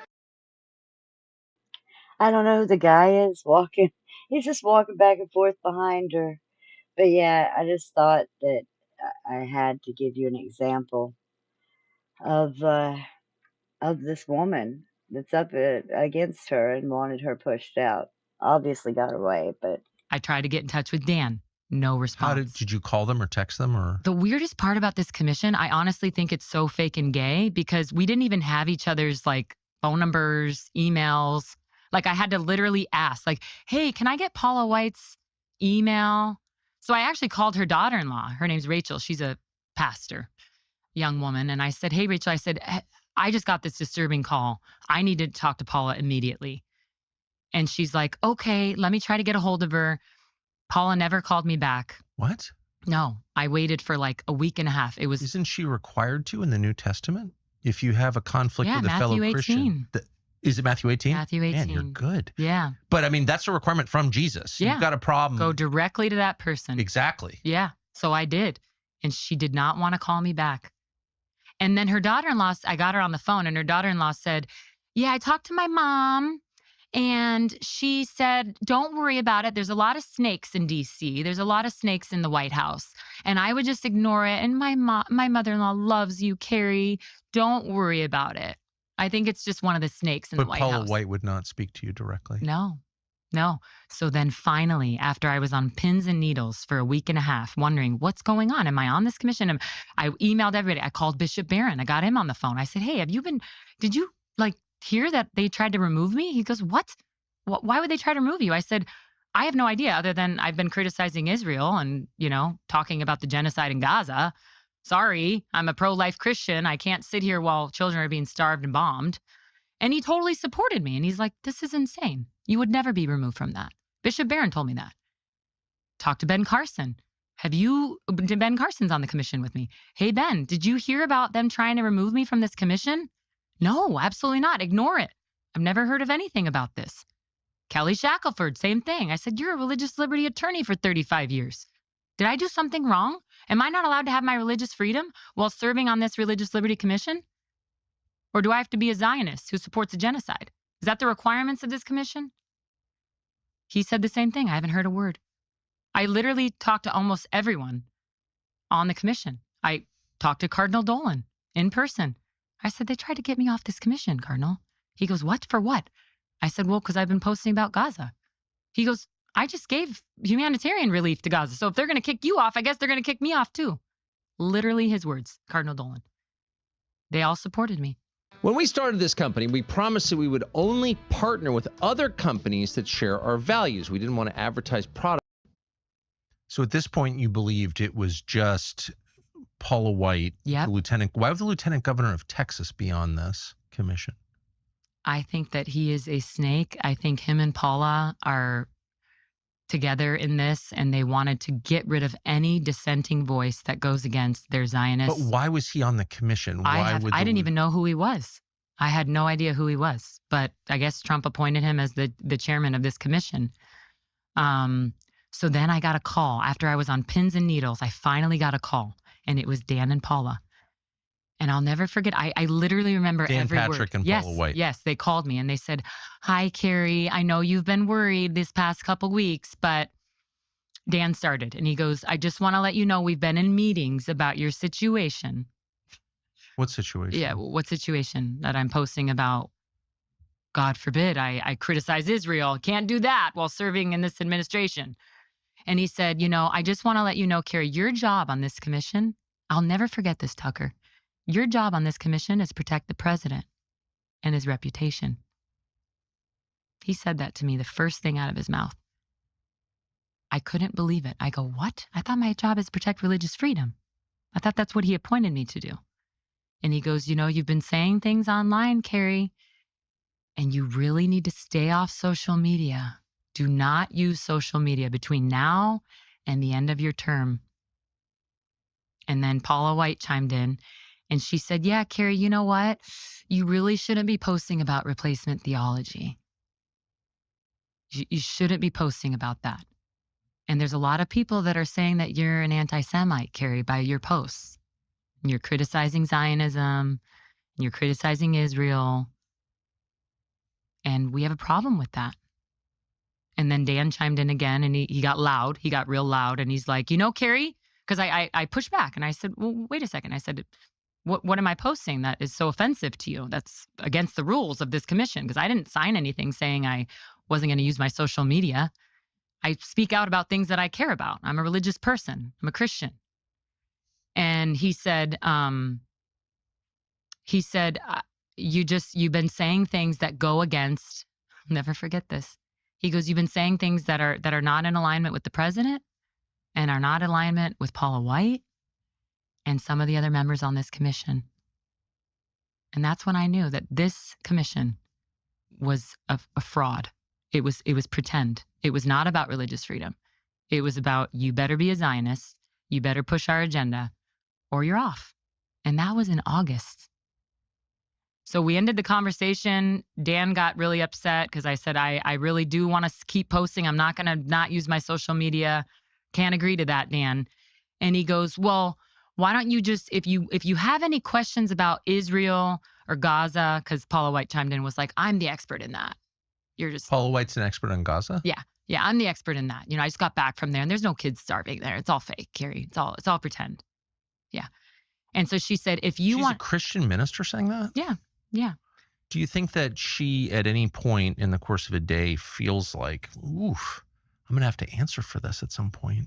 No, I think she's just... To deny the death of children in the name of Jesus is a pretty heavy thing to do. It's pretty sick. It's pretty dark.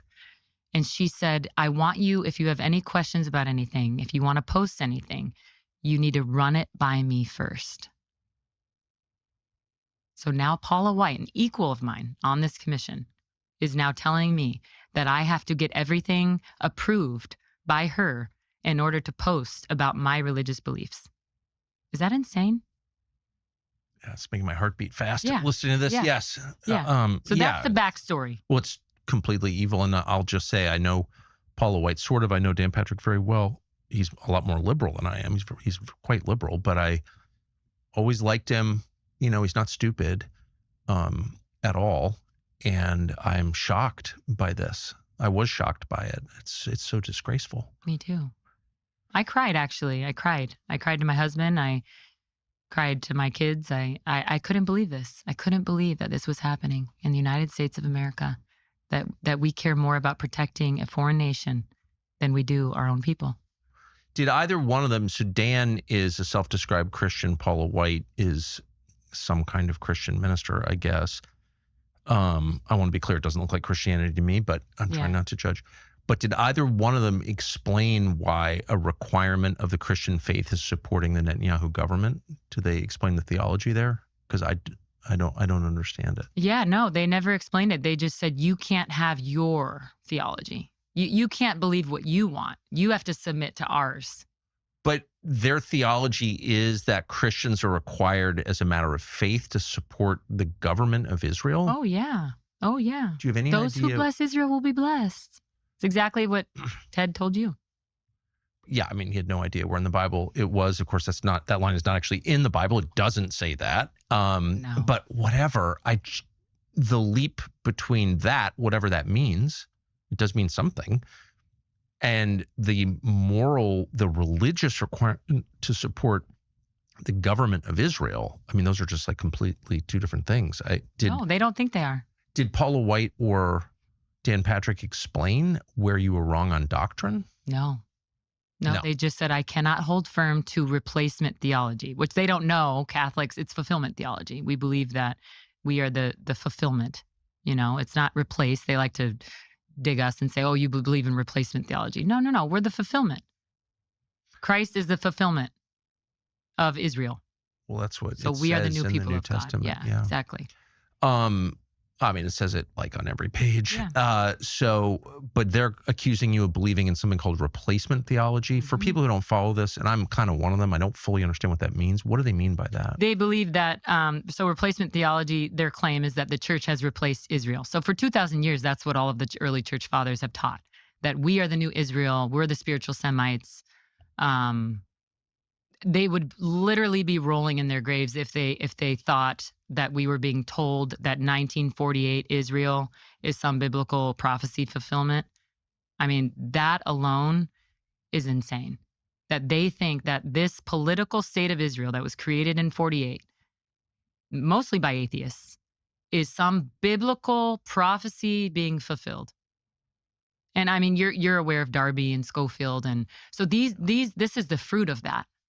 Those rotten. Is there any other place in America, I mean, in the world rather, where you have a big group of Christians who believe that 1948 Israel is a fulfillment of prophecy? No. In fact, do you know, Tucker, that I asked my priest, who I had about 6 priests guiding me before this hearing, spiritually advising me before this hearing, because I wanted to make sure. I need to make sure that I know what I'm saying and that it's actually accurate with what the church teaches. And I'll never forget, he's from Spain. God bless him. He's so sweet. And I said, Father, do you know what Zionism is? He looked at me like I was an alien. And he's like, what's Zionism? I couldn't believe it. I said, you realize in America that these people like Paula White, Dan Patrick, Ted Cruz, most of our politicians in government who have power, who are in the White House praying over the president, they're Zionists. They believe that 1948 Israel is a biblical prophecy fulfillment. He looked at me like I was crazy. He said, nobody's ever taught that. I said, I know. And now they're forcing it on me, a Catholic, on this commission. Yeah, it's really scary. Well, and especially since we just, wound up in a war thanks to this. I mean, it's hard not to see this as all preparation for this war, which is resetting the world. And they had to get rid of the only dissenter of Zionism. They had to get rid of her on this commission before the war. It was within weeks. That did occur to me watching this. Why is it so important to crush this woman? Like, okay, she's got views you disagree with. It's a religious liberty commission. You've got, are there Jews on it too? I assume. One rabbi. So he's got different views. You would think he's Jewish, you're Christian, that's okay. Yeah. It's okay to disagree. I know. But it's not okay to question the behavior of the secular nation state of Israel. So that tells you it's not really about religious liberty, No, right? not at all. It's about Yeah. comfort that carries you from morning to night is next level. Everyone wants it. That's why. Okay, I'll get back into more of her interview later. Let's see if Nick's video will play now, because it was spazzing pretty bad. And it still is.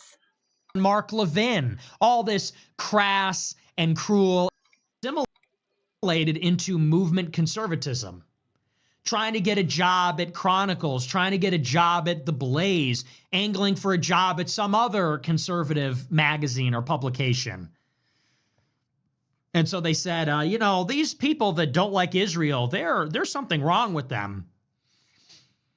And maybe that's true for a lot of us, but we're not wrong about this. You know, if you're saying that Tucker is smuggling Islam into the right, you're literally a cheerleader. You're literally doing tricks on it. You are giggling and slipping it back in, reverse cowgirl style, with Larry Ellison taking over the media on behalf of Israel. You're in the cuck chair. The Jews are buying the media. Barry Weiss runs CBS News.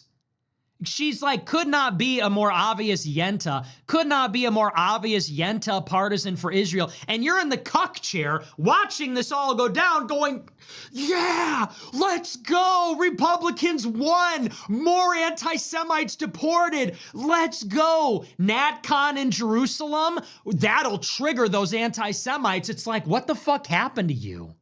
What happened to you? It's the same feeling you get when someone you know becomes transgender. It's like, I don't even know who the fuck you are anymore. I don't even know who you are. What the hell happened to you?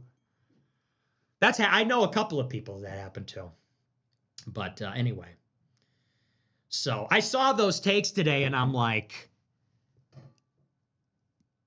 I'm at a loss for words. I don't know how that even happens to a person. You think you know people. We're all involved in this struggle. United as one, pointed in one direction, total American victory, total Aryan victory. And then you wake up one morning and they're working for the fucking enemy. I've never seen anything like it in my entire life. But it teaches you things. Being in a struggle like this, it teaches you things about people, I guess. So anyway, I just thought I'd throw that out there. I saw that show. I saw that tweet. I see this Andrew Isker guy, and I'm like, like, these people need to be called out. They need to be called out, and they need to be ritualistically humiliated, basically. You think Israel's our closest ally. Go ahead, say it. You believe it. Go ahead and say it. Don't give me this, well, I'm not obsessed with. You're cheering on Barry Weiss running CBS News. You believe Israel is our closest ally.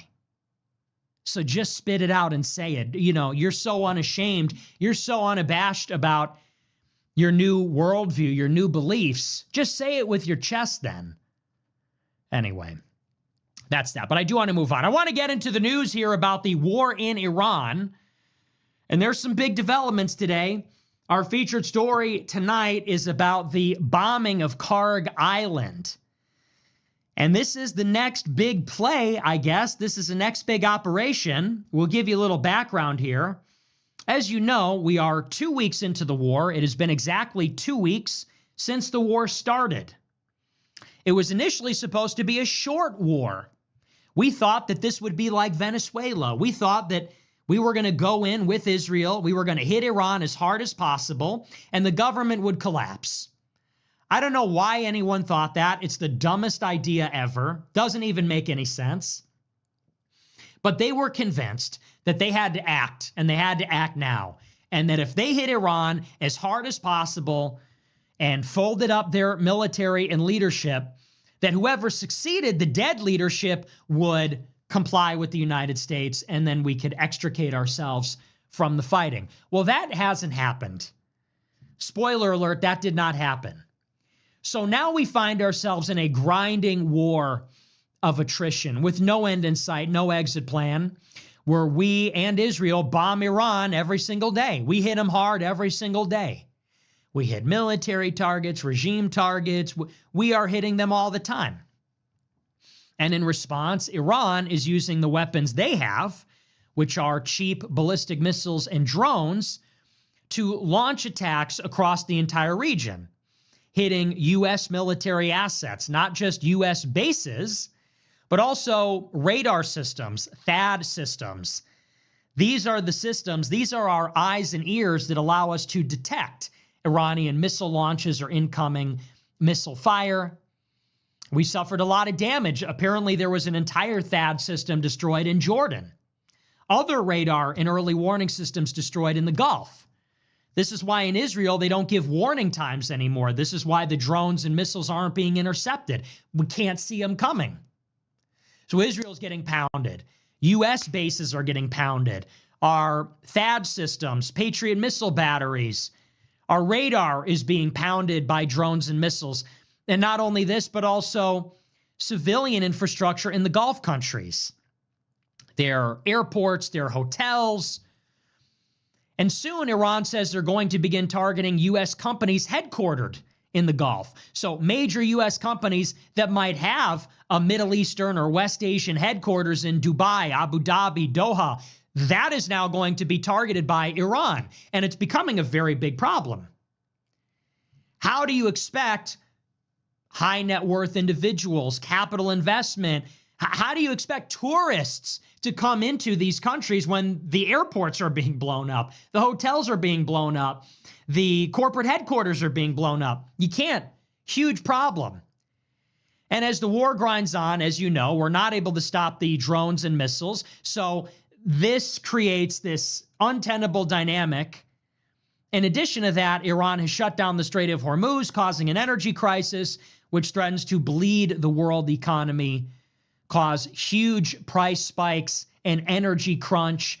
You have people wrapped around the block in China trying to buy fuel because they anticipate there may be shortages or disruptions in supply.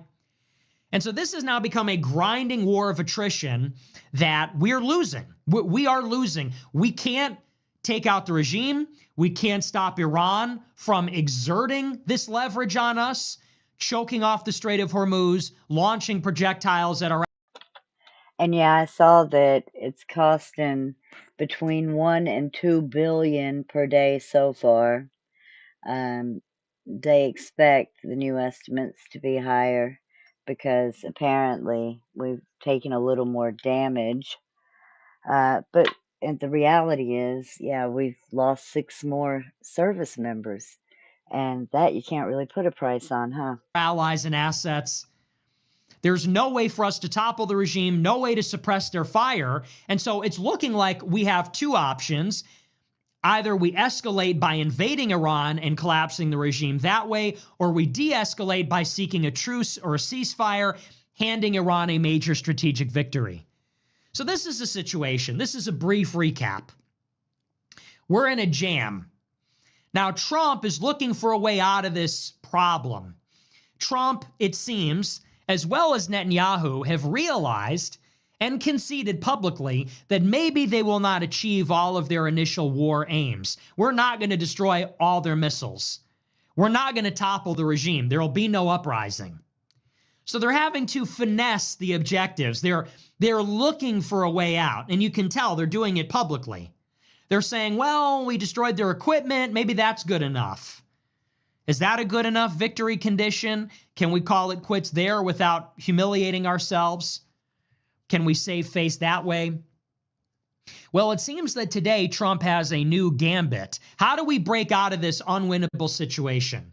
Strait of Hormuz remains closed. We cannot escort the oil tankers out. We can't even send the warships in because they're going to be too vulnerable. We can't suppress their fire. We can't topple the regime. How do we get out without having to escalate? Well, today, Trump seems to have found the answer. Today, Trump said that he launched an all-out attack on Karg Island. For those that don't know, Karg Island is a tiny island off the coast of Iran in the Persian Gulf. It is about, I believe, 300 from. Iran is one of the major oil petroleum exporting countries in the world. I think they come in the top 10. They produce about 4 million barrels of oil per day. And that is most of their government revenue comes from the sale of oil. In spite of the sanctions, without the sanctions, even during this war, even during the war, as the Strait of Hormuz is closed, Iran is able to move its oil through the Persian Gulf out of the Strait and exporting it to its partners, mostly to China. Now, the reason that all of the oil comes from this tiny island is because of the depth of the Persian Gulf. The Persian Gulf is very shallow, especially around Iran's coastline. So they extract the oil and refine the oil near the coast, but they can't actually load the oil onto a tanker, onto a super tanker, because the Persian Gulf is too shallow on the coast. So a super tanker won't be able to actually dock there. So what they do instead is they pump the oil out into the Gulf where it's much deeper around this island via pipeline.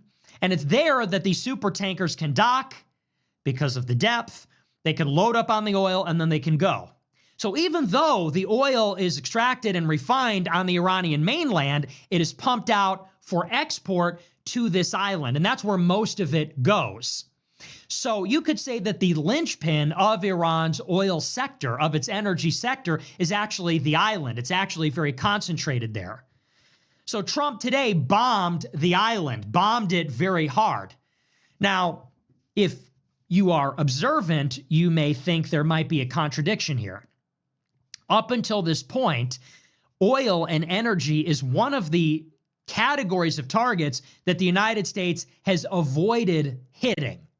So we have targeted their navy, we have targeted their missile production facilities, their nuclear facilities, their nuclear power plant, regime targets where the Basij is headquartered, where the IRGC operates, where the Ayatollah lives.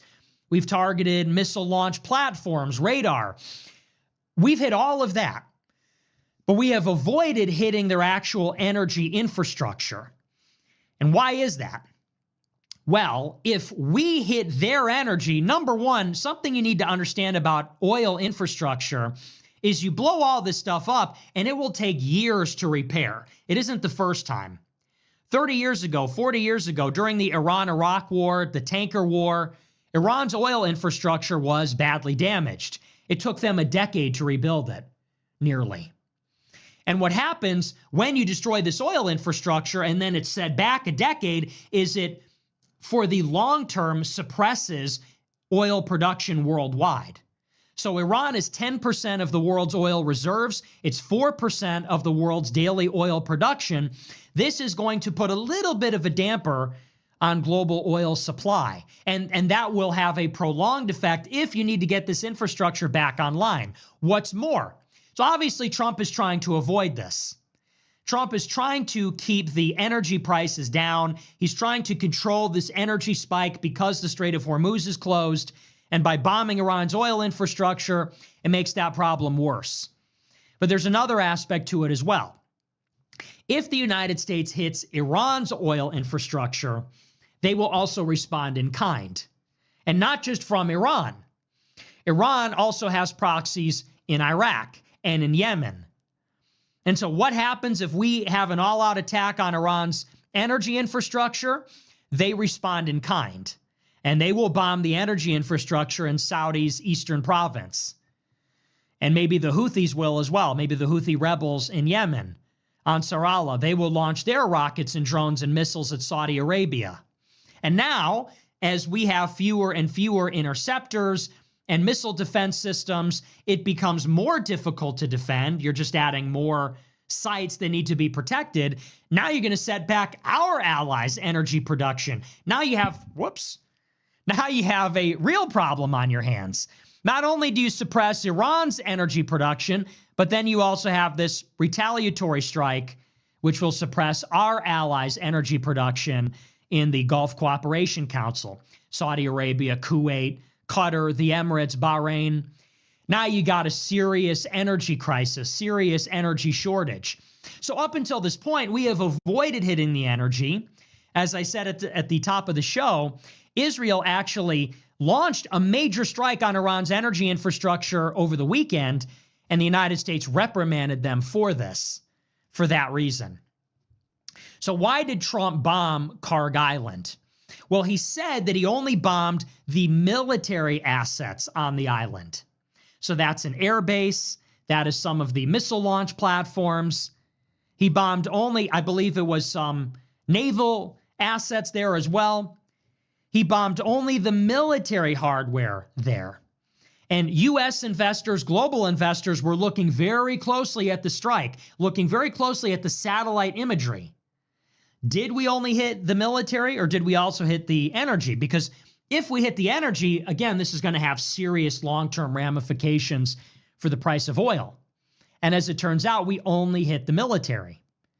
Trump posted on Truth Social today, he said, and this is from the New York Times, it talks a little bit about the strike.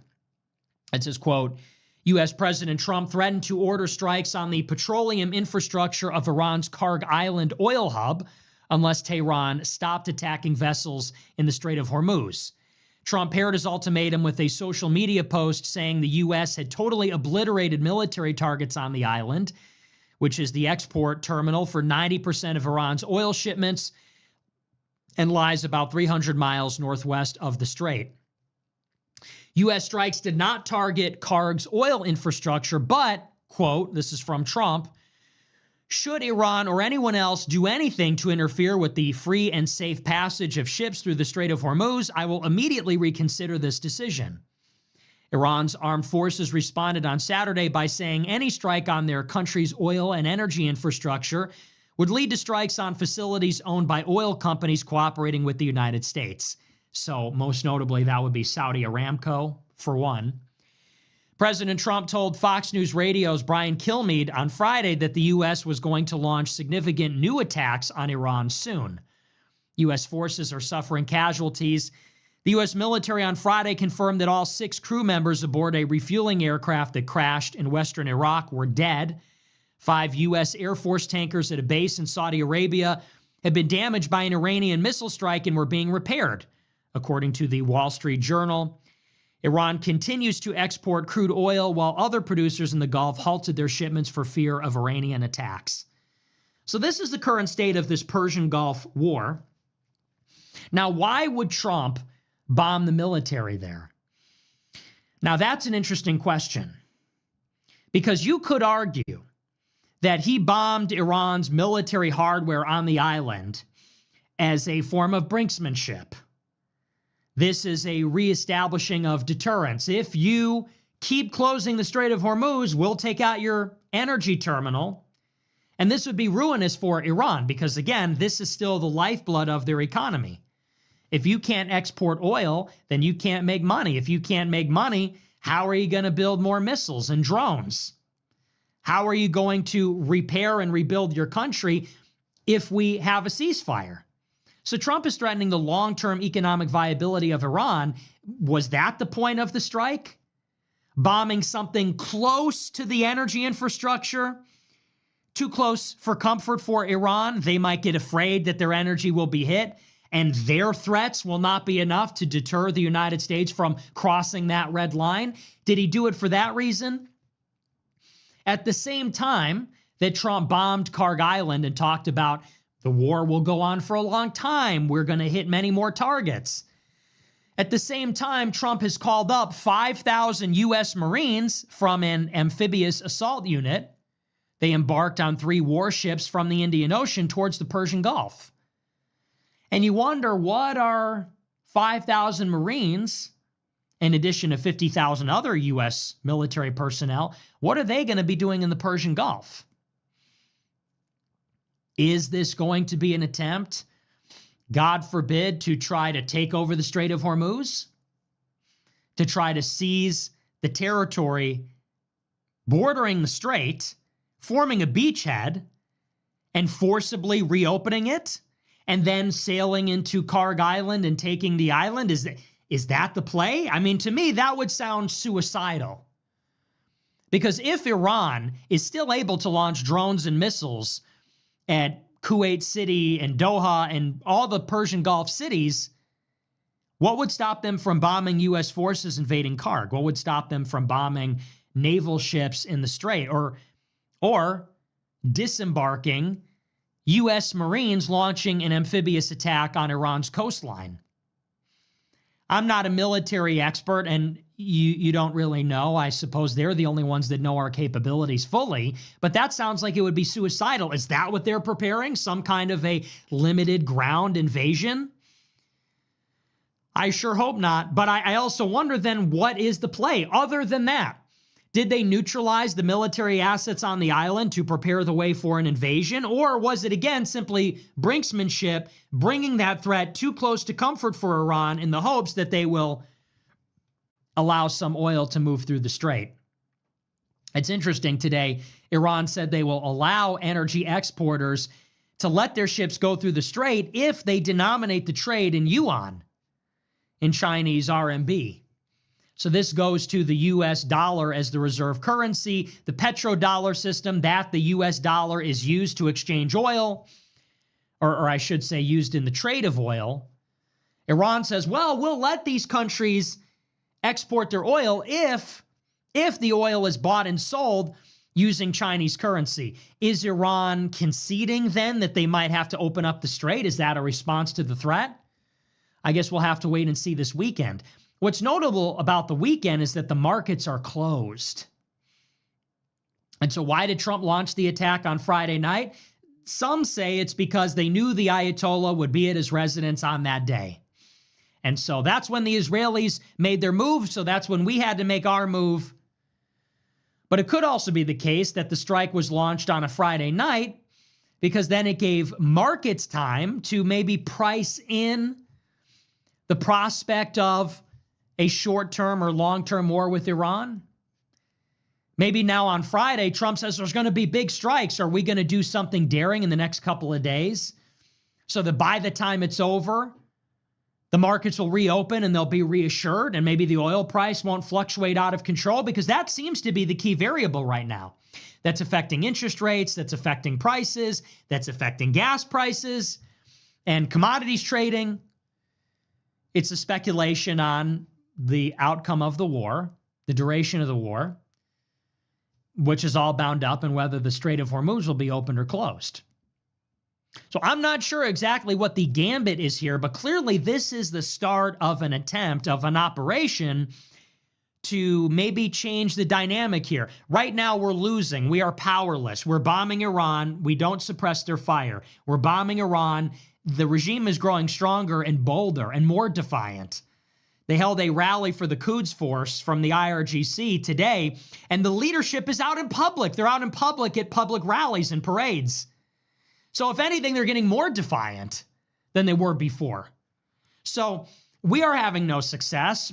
I don't think we're able to extricate without losing face in a catastrophic and detrimental way.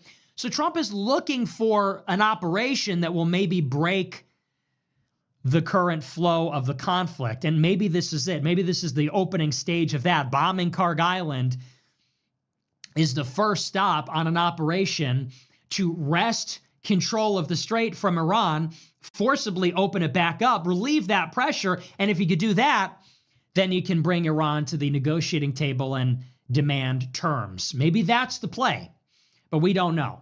So that's the state of the conflict. Something new today. I know we've talked a lot about the Strait of Hormuz, and again, some of these dynamics about the economy of all of this. But now we're finally seeing some operational innovation here. Trump is in it.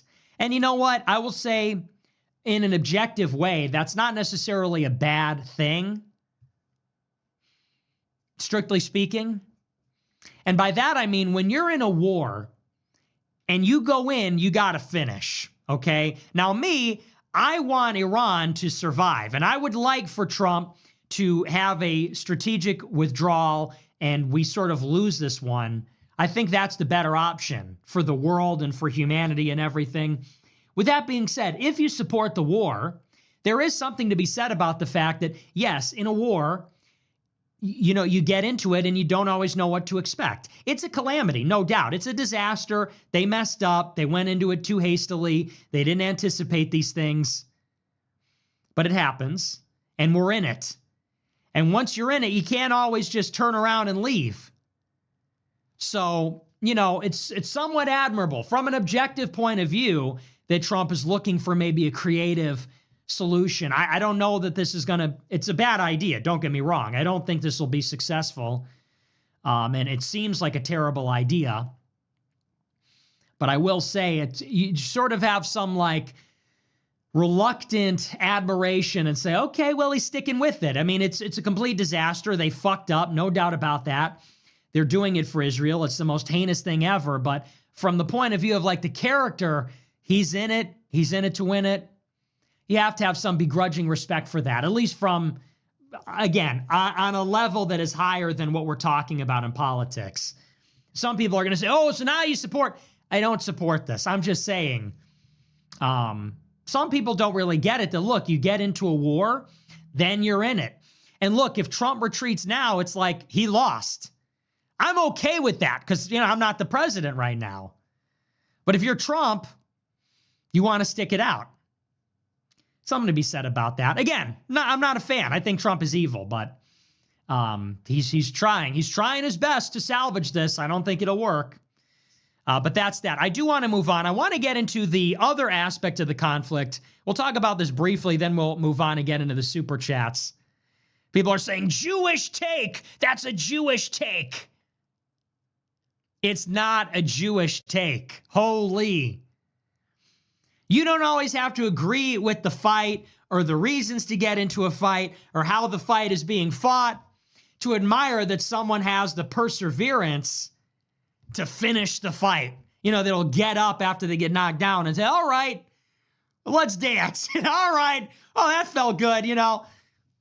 Just from the point of view of like, look, if I were in a battle, if I were in a war, if I'm fighting a war, that's the kind of leader you want. Now, he's not my leader. He's Israel's leader. He's the leader of true Goyim everywhere. So again, I'm not changing I don't support the war. I think it's a terrible idea. It's a complete fucking disaster. This is going to be a disaster. I'm just saying, it's like, okay, little credit where it's due. Got to give the devil their due. Because I think if it was any other president, they probably would have just, oh shit. Oh no, they closed the strait. We didn't anticipate this. We got to go. But Trump is like, no, let's hang in here. Let's hang in there a little bit. Let's hang in there. Let me try one more thing. Let me try this. It's like an IT guy. Have you fixed it yet? No, but let me try one more thing. Let me enter the mainframe. You're like, okay, I kind of, I respect it. Anyway, I wouldn't understand low IQ people to get it. Someone says, cringe. Yeah, okay. I wouldn't expect you to get it. All right. Last story for the night. We're going to get into Lebanon a little bit. Not too much to say about this other than it's an update in the war. So, U.S. and Israel attack Iran, and this has been the bulk of the fighting. But at the same time, something comical about this. It's not comical, it's tragic, but there's some dark humor here. While we're bombing Iran, Israel is also, did you know, bombing Lebanon every single day? Bombing Lebanon dozens of times, hundreds of times.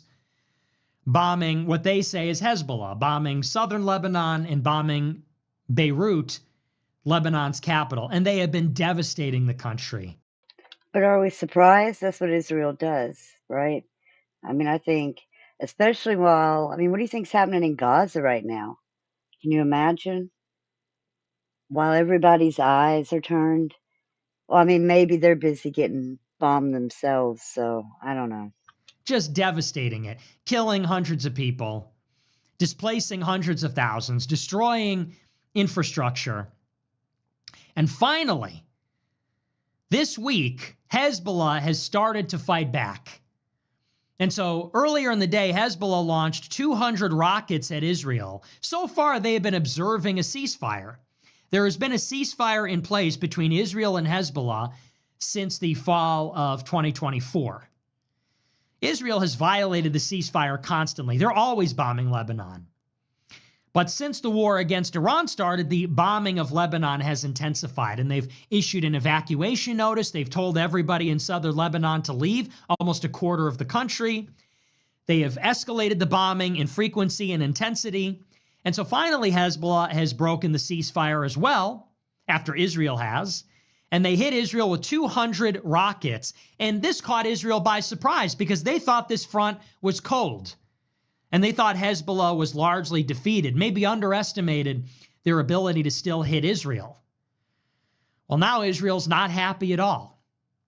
Israel has asked permission from the White House, and they got it, to go in and launch a major ground offensive in Lebanon to seize all the territory in southern Lebanon south of the Litani River. They've got a number of battalions forward deployed on the border with Lebanon, already conducting ground operations right on the border. Now Israel is fortifying those forces with reinforcements, and they're preparing for a full-scale invasion like they did in Gaza. They're going to annex this territory and then turn it into a buffer zone. And this is a story from Axios. It says, quote, Israel is planning to significantly expand its ground operation in Lebanon, aiming to seize the entire area south of the Litani River and dismantle Hezbollah's military infrastructure. A senior Israeli official said, we are going to do what we did in Gaza. An operation of this size and scale could lead to a prolonged Israeli occupation of southern Lebanon. The Trump administration backs a major Israeli operation to disarm Hezbollah, but is also pressing to limit the damage to the Lebanese state and pushing for direct Israel-Lebanon talks on a post-war agreement.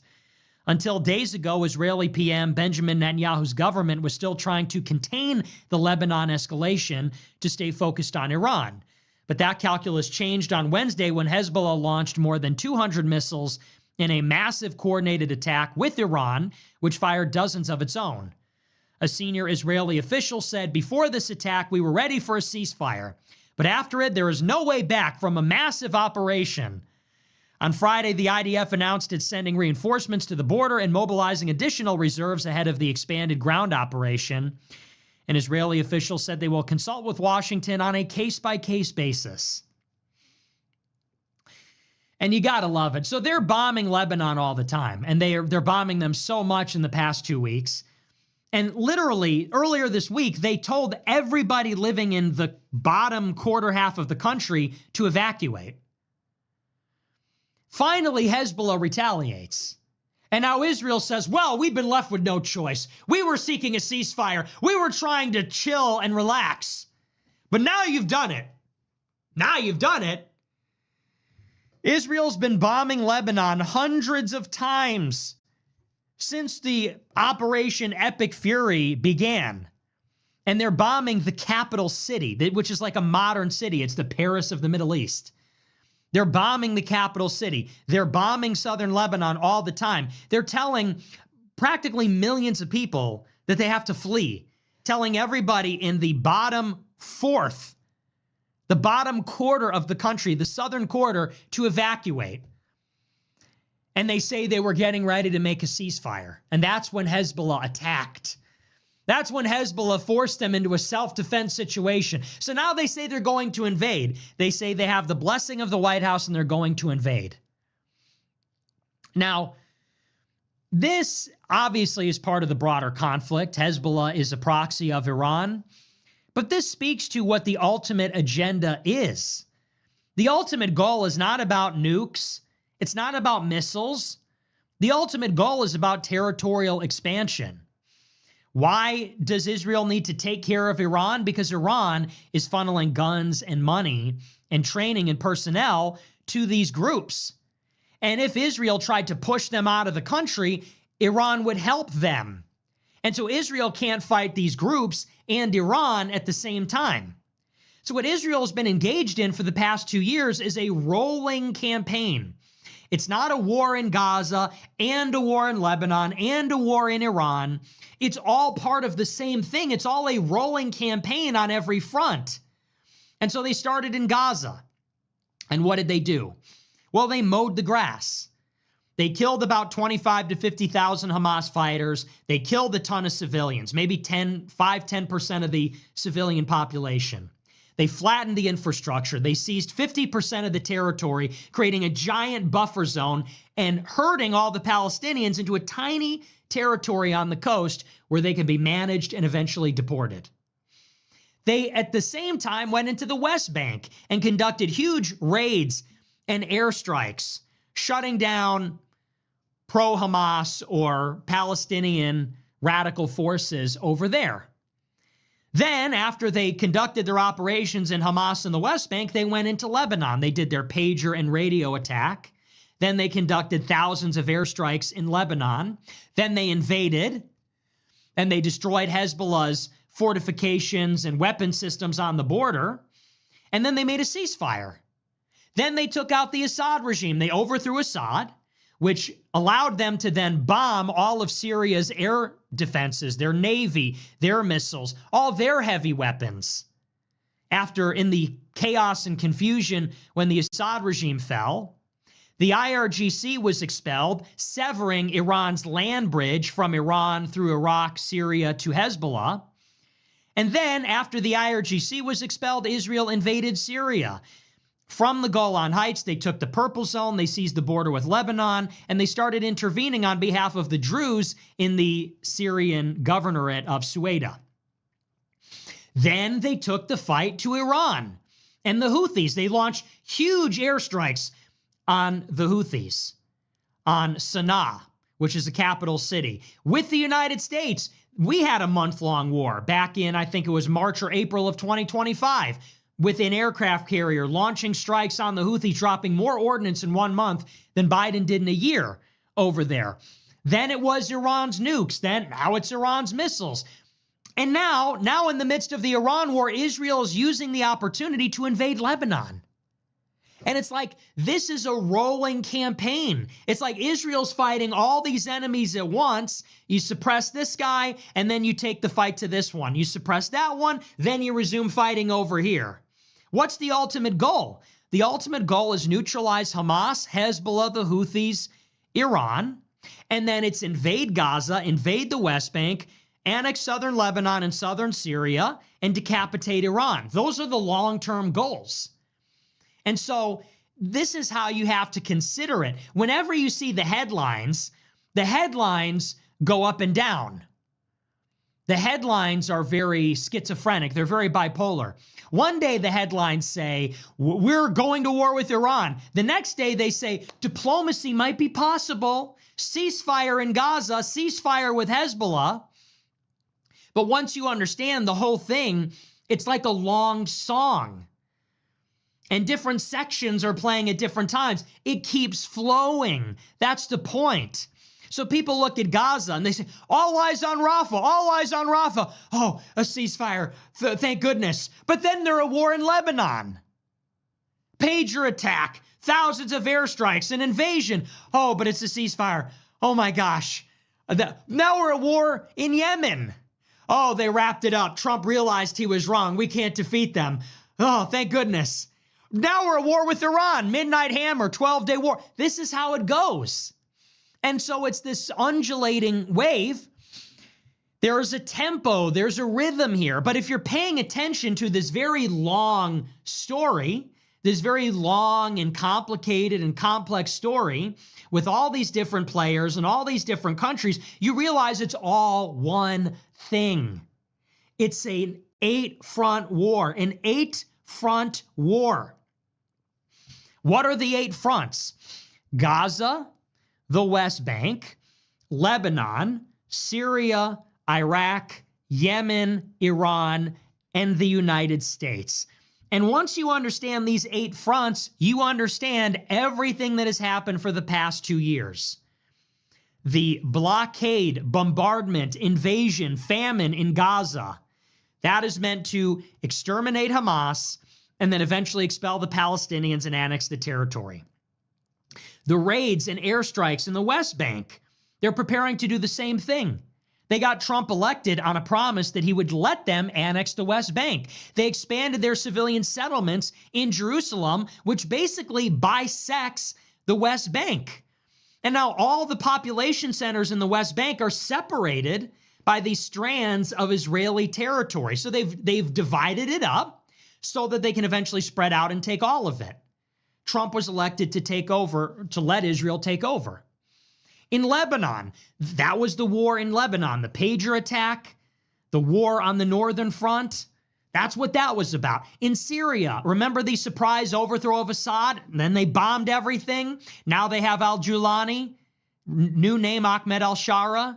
And now the United States is trying to get Shara and Syria into the Abraham Accords, make peace with Israel. And they've integrated with the Kurds, and they might give Israel territory in the south. They might let the United States put a base in Damascus. What are they doing in Iraq? Well, not a lot, but they're trying to suppress the Popular Mobilization Force, which is about 100,000 soldiers in militias that are Shiite loyal to Iran. And so the United States and Israel are bombing the PMF in Iraq. That will have to be dealt with at some point. In Yemen, it's fighting the Houthis. Biden and Trump had their campaign there. In Iran, it's Rising Lion and Midnight Hammer. Now it's Roaring Lion and Epic Fury. It's going to be something else next year if we don't finish it now. And then the eighth front is everything that has transpired here. The frat bro uprising, the plagiarism scandal at Harvard, the anti-Semitism hearings about Columbia, UPenn, and Harvard. This is the election of Donald Trump. It's the State Department and DHS terminating visas of anti-Semites. It's Larry Ellison buying up all the media, hiring Barry Weiss at CBS. They're going to find somebody else for CNN. That's your eighth front. Buying TikTok. That's the United States. And Trump getting elected so that he could oversee all of it. Trump getting elected so that he would deliver. He would deliver the 2,000-pound bombs for Israel to bomb Gaza. He'll deliver the Gaza Peace Council that will oversee the annexation of the occupied territories. His guy, Tom Barrack, will oversee the deal with Lebanon disarming Hezbollah. Will oversee Ahmed al-Shara joining the Abraham Accords. They'll oversee the bombing of Iran, the destruction of the PMF in Iraq, the Houthis in Yemen.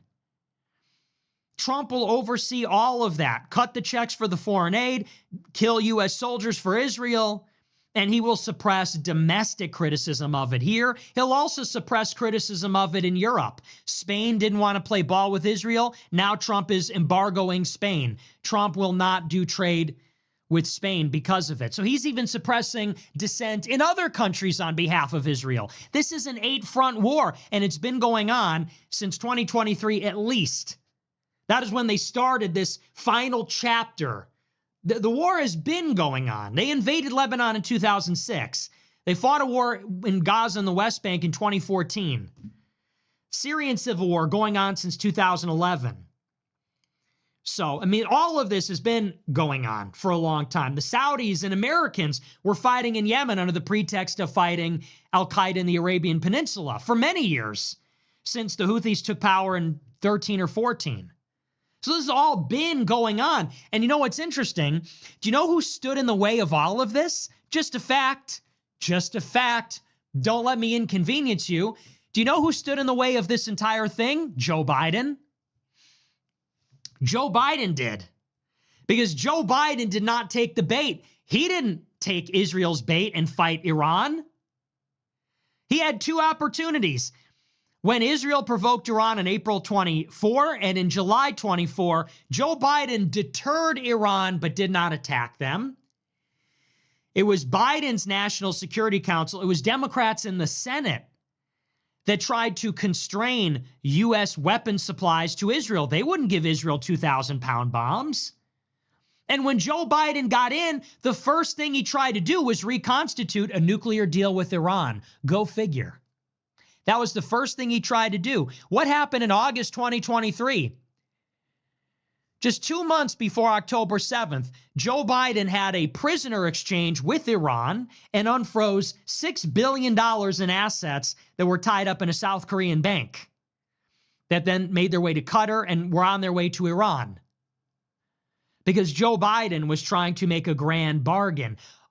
It was under Joe Biden that China brokered a rapprochement between Saudi Arabia and Iran, which is a diplomatic revolution.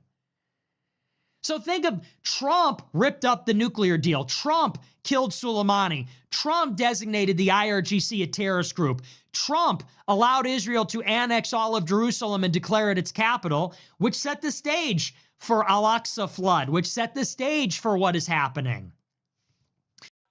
That's true when you think about it, especially with this third temple thing, for any of you that have been paying attention to that. I did notice that as well. Um, and if you look at the live, like on the ground interviews that people are doing in Jerusalem, particularly Christians and Muslims, because, I mean, now, of course, well, like the mosque there has always, what do they call it? You know, the rock, the Dome of the Rock. It's always been like overseen by Muslims, you know, even though it was there in Israel, because Israel wasn't always Israel, right? So, yeah, I've just recently learned, I mean, I'm not big on like geopolitics, but lately we haven't had a choice but to learn these things. But I do think that, yeah, Trump allowing them to take control over so much of things like the holy sites has caused way more harm. I mean, things were peaceful. Now you have Christians getting spit on, and I mean, Muslims can't go there anyway. Even during Ramadan, I saw the street interviews where they can't go to the mosque. Isn't that what it is? The dome, the rock. What? Anyway, back to Nick. Trump oversaw the repassing of the memorandum of understanding. Actually, I think it was renewed under Obama just before. Can't blame everything on Trump, but he set the stage for all of this. Biden tried to interrupt it, and then Trump was brought back to resume. And the Jews didn't even want him. The Jews wanted DeSantis, then they wanted Haley. Finally, they settled on Trump, and then they were all in. And now you see why. 8-front war. They can't fight it alone. They can't fight on 8 fronts alone. They're a tiny, pathetic country of 8 million people. You think they can fight all these enemies all at the same time? They can't. They need us. That's why the 8th front is the most important. They needed a revolution in America, color revolution in the United States, so that we would sponsor all of this. And that is what it is. So this is just proof. I've been talking about Lebanon for years. I've been saying for years they're going to annex everything south of the Litani River as a buffer zone. They'll say they're pushing their enemies back. Yeah, and they're going to keep pushing them back. That's what they always do. That's what they've been doing since the partition agreement in 48. Well, we all see now that we've seen the IDF soldiers, the patches that they were so proudly showing off on TikTok, and people have started posting them on X, and you can see what they call the Greater Israel Project, and it's clearly pushing the borders way, way out. Always pushing these people away. They pushed the Palestinians out of Israel into Jordan. They got pushed out of Jordan into Lebanon, which became Hezbollah. Now they're pushing them north of the river, further into Lebanon. So they're just pushing these people all over. And it's expansion in all directions. Eventually they will take Gaza, the West Bank, the Sinai. Probably they will take Jordan at some point. In the long history, they will take southern Syria. They will take southern Lebanon. And then you have your Pax Judaica. That's the goal. They want Lebensraum. They want living space. They want Jews to emigrate en masse to Israel. They want to grow their country. They want Israel to be the hub. I mean, think about it this way. Okay, here's an idea. All of the ultra high net worth individuals are investing in Dubai and Abu Dhabi and Doha and Bahrain and Riyadh and all these cities. Well, all those cities are being bombed right now. And the Gulf is running out of air defenses. And the trade, the shipping in the Persian Gulf is vulnerable to being closed because of Iran. I wonder if maybe Gaza is supposed to be a replacement for these places? Maybe Israel wants to build a charter city in Gaza. Maybe they want to build a new city and make it the new Dubai, make it the new Riyadh or whatever. I mean, that's just an idea. I think that's something like the vision that they have, where Israel is going to become a hub for technology, trade, tourism, banking, AI, all these things, because that will be the country that is defended by a robust and layered air defense. That is a country that is nuclear armed. It's coastal. If the Emirates is done, they will completely control the Red Sea. You know, Israel and the Emirates are working to carve out a sphere of influence in Sudan on the Red Sea, Somaliland, southern Yemen. You know, maybe that's the goal. It's something like that. So this is how you have to think about the problem. People are too caught up on these little pieces of it. You know, there's a genocide in Gaza. I don't want to die in Iran. The Houthis, we can't win that war. Well, we got to stop sending them foreign aid. What about AIPAC? It's like, it's all one thing. All of this is in the service of this unbelievably ambitious multi-front project to terraform the region and make Israel this like superpower empire in the Middle East. That's what it is. All right, but we're going to move on. We're going to take a look at our super chats. We'll see what you guys have to say about all this. That's all I got for you right now. All right, let's see. I have to admit, I love the super chats. They're probably like usually the least informative as far as the politics go, but they sure are funny. Let's take a look at our super chats. The live chat is seriously retarded. I just catch one every now and again. I like see or read one and I'm like, damn. Someone says, fuck Newsom. Okay. Yeah, okay. Yeah, but the Democrat governor of California, like, Israel's trying to carve out an empire. Okay, but the Democrats. Okay, buddy. That's crazy. All right. Chob sent $20. The guy is about as pro-Iran war as anyone gets to a delusional level. You really think Hasman's POV is organic? He's not an idiot, but his POV on the war with Iran is delusional. Okay. The other guy 350 sent $20. Stay alive, Nick. I don't want Candace to make $1 million by inventing retarded conspiracies about you. Byro and Stolen Hellcat sent $20. Went to UF Fishback event. 600 grow ibers there. If you ever speak at a school, UF would be it. They would host you, would you? I don't know, maybe. Michael Press sent $20. If you knew this was your last stream, what would be the last word of advice you would say to the rest of the world? I don't know. Gang shit no lame shit sent $20. Complete betrayal? Here's a blue house and a radical candidate in 28. We lose 28 primary? Blue White House. No fucking around. America First Bro Okay. I sent $25. My bad. I meant where would you want to hold the next IPAC, not IPAC. Fuck IPAC. Sorry for the goy slop, Mr. Fuentes. I don't know. Brian sent $20. I would like a surveillance state ran by Christians. Social credit deductions for publicly watching vids without headphones. T-Bone sent $100. All these people talking shit about voting Democrat will look at the war with Iran and regurgitate short-term pain for a long-term gain about oil prices. Thank you for the big super chat. Yeah, I guess I'll say that. Brian sent $20. Is Palmer lucky chill? I don't know. I've never talked to him. Got Mommy Grower Pet sent $25. Hi. The Noticing Grower sent $50. Make expulsions great again. Mega greater than mega. Thanks for all laughs. Go Am United niggas gone. Peacefully sleeping when attacked by a lust demon to completion Grower sent $30. Love you. Big Badinky Bones sent $100. Couple Qs. 1. Cooler Chicago St. Patrick's Day function. River Dying or Western Avenue Parade? Not which one would you go to? Probs neither two. Faith president before first term Trump. And why? Watch the DDR doc the other. You guys, these are worse than usual. I wasn't going to interrupt them, but these are horrible. I mean, hell, I would love it. $100. I would sit there and you could talk shit all day, but I mean, these are really bad. Really bad. Night. Almost have hope again.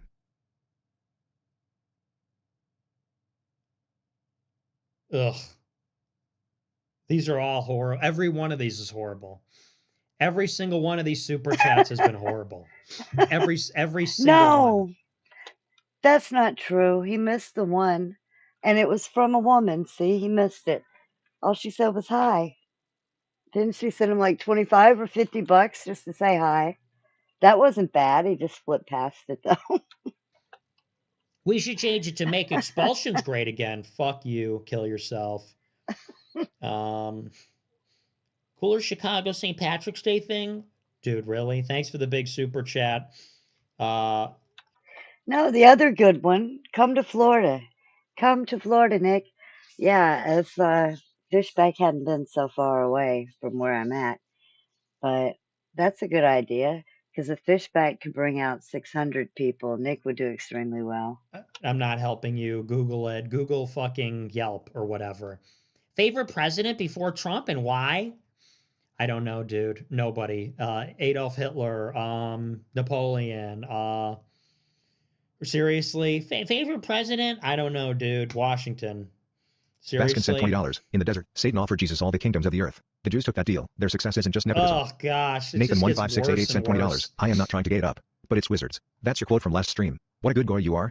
Andrew Ness sent $25. Nick, you're looking very lean and handsome. Would you ever take retired, uptight suppressant fat burner? Like No. Andrew Ness sent $25. Nick, you're looking very lean and handsome. Indiana Grow I% $20. Black AF hat came in and it's amazing quality. Guys at work love it. Trump endorsing Jake Paul? Really? New level of a joke. Clown face emoji. It's slop. Who gives a fuck? Noisy dude? 95 sent $20. Literally. Holy moly, we really could be so much closer to paradise if the Jews had have just accepted Jesus Christ and chilled out. Rep sent $25. Did you see Tucker Carlson's brutal response to Lumer on X for accusing him of instigating violence against American Jews? Yeah, W Tucker, Jesus first sent honestly. $23. What would you say to people like Jimmy Dore who have been sexually abused by the Catholic Church? Or are you just going to avoid the conversation? Was he sexually abused? I didn't know that.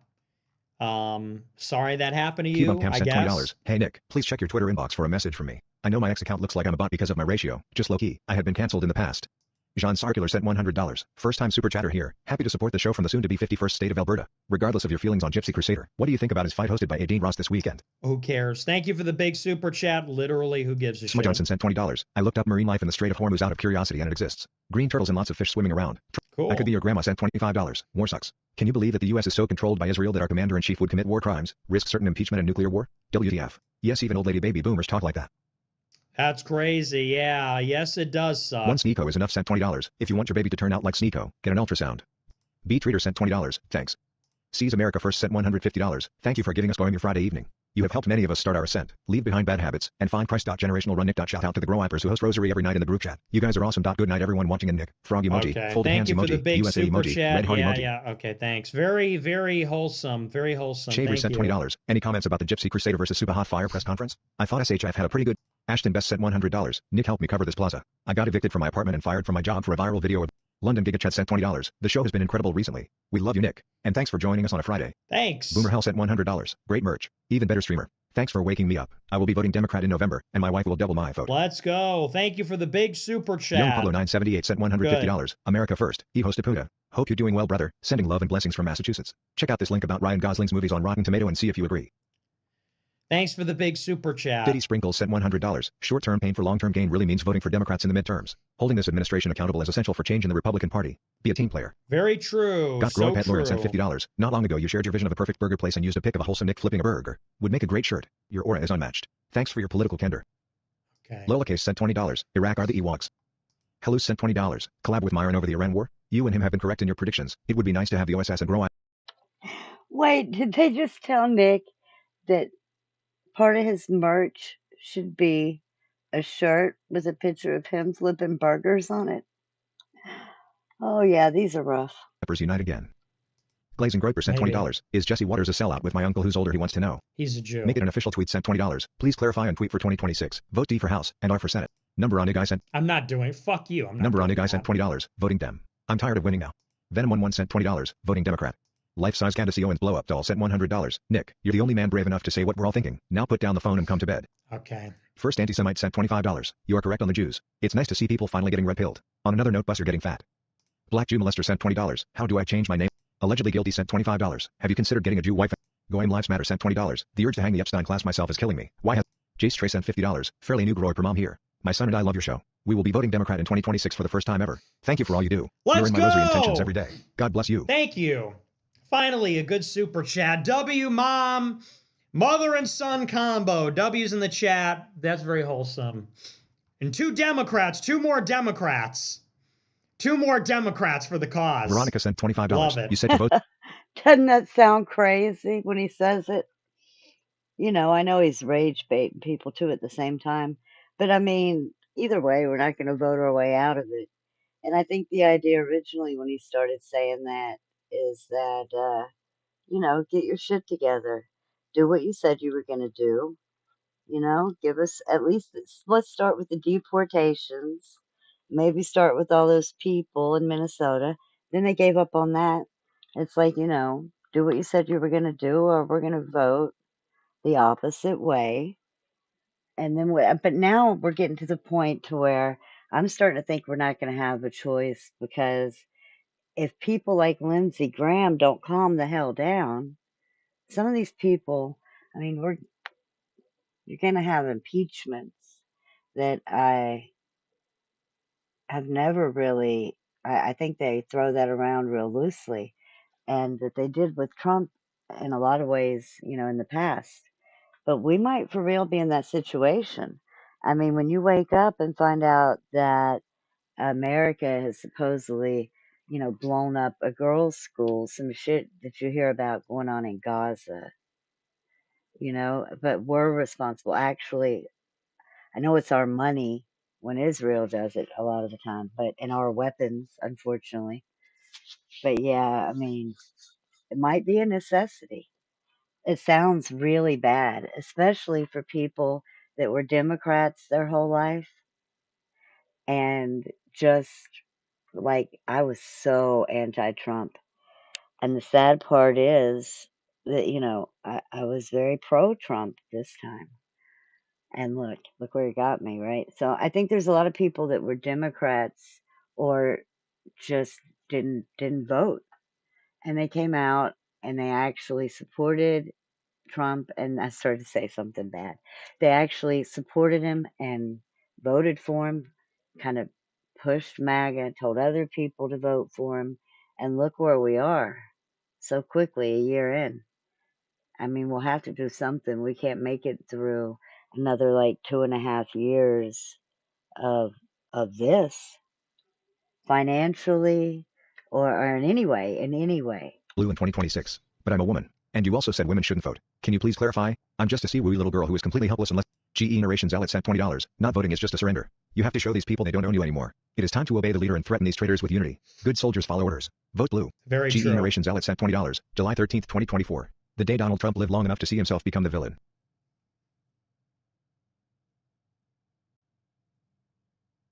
Really? Joey 321 sent $20. Hey, I thought that was an ironic one. We need some Israel last hats. Respect. Lil Wade sent $20. Do you believe the Patriot Front movement is effective and do you believe in its values and message? No. Roy per week sent $50. In a swing state and voting D for the first time ever. Tried bargaining with myself for a second for governor, being non-federal. Look them up. Israel first in IPAC. Fuck that. GOP needs to be crushed. There you go. Let's Kat go. Solid Roy sent $50. I know she has attacked you, but if you're feeling forgiving, Kat is so close to beating a literal Israeli running for Congress here in Chi. I think we should vote for the Palestinian Queen on March 17th. I don't know who that is. Department of War sent $20. Hegseth sends his condolences. War will be done by April, ending it with an atom bomb on Iran. New defense systems and drones deployed. Okay. Israel Maximus NFLS sent $30. You would let our religion die just to keep and try and maintain a friendship with a Muslim? Butthead sent $100. Trust the plan. Vote Democrat. Thank you for the big super chat. Hamlet Yes. Conservative sent $20. I traded Candace Owens for Nick Fuentes a while ago and I'm goddamn glad I did. This is incredible. Okay, well, chill with the blasphemy, but thanks. Sophie Rain Fuentes sent $50. Did you hear about Candace? What about her? Concerned Citizen sent $50. It's getting heartbreaking listening to these Zionists like Huckabee and Cruz defend Judaism and Israel claim to be Christians. John 14. It's that simple. End of debate with them. God bless you, Nick. It's heartbreaking. I don't. This dog hunts feel 988 that sent way. $20. I look up and shout, "My lord, why are all my friends goyim? Hi. Not a lot catching on." Well, if it's not heartbreaking, what is it? Infuriating. It is. It's infuriating. Like the lady we were watching, I don't even know if I can call her a lady, the one that was speaking in tongues, jumping around, then asked you for $1,000 so that you could get, what did she call it? Some type of voodoo blessings for 7 days? Oh, that's rough. And that is Trump's spiritual advisor. Wow. TDS in flip. Unrelated. Got 20 years on ya, but was sent W respect. Stay safe, man. Thanks. Cutman 25 sent $50. Trump admin just got charged $10 billion for brokering the TikTok deal. Whatever happened to reducing government costs? Bro really wanted Ellison to have it. I thought they made $10 billion from it. Sophie Rain Fuentes sent $50. Candlestick fitting yo. Wizard Groiper sent $20. Hey Nick, thanks for your accurate coverage of the war. We appreciate you. Random question. Do you like Simon and Garfunkel? I don't. I don't like all that folksy. That's a little too crunchy granola hippie shit for me. I like I told you the other night, I like America, the band. I like that kind of sound. To me, that's not folk. You know, don't you know? Isn't there sort of like a slight difference there? Y'all, is Nick a Frank Sinatra fan? Yeah, I think he's a Frank Sinatra fan, and he's also a Ye fan. So, like, that's a bizarre, like a bizarre combination, right? I like Jim Croce. I like that kind of sound. I don't know what you would call that though. It's sort of like yacht rock almost. I'm not sure. Is that folk? But to me, Simon and Garfunkel is just a little too, I don't know, too crunchy, too, I don't know. Woodstock. I've never really given them a chance, but not a huge fan. I feel like there's one song I like by them. I was trying to remember what they do also. Like what songs?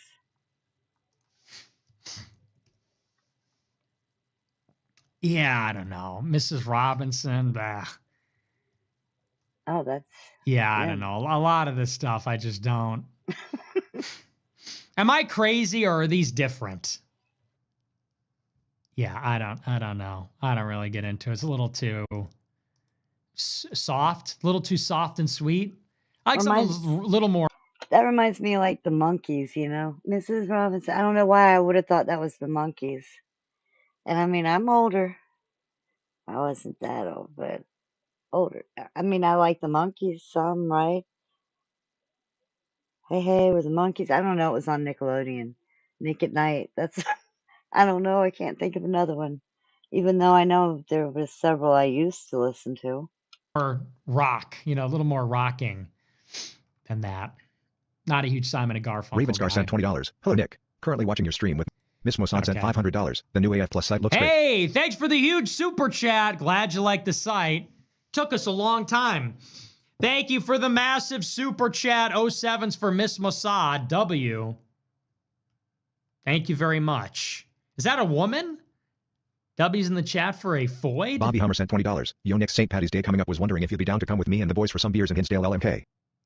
Are you crazy? Yeah, let me, let's hang out in Hinsdale with the boys. I don't know, man. I don't know about all that. I don't even know you. Hi, Nick. Would you collaborate with Homath? He's been on a noticing spree, is very pro-Y and has a huge following. If you're interested, should he just DM you on X? He's not sure how people do it. I don't know. I don't really know who that is. I think I've seen him. I might be confusing him with somebody else. So I don't know, maybe. Interchangeable Economic Unit sent $20. Paramount settled a lawsuit last year for refusing to promote white writers, and currently being sued for firing only white lawyers over the age of 50. Why isn't this stuff getting more publicity? Oh, I didn't see that. Roland sent $20. Did you know that John Doyle was literally on the Jewcast to glaze Trump? I think I saw that, yeah. They think they're like trolling us by doing that. You're trolling yourself. Cinderblock Roy sent $20. Cool sweatshirt, bro. Hair on fleek too. Think so? I don't know. I think the hair's a little messed up, but I appreciate Farmer it. Groy sent $20. What's worse, dispensationalist Christians or Christians who believe the Eucharist is symbolic? God bless and much love, Nick. The pain is immeasurable. What's worse, dispensationalist Christians or Christians who believe the Eucharist is symbolic? Or girls that don't veil their faces in church? Which is worse, ultra-modernist Catholics or... Shut the fuck up. Holy. I don't, dude. Charles Guy sent $20. American conservatism can only be defined. What kind of question is that? They're Charles both Guy bad, sent I $20. guess. American conservatism can only be defined as opposed to the left, often obsessed with the extreme left. Now that the left is waking up to Zionism, conservatives go the other way. It's all they know. Okay. He will rise sent $20. Just want to say you're a big inspiration for me watching Nuremberg. Why eyes are now open to their disgusting tactics. Thank you. Okay. Robert Maxwell's textbook sent $50. The Jews have been planning the Trump presidency since 1987. Jeffrey Epstein and Howard Lutnick are the main Mossad agents assigned to Don. Pushing Don into Hollywood and Home Alone came out in 1992. Okay. Name Ice Valentine sent $20. Bro doesn't watch porn but knows enough graphic details about slipping it back in and riding cowgirl style.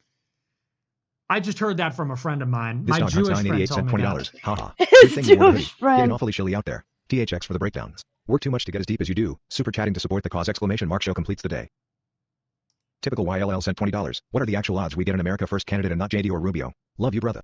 DeMarco Fleming sent $25. Friday night. Video games. America First on. And a cheese pizza. Am I in heaven? Christ is king. God bless you. Slam 23. Peak Marines are white sent $50. Tricked by Trump and enlisted infantry. Became Groy Perso or the young grunts. Getting my degree and entering politics after. Thanks for opening my eyes. God bless you, this movement, and the troops. Hey, thank you, man. God bless. God bless. Good luck to you, man. Solid Snakes. That's a shitty position to be in, though, realistically. You know, he said he got tricked by Trump and enlisted. It's like, sheesh. Or as Nick says, holy. I mean, yeah. Not to tell all my business, but I have a son-in-law. Same deal. Same deal. And his parents, hardcore Trumpers from what I could see. So that's, that's rough for them too, I'm sure. Because it's starting to look bad for the troops. Sent $20. What's it going to take for you to help me get into that Groy Pet group chat? If you ain't playing past the controller, man. Tika Casco sent $100. Talent hits a mark others cannot hit. Genius hits a mark they cannot even see. Here's the Nick. Keep safe. God bless. Thanks. a good compliment. Dub said, I like your Tucker laugh. It's so funny. The way you say Israel is really funny. Thank you. Thank you very much. Thank you. Thanks. Appreciate it. I love the way you do the voice. The way you do the voice is really funny. I'm laughing. I laugh at that. It's really funny. Thanks. Thank you, man. Yeah. Okay. You got a marker or something? Let me just sign the hat. Yeah. Immigrant Geo sent $20. Thanks a lot. Love my Goyim TV. God bless. You've changed my perspective and pushed me to do my own research. Thank you for your influence. Yeah, good. Cedars sent $20. Wow. PPL forget Lebanon is a Catholic country. Used to be mostly Christian and stayed loyal to Rome. Pray must be Maronite Catholic. Okay.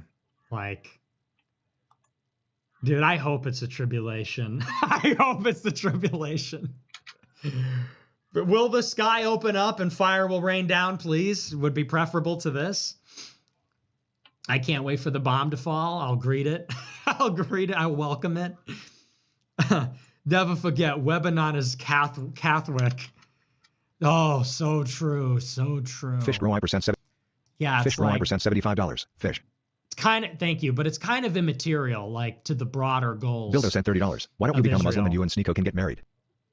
Oh, Go Book Knight yeah, sent it's a good $20. idea. Which is cooler, Clone Troopers or Stormtroopers? I'll just be one. Go I'll Book be Knight one. sent 20. He'll be one of my wives.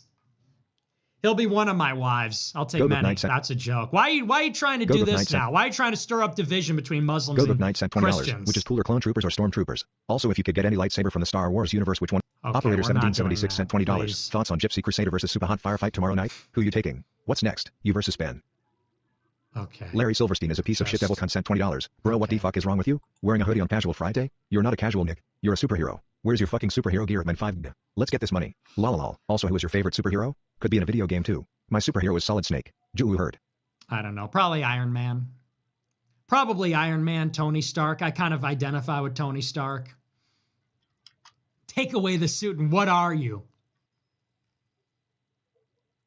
Genius, playboy, philanthropist. So awesome. Yeah, Iron Man's got to be the GOAT, number one. Ciago I for $19.99 sent $20. Did you see Larry Silverstein bought US Bank Tower in LA? Or is that fake? I'm going to ragdoll if I hear one more. Jeffrey Epstein groomed Trump since 1987. Larry Silverstein just... Yeah, it's another 9/11. They're just running it back. Same guy. Larry Silverstein bought the bank tower. It's another 9/11. Roy Forever sent $100. Dear leader, you are the GOAT. Roman salute to you. Thank you for everything. Christ is king. Ted Cruz is an IPAC cuck. Prayers sent for our dear leader. Thank you for the big super chat. I Elite appreciate Sliker sent it. $50. Western Christians are silent while 161K Catholics are murdered by Israeli airstrikes in Lebanon. 1.4 M of our people at risk. Nick, this is a test of who we really stand for. Big Dog sent $20. I spoke to an NSN member and he kept saying Israel gave nukes to white South Africa. I could not believe it. So blue-pilled. Oh, so they're based? Stinky had That's 8 sent funny. $20. What is porn? Remember when Tucker said that?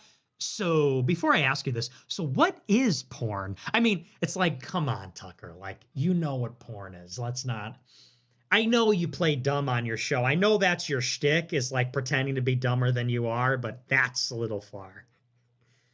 So before I ask you this, I just want to know, what is porn? It looks like you're asking me what, that's your question? You're asking me what porn is? Are you retarded? Or did you forget you were, what kind of retard you're playing on TV? So before I ask you this, I just want to know, so what is porn? We hear a lot about it. We hear a lot about it. Now we're starting to watch it. Now we're starting to watch a lot of it. What is gooning? That's my Tucker impression. You like my Tucker impression? What is porn? That's what he seriously asked me. When we did our interview, he seriously asked me, said, what is pornography? I'm like, I think you know what that is. Think you've heard of it. Elite before. Sliker sent Just $20. saying. To clarify, 161K Christians at risk in the South and 1.4 million nationwide in Lebanon. Thank you for the reminder. Moongrow sent $25. W Sweatshirt. Thanks. Maxorus sent $20. Anyone who says the Epstein regime is out. Trump should arrest Judge Napolitano and his whole crew.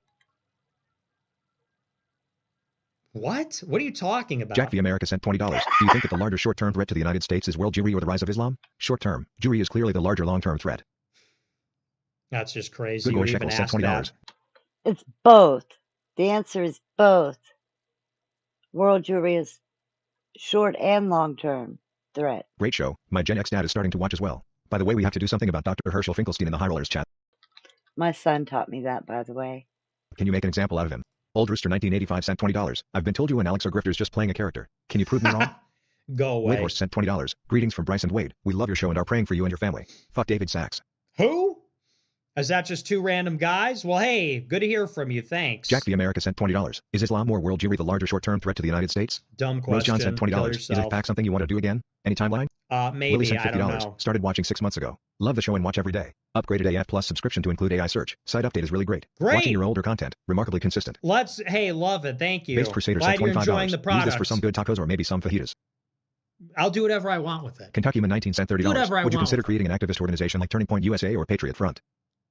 No. Scoopy Whoopity sent $20. When you become God Emperor of Earth, will you be giving everyone state-mandated braless au pairs?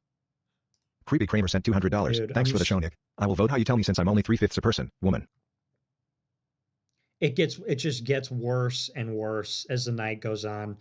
The craziest part is that somebody paid $200. $200 to say that. Thank you for the big super chat, I guess. Since I'm only 3/5 as a person. Bitch. What are we doing? Like, that's just, the pygmy's insane. Anyway, I appreciate the big super chat. Thank Cook's you Cake very sent $20. much. The chats make me want to staple my nuts to a wooden table and Hyverstendu sent $20. Anglin published his last article today and said he's shutting down TDS permanently within weeks. What the hell Oh happened? no. Oh no. Aw. No, not that anyone knows or cares. Dude, fuck that bald piece of shit. Shavery sent He can $20. die. Super Hot Fire was funnier than Gypsy in the press conference. Watch it if you want to. I liked it.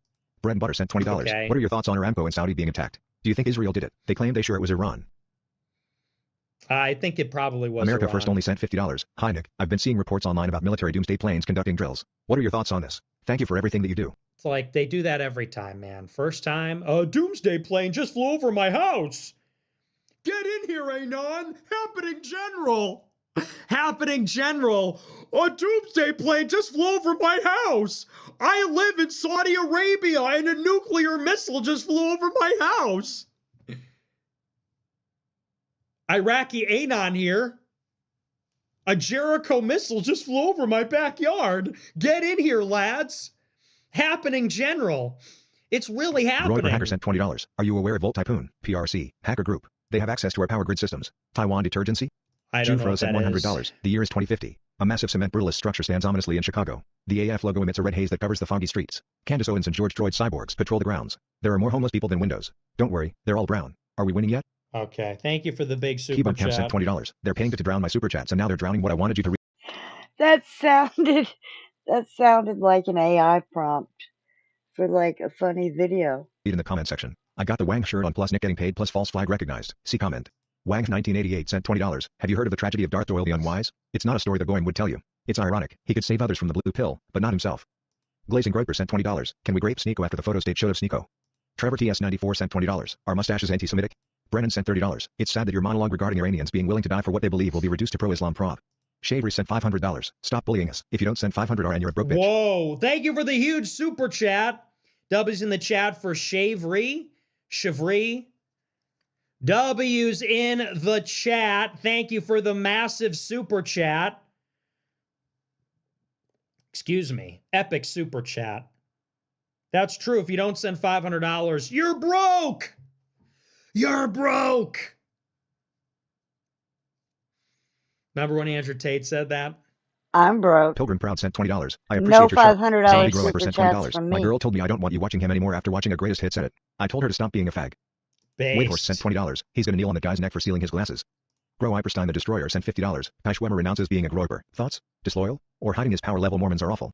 Oh, I'll say this much. Never apologize. Never apologize. You think we would have learned that one by now? You think we'd know that one by now? Well, he's not a groiper. That's what he said. Okay. Noted. Beardson Beardly sent $50. Hey Nick, it's your old pal. Love you buddy, and for me personally I would never, no matter what, even if the Jews were going to rape me, I would never disavow you. Somehow I don't think that's the real Beardson. Meeplemore sent $20. And our alliance with Israel, and what are we? Geniuses, billionaires, playboys, philanthropists. Cutie11111 sent $20. Thoughts on Matt Chrisman? Don't know him. Francesco sent $100. W show. Have a W weekend. Thank you for the big super chat. I appreciate it. Thank you. You too. Have a great weekend as well. Okay, that's our last super chat. Did Sneeko? Someone's tagging Sneeko. Is he in the chat? I don't see him. All right, that's our last super chat. That's going to do it for me. And for this week, that's all I got for you. Remember to smash the follow button, smash the like button. Oh, we got another $500 super chat. That's crazy. It's going to take a second to load. So I'll just wait for it for a second. That's crazy. I'll just read it out loud. Shavery says, you are actually still broke, bitch-ass super chatters. Also, red onions do not belong on burgers. Okay. I don't have strong feelings about that. I'm okay with a red onion on a burger, honestly. I love onions. Love onions. I like them raw. I don't like fried or, what is it? Caramelized. I don't like I don't like that sweet. I like it to make you cry. I want onions to make you cry a little bit. I want it to hurt. You know, I love when a burger has just like a big slice of raw onion on it and you bite into it. That's the best thing ever, actually. All right. Well, thank you for the massive super chat. L take on the onions, though, but I appreciate the massive super chat. Okay, that's our last one. Remember to smash the follow button, smash the like button, leave a comment. I'm on the air Monday through Friday. As always, thanks for watching. Thank you to our top super chatters tonight. Big, huge, special thank you to Shavery, Miss Mossad, Barfendoodle, Creepy Kramer, Jack Renschler, CS America First, Young Pablo, Titty Sprinkles, Peter Mogg, Defeated Groiper, T-Bone, Big Badinky Bones, Jen Cirricular, Ashton, Boomer Hell, Life Size, Candace Owens, Blow Up Doll, C. Butthead, Sophie Rain Fuentes, Robert Maxwell's Textbook, Based, Thika, Gabagool, Groiper Forever, Jufro, and Francesco. Special thanks to all of them. Thanks to all our super... You guys, those names are always crazy. Crazy. What is this? Are Christians required to pledge loyalty to be... What? Well, if I was going to watch that, I would watch it on Rumble. You. Just you. Building your app. Oh, here's that clip I was talking about. Okay, I have to watch this before I close out the stream. We'll watch this. This is on the channel Trapmore Ross. Again, like I said earlier, I haven't looked to see if he's on Rumble. I have to do that as soon as the stream's over, because I always prefer Rumble. So anyway, if you don't follow him, I left that up there for a second so you can see whose content I'm yanking over here. Don't worry, I'm not monetized. It's not like I'm getting paid. But hopefully I'll throw him some viewers, and he will. So this is the clip I was talking about earlier, where I said supposedly hackers, I shouldn't laugh because it's really not funny, hackers had hacked into the FBI's copy a couple of years ago, apparently, of the Epstein Files. So I watched part of this. We'll watch it here. I let a couple commercials play there for him. Everybody's been trying to get to the bottom of the Epstein files, and a big thing that's really pissed a lot of people off is the fact that, you know, these files have been so heavily redacted, you can't see what's going on in a lot of them. Not trying to say that you want to see any of the creepy stuff, but there's names that have been redacted that maybe shouldn't have been named. There's things that are just so blatantly covered up that you can't even get any context for what's going on in these files. But did you know that somebody actually out there has their hands on the fully unredacted Epstein files? There was actually a hacker in 2023 who managed to get their hands on the entirety of the Epstein files, and it's pretty unknown whether or not, you know, some files might have gotten deleted, some files might have gotten downloaded. It is a crazy story that I'm going to tell you about today, but I am telling you people, eventually the unredacted complete Epstein files will eventually leak. They are in hands of people out there, And I think we will eventually get to see absolutely everything that's going on in these files, just like this crazy hacker did in 2023. And the fact that the FBI can have their servers hacked in a way where people can just get hold of this whole thing from overseas, from a country that is not friendly to America, is pretty alarming. Okay, so I'm going to break down the whole history of this hack to you in this video, and you're going to realize that the Epstein files are not as secure as you might have thought. So this is going around, okay? The FBI basically recently released sort of a highly classified document that alleged that a server hack happened in 2023. It says FBI record contained in the Epstein files reveals the FBI's NYC office was hacked in 2023, the night of the Super Bowl, and this person erased 200 terabytes of data of evidence due to the intrusion. Excuse me? You're telling me Epstein ends up offing himself despite all of the protections on him, and now people are getting in the files and deleting 100 terabytes. Oh, they're just gone. Are you joking? This is clearly a joke. It has to be. It is ridiculous, all right? This says, to ensure that a download file is legitimate, we wanted to share what we had with the RAs. 500 terabytes of data was gone as a result of the intrusion. I was able to recover 400 terabytes of that data. However, I was told to Google how to recover the data. No one else tried to help us. This is the FBI. The FBI, what? Around 3:30 p.m. or so, we located the log files and began combing through. That's when we noticed strange IP activity that took place yesterday from 2 IP addresses. The actively included combing through certain files pertaining to the Epstein investigation. I reached out to one of the case agents to see if they were in the office yesterday, thinking maybe they inadvertently changed a setting on the NAS, or if they noticed anything strange about that. Around 4:30 p.m. we dove into the IPs and checked all of our computers to see which had the IPs in question. One computer, our Discovery computer, matched one of them and is located in a room next to the lab. The other IP we don't recognize, but it's the same address as our IPA on our network, leading us to believe that it was a computer that accessed our network somehow. Just a computer that accessed the FBI's network somehow. We were not able to identify the computer, but it had to have accessed our network either by being plugged into the network or possibly telnetting in virtually. Possibly.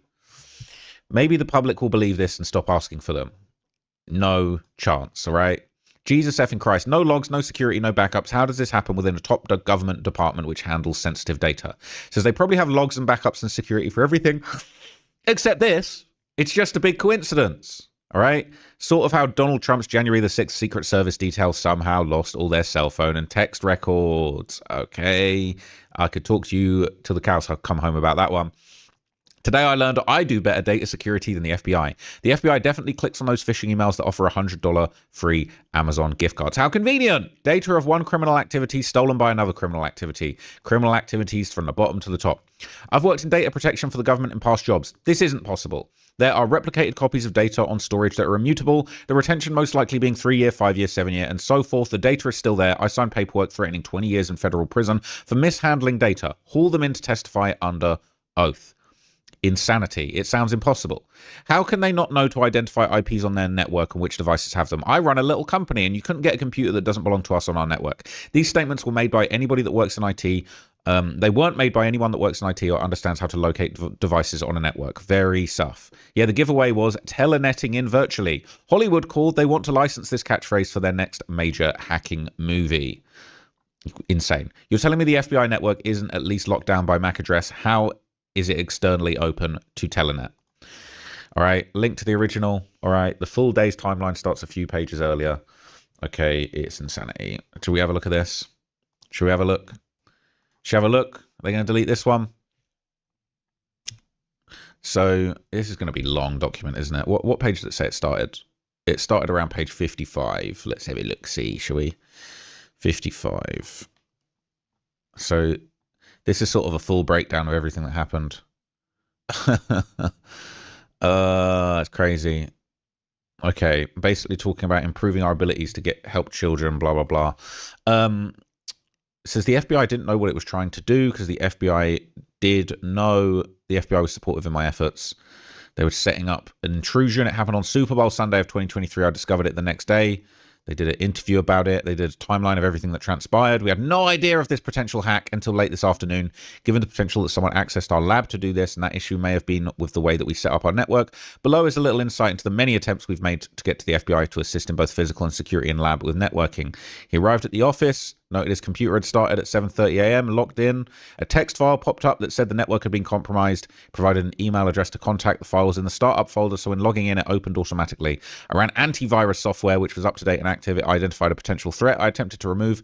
While this is not common, it's also not unusual given the data we recovered. I attempted to remove the threat, but my privilege has been removed, and despite my attempts to gain access, I could not. Whoever this is just walking the FBI on a leash like a dog. It's embarrassing, okay? It is embarrassing. The threat was determined to be a booby trap left by a subject who was a hacker that was tripped when the Axiom forensic program ran across it. That's insane. You getting booby trapped. How are you out here getting booby trapped? It's so embarrassing. I was on an instant message chat with the makers of the server Synology who had us conduct some tests, and they concluded that a possible issue was a defective hard drive in the server. This was a problem since the server was raided, and finding the defective hard drive was a time-consuming and difficult task, but we started trying to work it out. They couldn't figure why they couldn't connect to the server. They noticed that our other servers were also not working properly. It's just crazy. It's just nonsense, isn't it? Like all of this, oh, he did that, blah, blah, blah. You guys let somebody just walk out the door with the Epstein files, 100 terabytes just deleted. Absolute joke. So we already read this. It basically said it came from the Epstein files. They dug into the IPs. They checked the computers. They realized they were hacked. We realized we were hacked. Oh, no. And the cameras weren't working and we were hacked. Oh, no. All right. It's insane. They made a request for an electronic keypad lock on the door to be told the locksmith there's no funding for a lock. There was no funding for a lock on the door. Oh, we needed a lock on the door. Someone snuck in and took all of the Epstein files. What a joke, right? What a joke. What's this? I think we should delete this. It doesn't make sense. I reckon it would be interesting. They basically says the intrusion happened there in the middle of piloting Axiom. They thought a lot of different things to allow remote access. We want to be on the cutting edge and think outside the box. We have a large set of hash files, a random string of text to verify the integrity of the file. Hashes are like a fingerprint. Basically saying they had all these possibilities and things. That says using these hashes, child bad material can be detected if the file's hash matches it. The file can be identified as that bad thing without having to see it. We wanted to share what we have with the RAs. 500 terabytes of data were gone because of the intrusion. They really deleted. Let's delete that. And the fact that this is still here, I was able to cover 400 terabytes. 100 terabytes. And it could be illegal material. And the FBI just throwing their hands up. No idea. All right. Crazy. Matt Smith was pissed because he found an email I sent prior to the intrusion requesting assistance that no one responded to. We asked for help and our request fell on deaf ears. We were always referred to someone else. I understand I opened the C20's lab RDP reports, but the FBI knew that I was going to do this, and the FBI told me to follow the instructions on Microsoft websites of how to open the ports. They really just let someone run off with 100 terabytes of secret Epstein files, and they deleted them for the FBI. The FBI don't have them, and some other guy has them. Why aren't you out there trying to kick doors and get them back now? It's insane. It is absolute insanity. Is there anything else in here that's interesting? Yes, so it says here, additionally, the summary highlighted one very unfortunate instance in which, because of the lag time at CART and the amount of time it took CART to image and process devices, an offender who was a citizen of another country managed to flee the United States before the CART review could be completed. It was almost certain this wouldn't have happened if the DEX review could have taken place in the squad's lab. People are fleeing.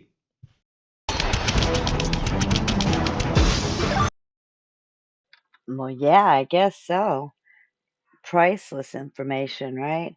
And then what would you do if you actually saw it? Can you imagine? That would be life altering. So when this happened, it was actually reported on. And, you know, people basically, they let the cat out the bag that this had happened, but I don't think they really communicated just how absolutely damning this hack was. Oh, God.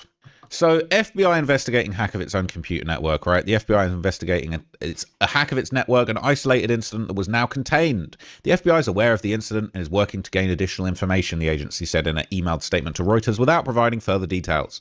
CNN, which first reported the incident, citing that people had briefed on the matter, FBI officials believe it involved computers at its New York office, which were used to investigate child bad stuff. They didn't say Epstein, or did they? They didn't say Epstein.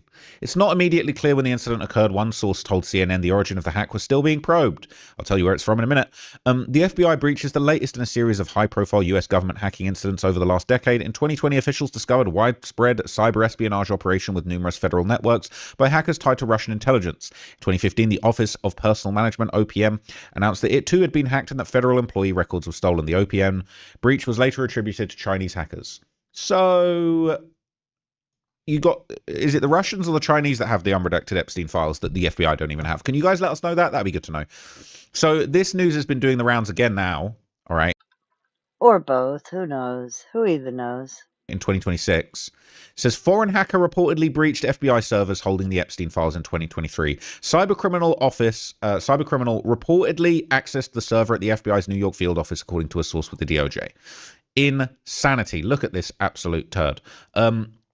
A foreign hacker compromised files relating to the FBI's investigation of late ex-offender Jeffrey Epstein during a break-in at the Bureau's field office 3 years ago, according to a source familiar with the matter and recently published Justice Department documents. The details of who accessed the server at FBI's New York field office, including the allegation of foreign hacker were involved, are being reported here for the first time. So they've just found this out now. They swept it under the rug for 3 years. In a statement, the FBI said it was a cyber incident, an isolated one. Give me a break. I bet it wasn't. The FBI restricted access to the malicious actor and rectified the network. The investigation remains ongoing, so we do not have further comments. Why didn't you mention that 100 terabytes are gone and they have them and you don't? Don't want to mention that. Although the source said the intrusion appeared to have been carried out by a cyber criminal rather than a foreign government, the incident underscored that the file's potential intelligence value. One academic said the legally mandated publication of US Justice Department documents has exposed the dead financier's ties to prominent people in politics, finance, academia, business, triggering investigations in numerous countries of the world. Who wouldn't be going after the Epstein files if you're the Russians or somebody interested in compromat, said John Lindsay. If foreign intelligence agencies are not thinking seriously about the Epstein files as a target, I would be shocked. The breach was reported contemporaneously by CNN and Reuters in February. The connection to the Epstein materials was made by the French magazine Marianne. So the French researchers and investigators are finding out about this. English ain't even their first language, and they're getting to it before the Americans. It's embarrassing. Epstein, a longtime associate to Donald Trump, they had to slip that in there, didn't they? Pleaded guilty in 2008 to those charges. February 2023 break-in. The hack occurred after a server at the Child Exploitation Forensic Lab in the FBI's New York field office was inadvertently left vulnerable by Aaron Spivak, a special agent trying to navigate the Bureau's complex procedures for handling digital evidence. Whoopsie. So that was the person who wrote that timeline. He included... Maybe they should teach these FBI agents, or what the hell ever he was, how to do that, how to navigate the system like before they just hand it over to them next time, maybe. His timeline in the large cache of Epstein documents. The break-in happened in February 2023. It was discovered the day after when he turned on his computer and discovered a text file warning him his network had been compromised. Now, interestingly enough, I'll tell you more about that warning in a bit, because I've heard a really crazy story about that. It said further investigation turned up traces of unusual activity. This activity included combing through certain files pertaining to the Epstein investigation. The timeline doesn't say which files were accessed. They wouldn't tell you that, would they? Whether the hacker downloaded the data or who it was, still don't know. Reuters could not establish if any overlap had affected the data with the Epstein documents published earlier this year or the files that remain under wraps. Is it possible that the Epstein documents they didn't release, they lost, and some fucking guy out there has got them, probably in Russia? Spivak, whose name appears elsewhere in the documents in connection to the investigation, did not return repeated messages asking for comment. Reuters was unable to reach the man identified in the documents as his lawyer, and 7 FBI agents identified in the documents as being involved in the investigation didn't return messages. They're just going to be hush, hush, hush, hush, hush, because it's so embarrassing. It's so embarrassing that this has been allowed to happen. How? How have you let this happen? What is wrong with you? This is a Morgan & Morgan legal alert. Reports show that DoorDash has... Well, that is the question, right? How do they allow any of this to happen? We have this big bloated government, and they fail at every turn, it seems. So in a statement to FBI investigators examining whether he was responsible, Spivak said he was being made a scapegoat for the intrusion and that conflicting bureau policies and faulty guidance around IT were to blame. The person familiar with the breach said the intrusion was carried out by a foreign hacker who didn't even realize they had penetrated a law enforcement server. The hacker apparently expressed disgust at the presence of young and abuse images on the device and left a message threatening to turn it over to the FBI. This is what I was about. This is insane. So that text file, I believe, they actually left a text file saying, "You're disgusting. I'm going to turn you over to the FBI. I found a bunch of young and abuse material here." And they've basically had to respond to this hacker. They diffused the situation by convincing the hacker they actually were the FBI, in part by having the hacker join a video chat where they flashed their law enforcement credentials in front of a video web camera. So this guy thought he was fighting the PDFs by downloading the PDF files from the PDFs, threatened the FBI and said, "I'm going to expose you." The FBI said, "No, we are the FBI. Can we have the files back, please? Here's our badges on webcam." What an embarrassing joke. Reuters couldn't determine, and the source said they didn't know who the hacker was, what country they were operating, what they did with the material accessed, or whether any effort was made to identify or punish them for breaking the FBI server. So somebody is just running around with unredacted Epstein files access out there. We don't even know what they have, and they deleted stuff that the department couldn't even. And clearly, imagine if they just hacked into the FBI like it was nothing. Poof. If this is even what happened, you know? I mean, if the FBI didn't do it, I'm not naive enough to just take this as is, but even still, if this is what happened, oh man, yeah, that's embarrassing. And if they're out there and they can just pop in and out of the FBI's server, then what does that say for the rest of us? Couldn't even keep hold of. Joke. Absolute joke. All right. Now, basically, I think we've already kind of looked deeply into the report. Let me just see if there's any more information. Oh, good. So let's check this out. So I believe enabling remote access to the C20 computer lab was a good initiative. I was trying to see if there's any interesting things that were highlighted here that we didn't cover. We've already covered that. We've already covered this. Yeah, we've already covered this, okay? But basically, over on Reddit, people are flipping their lids about this. How has somebody got the Epstein files and we don't? Some potentially Russian, Chinese, Iranian hacker, they've just got everything, all right? And people that are actually in there that are probably scared of being exposed for being part of the Epstein files, they're shitting their pants right now because somebody out there's got the unredacted files, okay? It's a joke. Now, everything I just told you about that little twist, people are saying this is the worst timeline. How fucking comical and sad is this? Let's join a Zoom call with a hacker and show them we're cops. The ineptitude of our government shows no bounds. It's funny to think the FBI was worried about being turned into the FBI. Like, they could have just let the hacker turn the owner over to the FBI and said, okay, thanks. So crazy. So crazy. It'd be nice if another country took the effort to verify this and stand behind it. We have an undoctored copy of the files. It may change the tune of the indefensible, right? They're saying it may be a foreign government, but they're saying they left their child bad stuff database open to the public and some random found it and threatened to report them to themselves. It's insane, all right? It's insane. Definitely some blackmail going on, all right? They can't believe it. Said, yeah, that would be Russia or Israel, and that would explain pretty much everything. Worst part is Trump's base would forgive him for being a PDF, so that compromat is useless. But the proof of him being blackmailed and compromised all along is the real threat to him now. Says, can we ask them for the files? I don't know who they are, but I can safely say I trust them more than the current FBI. Russia, if you're listening. Says, where are the WikiLeaks and Anonymous when we need them? It seems like the cyber vigilantes of the old days have no balls when the world wants them the most. It says they work for Russia now, which is also who Trump and his admin and the Republican Party work for. So the lead is buried at the very end. Yeah, we already saw that. It's just crazy. Plot twist, it was to ensure the most incriminating evidence was deleted, so only the foreign nation state employing the hacker has the compromat. The idea that they deleted what the FBI had is absolute insanity to me. America is just a mess. America's a complete mess.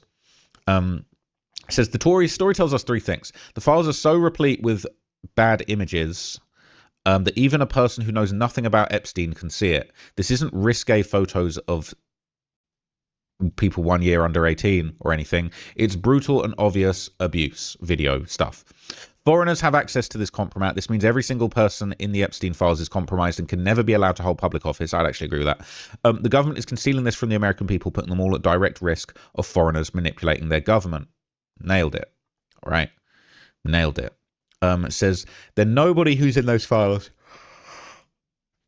can hold a position in the US government so they don't get blackmailed into attacking random countries or helping the enemy. Sounds familiar? All right, this is reported in the files. Reading that is insane and a sad commentary on government offices. 7 a.m. Weird text file. 5 p.m. We realized we were hacked. No funding for a lock. Reads like an episode of The Office. No funding for a lock is mind-blowing. Okay? Mind-blowing. I won't believe it until we get the full unredacted files of what's already been released. If they can release that, then they clearly have everything. Saying ChristopherAndersonPhotos.com in the files, making secret meeting. He sold $20,000 for a pic. I don't even want to click on that. I'm scared to click on that link. So I read somewhere on here that Kazakhstan had a copy of the compromat, tried to leverage it, and Putin had the Russian army retrieve it under the guise of protest control. Apparently it's Putin's and only to be used by him. So this is maybe how they came into possession of it and not being left over from the Soviet Union. I don't know if any of that's true. Just putting it out there. So look, all right. Someone has the Epstein files unredacted. We don't. And it's just a disaster. It's just embarrassing. Let me know what you thought of that, man. I actually can't believe that this is really a thing that's going on. Yeah, that is crazy. It's crazy. So again, that's Trapmore Ross on YouTube, and I will check and see if he has got a channel on Rumble. Apparently, you can go from 0 to. Let me see what else. What other clips I had open to watch. Oh, this was sad. This one's kind of sad and crazy because, I mean, this was the first I heard about it. Ironically, of course, it was from that same influencer. As I was going through, as I watched the other clip, I saw his others on the side, and I thought, Aiden? Well, I've not really heard much from Aiden. What's going on there? And this is a rather short one, but we'll watch this real quick before I close the stream out. I want to start this video by giving my condolences to Aiden Ross and his family. We recently found out that his sister had passed away at age 36, and I can't imagine the grief and pain that him and his family are going through now. What's really interesting about this story is it's not necessarily about his sister's passing that has become so controversial. It's the reporting around it. Now, I want to be very respectful about that, but it has now led to a scenario where it sounds like Aiden Ross, and he's got a lot of money, he is about to go to war with TMZ over the way that they reported on his sister's death. And there's even rumors that maybe somebody was paid off for these private details, which weren't known to the public for months, to be released by TMZ. Now, I'm going to break it all down to you in this video. No disrespect to Aiden Ross or his family. The information is now out there publicly and it's been broadcasted on by a lot of people, but it is official. He is actually going to sue TMZ over this. Now, this was the original article. It said Aiden Ross's sister, Madeline, dead at 36. And it said Madeline Ross, the sister of popular streamer Aiden Ross, has died. The Broward County medical examiner confirmed to TMZ that Madeline died on January the 15th in Broward County, Florida. The cause and manner of her death are pending. She was a very private person. There aren't many public details about her. She's one of 3 sisters Aiden grew up with. One of their other sisters, Naomi, is also an influencer. Madeline was 36, RIP. And that's it. It's a very simple and short article. Definitely a really tough situation that Aiden was going through. Now, interestingly enough, this didn't get reported on until March, but apparently it actually happened. She passed away in January. Now, interestingly enough, that January, Aiden took a sudden break from streaming before returning online. So it kind of explains what was going on behind the scenes now. At all. I'm really not doing too good, guys. But, you know, you guys, that's the thing about me and streaming, right? You guys will see the good and the bad. And I want everyone to understand, like, this has nothing to do with, like, me being unhappy. It's just it's been the worst, absolute worst week of my life. And it's kind of like, you guys know when in your life when things go really well, like, at all. So I'm really not doing too good, guys. So, you know, he basically said he had the worst week of his life in January. He took a little bit of time away from streaming, and he did actually address losing a loved one during the broadcast, but he did keep the specifics of this loss private. Man, it just fucking sucks, bro. It really fucking sucks. Losing somebody you love. I can't fake it with you guys. It fucking sucks, bro. It's the worst. It's the worst thing. And, fuck. I love you guys, man. I'm fucking trying to just not think about it and wake up, and I hate this shit, man. I fucking hate it. I just hate feeling this way. I wish there was a more peaceful, a more beautiful way to do it. And it's tough, it's really hard. And hopefully it all gets figured out, right? So he was going through it privately in January when the news of this, well, actually happened in his personal life, but we didn't find out until months later. But now, just days after TMZ reported the news of his sister's passing, Aiden actually revealed that he believes someone was paid off to leak the information, and he actually announced plans to sue TMZ. So as you guys could read up on it, this shit happened, a couple months ago. I didn't really want to tell anyone. As you could see, it was a private thing.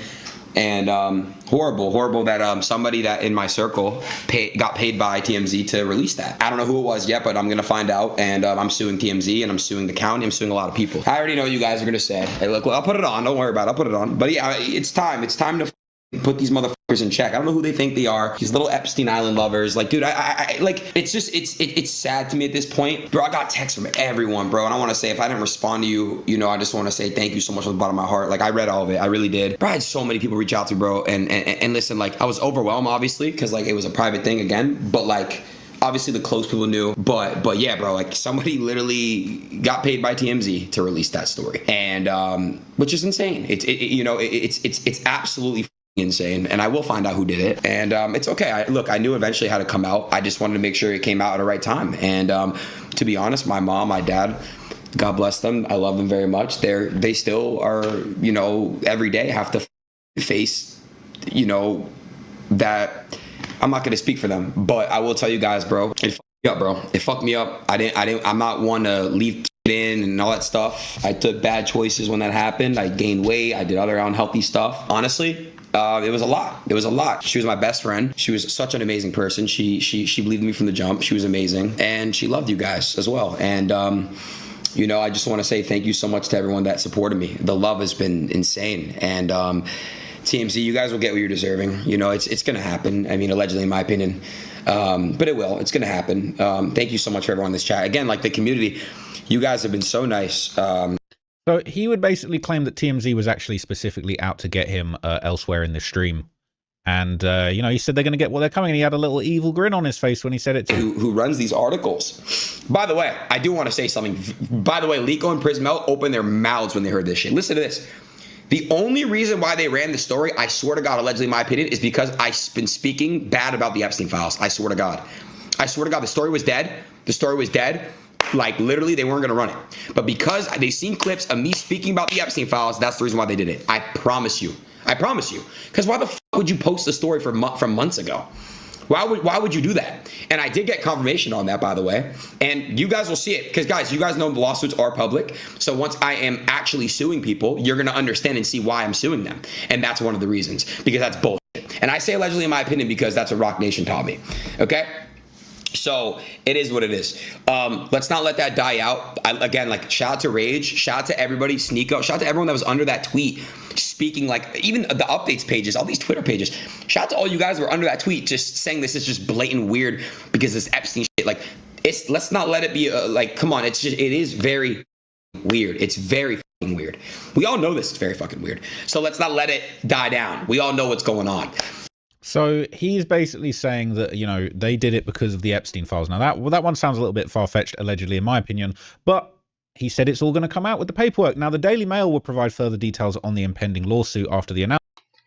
I don't remember his name, but that guy that's always talking on TMZ, there's a black dude, usually, the two guys. I don't know their names. I don't want you like that. But there's the black guy and then the Jewish guy or whatever. He was in the Epstein files. I'm trying to remember the context. I wish I could. But yeah, I'll have to. In another stream, I'll have to swing back to that. I'm gonna have to look into that further because I don't even remember his name right now. It's not clicking, and I've been live for a long time, so it's just not clicking. But just, as a side note to keep in mind, I mean, Aiden may know more about that. Announcement, Aiden Ross suing TMZ, and they would give some more backstory basically around the situation. Now, what's weird is TMZ did cite information from the Broward County Medical Examiner's Office, but basically the family have accused the medical office of leaking the information to the news outlet ahead of the final medical report being finished or even shared with the family. So basically, Aiden's now filed a lawsuit in Florida seeking to block the release of records related to her cause of death, which I think is very interesting. It says they're bringing the lawsuit to protect their privacy rights from those seeking to exploit the tragic passing of their beloved daughter. The family already suffered significant harm when less than 2 months after losing their beloved daughter and sister, they were forced to publicly navigate Madeline's death, catalyzed by the Broward County Medical Examiner's disclosure to TMZ and the foreseeable media coverage that followed. Now, I don't think it's wrong. Aiden Ross is a public figure. He's famous. He has made millions of dollars off of the attention that he has grabbed from you and others.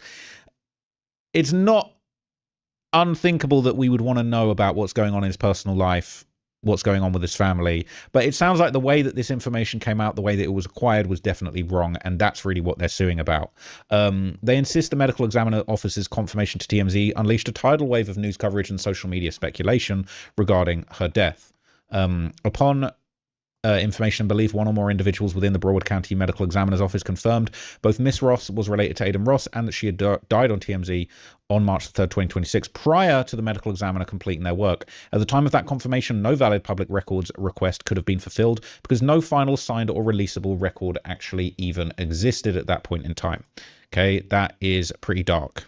So it said the Daily Mail contacted the medical examiner's office but didn't hear back. In addition to the news article, TMZ published an Instagram post which the family said was flooded by vile comments from social media accusers accusing Aiden of sacrificing his sister for fame.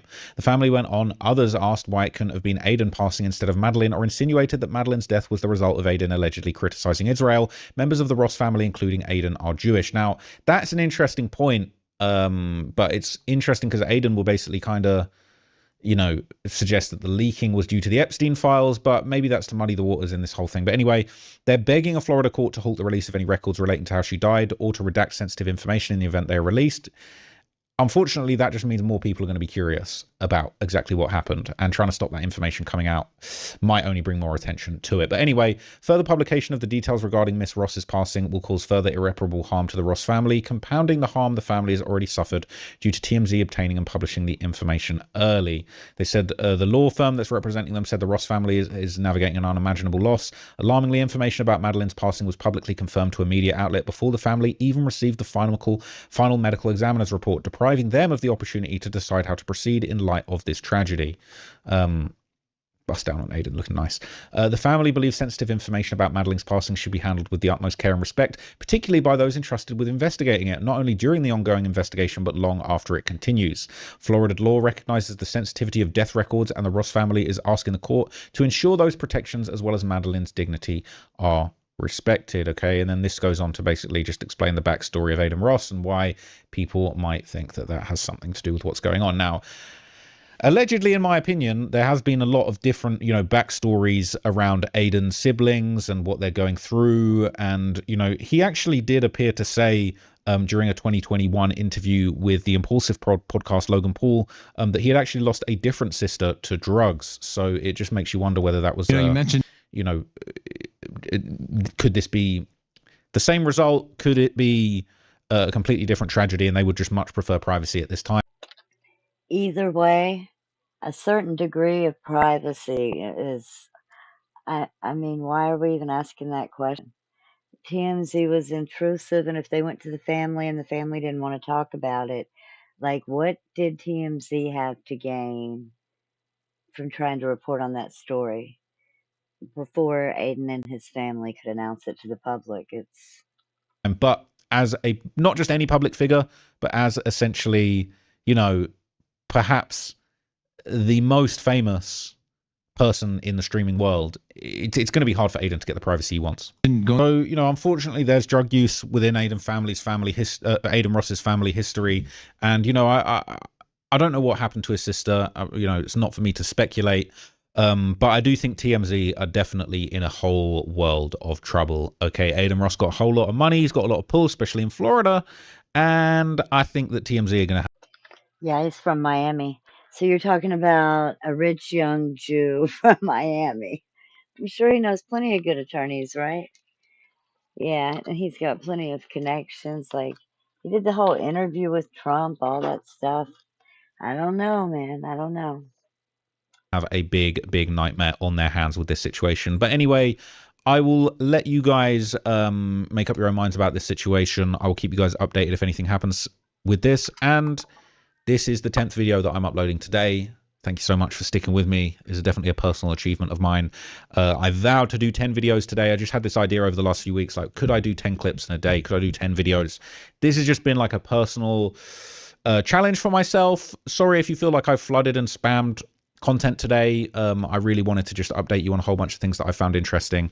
And honestly, you know, I've done long videos. I've done 6-hour videos. I've done crazy long documentaries. And I'm in this new lane now. You know, I'm really grateful that you guys have been supporting me and following me on this second channel, doing these regular updates. It really allows me to just connect much more closely with you guys, my interests, things that are going on in the world. And Okay, like I said, I just found his channel myself. How many subs has he got here? I don't even know. Oh, right here. So on the new channel, he's got 8,500. But he's at 423,000 on the one that I was watching, Trap More Ross. Anyway, so I think that's about all of the clips that. If you're struggling with depression, That's the FBI one. What is this? Oh yeah. Well, this wasn't one that I really thought that I would share in my stream, just more so watch. But we're here now.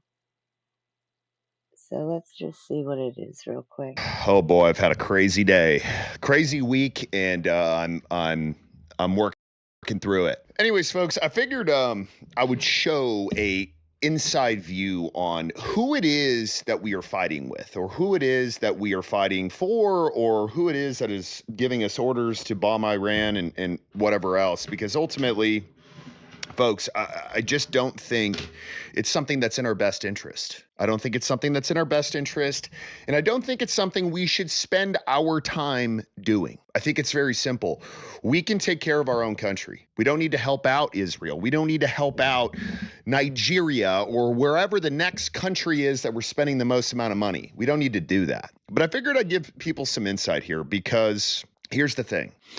We've got Netanyahu, Hummus Nadu, whatever his name is, and just listen to what he thinks about people who are not Israeli. Somebody to blow up a bus full of children or a building full of innocent civilians, you have to grind it into their minds. You have to wash their brains and tell them there's a higher cause out there. It's religious, ethnic, racial, whatever. And for that higher cause, you can disregard all the normal rules of morality. Disregard all other avenues or thoughts of morality. Why? Why do you think that's okay? Is it because you think you're better than everybody else? Is it because you think you're God's chosen people? Is that what it is? Because I'm a little bit confused right now. I think morality needs to be the main driver in every aspect of life. Not just, oh, I go to church on Sunday or I pray a little bit. No. Morality doesn't go out the window just because a war's going on or because you want to have some level of a psyop. But everybody's talking about false flags. I think we're going to have one soon, to be honest. I don't think it's going to be this, oh, Israel is this great country who is not bombing schools or is not bombing the only Catholic church in Gaza. And then here is a rabbi, and he's out of New York. And this dude is just a peach. He is a peach in terms of what he thinks of Christians and what he thinks of people who are not, I don't know, Israeli. We've got quite a few clips because I just feel like people need to understand what exactly we're at war for here. To me, I would pretend that one missile came from Iran and shoot it down. Shoot it down into the Dome of the Rock in Al-Aqsa. Destroy what's on what the Israelis call the Temple Mount and blame the Iranians. Is it beyond imagination that in the fog of war, maybe one of those missiles hits the Dome of the Rock, or we're told that it did? The Al-Aqsa complex is just vaporized. Oops, the Iranians did it. That we have this debate. It's like a hospital bombing in Gaza. Who did it? Well, it was a booster from a Hamas rocket. Well, how do I know? I wasn't there. All we know is it's gone. Oh, so sorry. Could that happen? Oh, yeah, it could happen. And what happens then? Global religious war. That could happen.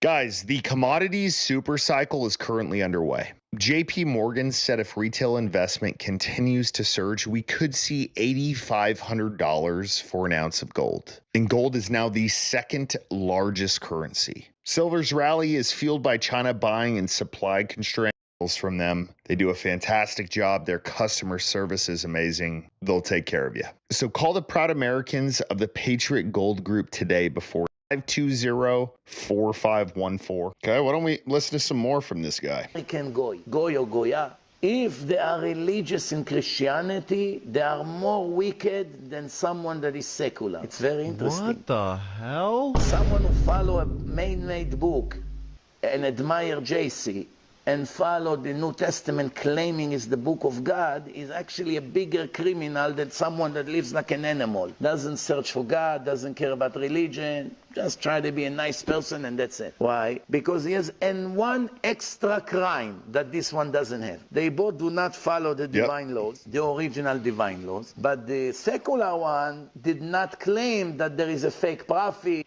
Is this who my tax dollars are going to? Or son of God, or this is a divine book. He never claimed such thing.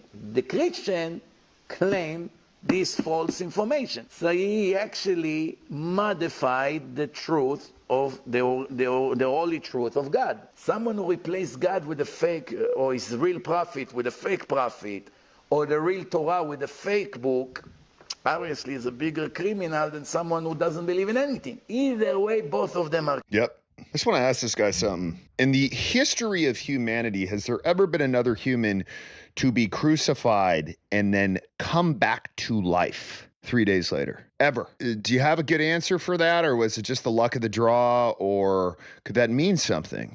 Can you imagine if people talked like this about the Jewish religion? Can you imagine if people were saying, oh, you're going to hell and all this other stuff because you don't believe in Jesus Christ? But here we are with this Rabbi Yosef Mizrachi just spending his life away saying, oh, you're Christian? Okay, cool. Well, we got something for you. This is what is at stake. This is what Israel thinks about us. We are their puppets. We do their bidding. And if kids die, if whatever else dies, it's not a big deal because they were promised it. And all I'm saying is, how about we have morality in every level of life? Is it that hard to... Welcome to the Wanderer's Outpost, where there are many wanderers from different planets, each with their own role. As a recruiter visits... It must be, because you'd think that, we've had it figured out by now. I wonder how dumb this goyim sometimes can be. Like they say, you killed our God. That means he wasn't a God. How can you kill a God? Yeah, it's a good time, how right? Stupid you could be. You killed our God. Who was your God? JC. If it was God, we could kill him. Do you not understand? I'm going to say it again. Do you not understand that he came back to life? No, you don't. You don't get that because you don't believe in it, which is fine. That's well within your rights. You can believe in what you want. But what's with talking shit about our religion? I'm not judging you. You can do it all you want. But why would we want to partner with you in a war when you think about us like this? And there are going to be a lot of people out there who are like, oh, he's an extremist, dude. It's not. It's not. It's not an extremist view. Ask Ben Shapiro. There are clips of Ben Shapiro out there where he literally says that Jesus was a criminal and that he got killed for his trouble. But then all of a sudden it's, oh no, but Judeo-Christian values. No. Nope. Now, folks, I don't know who killed Charlie Kirk still. I'm still kind of confused. But the way this guy talks, it's starting to point to a group of people. And I'm going to leave it at that. One way or the other, this Charlie Kirk, even though he was good to the Jews, good to Israel, he had good values. He was a preacher of Christianity, a missionary. He affected the life of millions of people to be faithful Christians, which is a cult of idol worshippers. Well, as long as the Goyim follow this, that's their problem. The problem is that he had a lot of Jewish fans. And a lot of these Jewish fans are either stupid or ignorant. So it's very easy to manipulate them. When they see someone speak highly about the Jews or highly about Israel, immediately this person becomes their guru. Let's follow him. He's so talented, he's brilliant, he's great, he's anti-Hamas, he's anti-this. So every Jew has some values or look for some values, and he's on social media, who is going to become his rabbi? Charlie Kirk. And while he turns him into a person who follows more values and religion, which religion he's gonna make him follow? An idol worshipper's religion, Christianity. So that could be, of course, I'm not Hashem, I cannot speak for him, and I'm not his lawyer to explain his opinions and his actions. But I do know Torah, we learn the principles. And we do know that following and worshipping any idol in the world, you are subject to a death penalty. On earth, I mean, even if you believed everything he said, it's up to another human to be, the judge, the jury, the executioner. I mean, the whole thing's flawed, don't get me wrong, from beginning to end, but let's let him finish. Was a huge supporter of Israel and pretty much everything involved with that until the very end. Until the very end, where he started saying, oh, these, donors, Israeli donors, whatever you want to call them, they need to give us answers. And then he was killed. And then we got someone like this who's like, oh, yeah, it was great. He was good to the Jewish people, but that doesn't matter because he was worshiping Jesus Christ. But is that what we need? I mean, No, what he said was even deeper. I don't know if anybody's seen the clip of Charlie right before, literally, like before he died, weeks, it might have even been days before, where he sat down. I want to say it wasn't Josh Hammer. Anyway, he was with a group of the TPUSA students, and one of them had converted. They said they were Catholic, that they had converted. And I think that seems to be more what the rabbi seemed to be pissed off about, was that Charlie was like spreading the gospel. And because you heard what he said, if if a Jewish person hears somebody like Charlie with values, what do you call him, a guru? I think that, it was more so that, but Christians, that's what we want, right? So, or that's what Christians want, is that you convert to Christianity. You don't kill somebody because they're not the same religion as you, but you just hope, you want the best for them, and you hope that they'll come to Christianity, to save their self in the afterlife. That's the thought. But it's just insane to think that these people walk around really believing, and I don't care if he's a radical, he's an extreme example. I've noticed that he has a huge following because I've seen some of his clips on X myself. folks, it's right in front of our eyes. It's right in front of our eyes. And look, I don't hate this guy. I don't hate people who think the way they do about Jesus Christ. It's just not my place to even get into that thought process. But what I will say is, and I've said this before, someone who speaks like this guy, are you going to invite him in for a beer or for dinner or to sit there and babysit your kids? Probably not, right? Because he believes we all deserve the death penalty. He believes that Charlie Kirk got exactly what he deserved. But we're friends? Why? Why are we friends?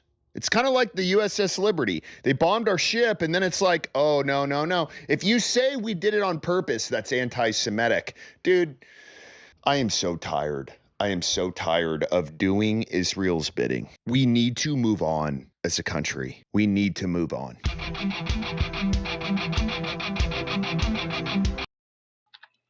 Well, he's right. His channel is, I'm not subscribed to it, I'm rather new, obviously, Heavy Duty Country. He's got a pretty big following, wow. 907 subs. I mean, that was, like 11 minutes. It looked like 2 minutes of commercial, sorry, but anyway, so if you want to follow him. But moving on, I'm going to go ahead and close out the stream. If I see I've got a few people, the most of them are on X, of course, as usual, but I see I still have a few people. I'm going to take a break and check out the Iran war updates and stuff, and I'll be back on later. But if you don't follow the channel or follow me on X, please remember to do so. Share the video, help me out, and I'll see you guys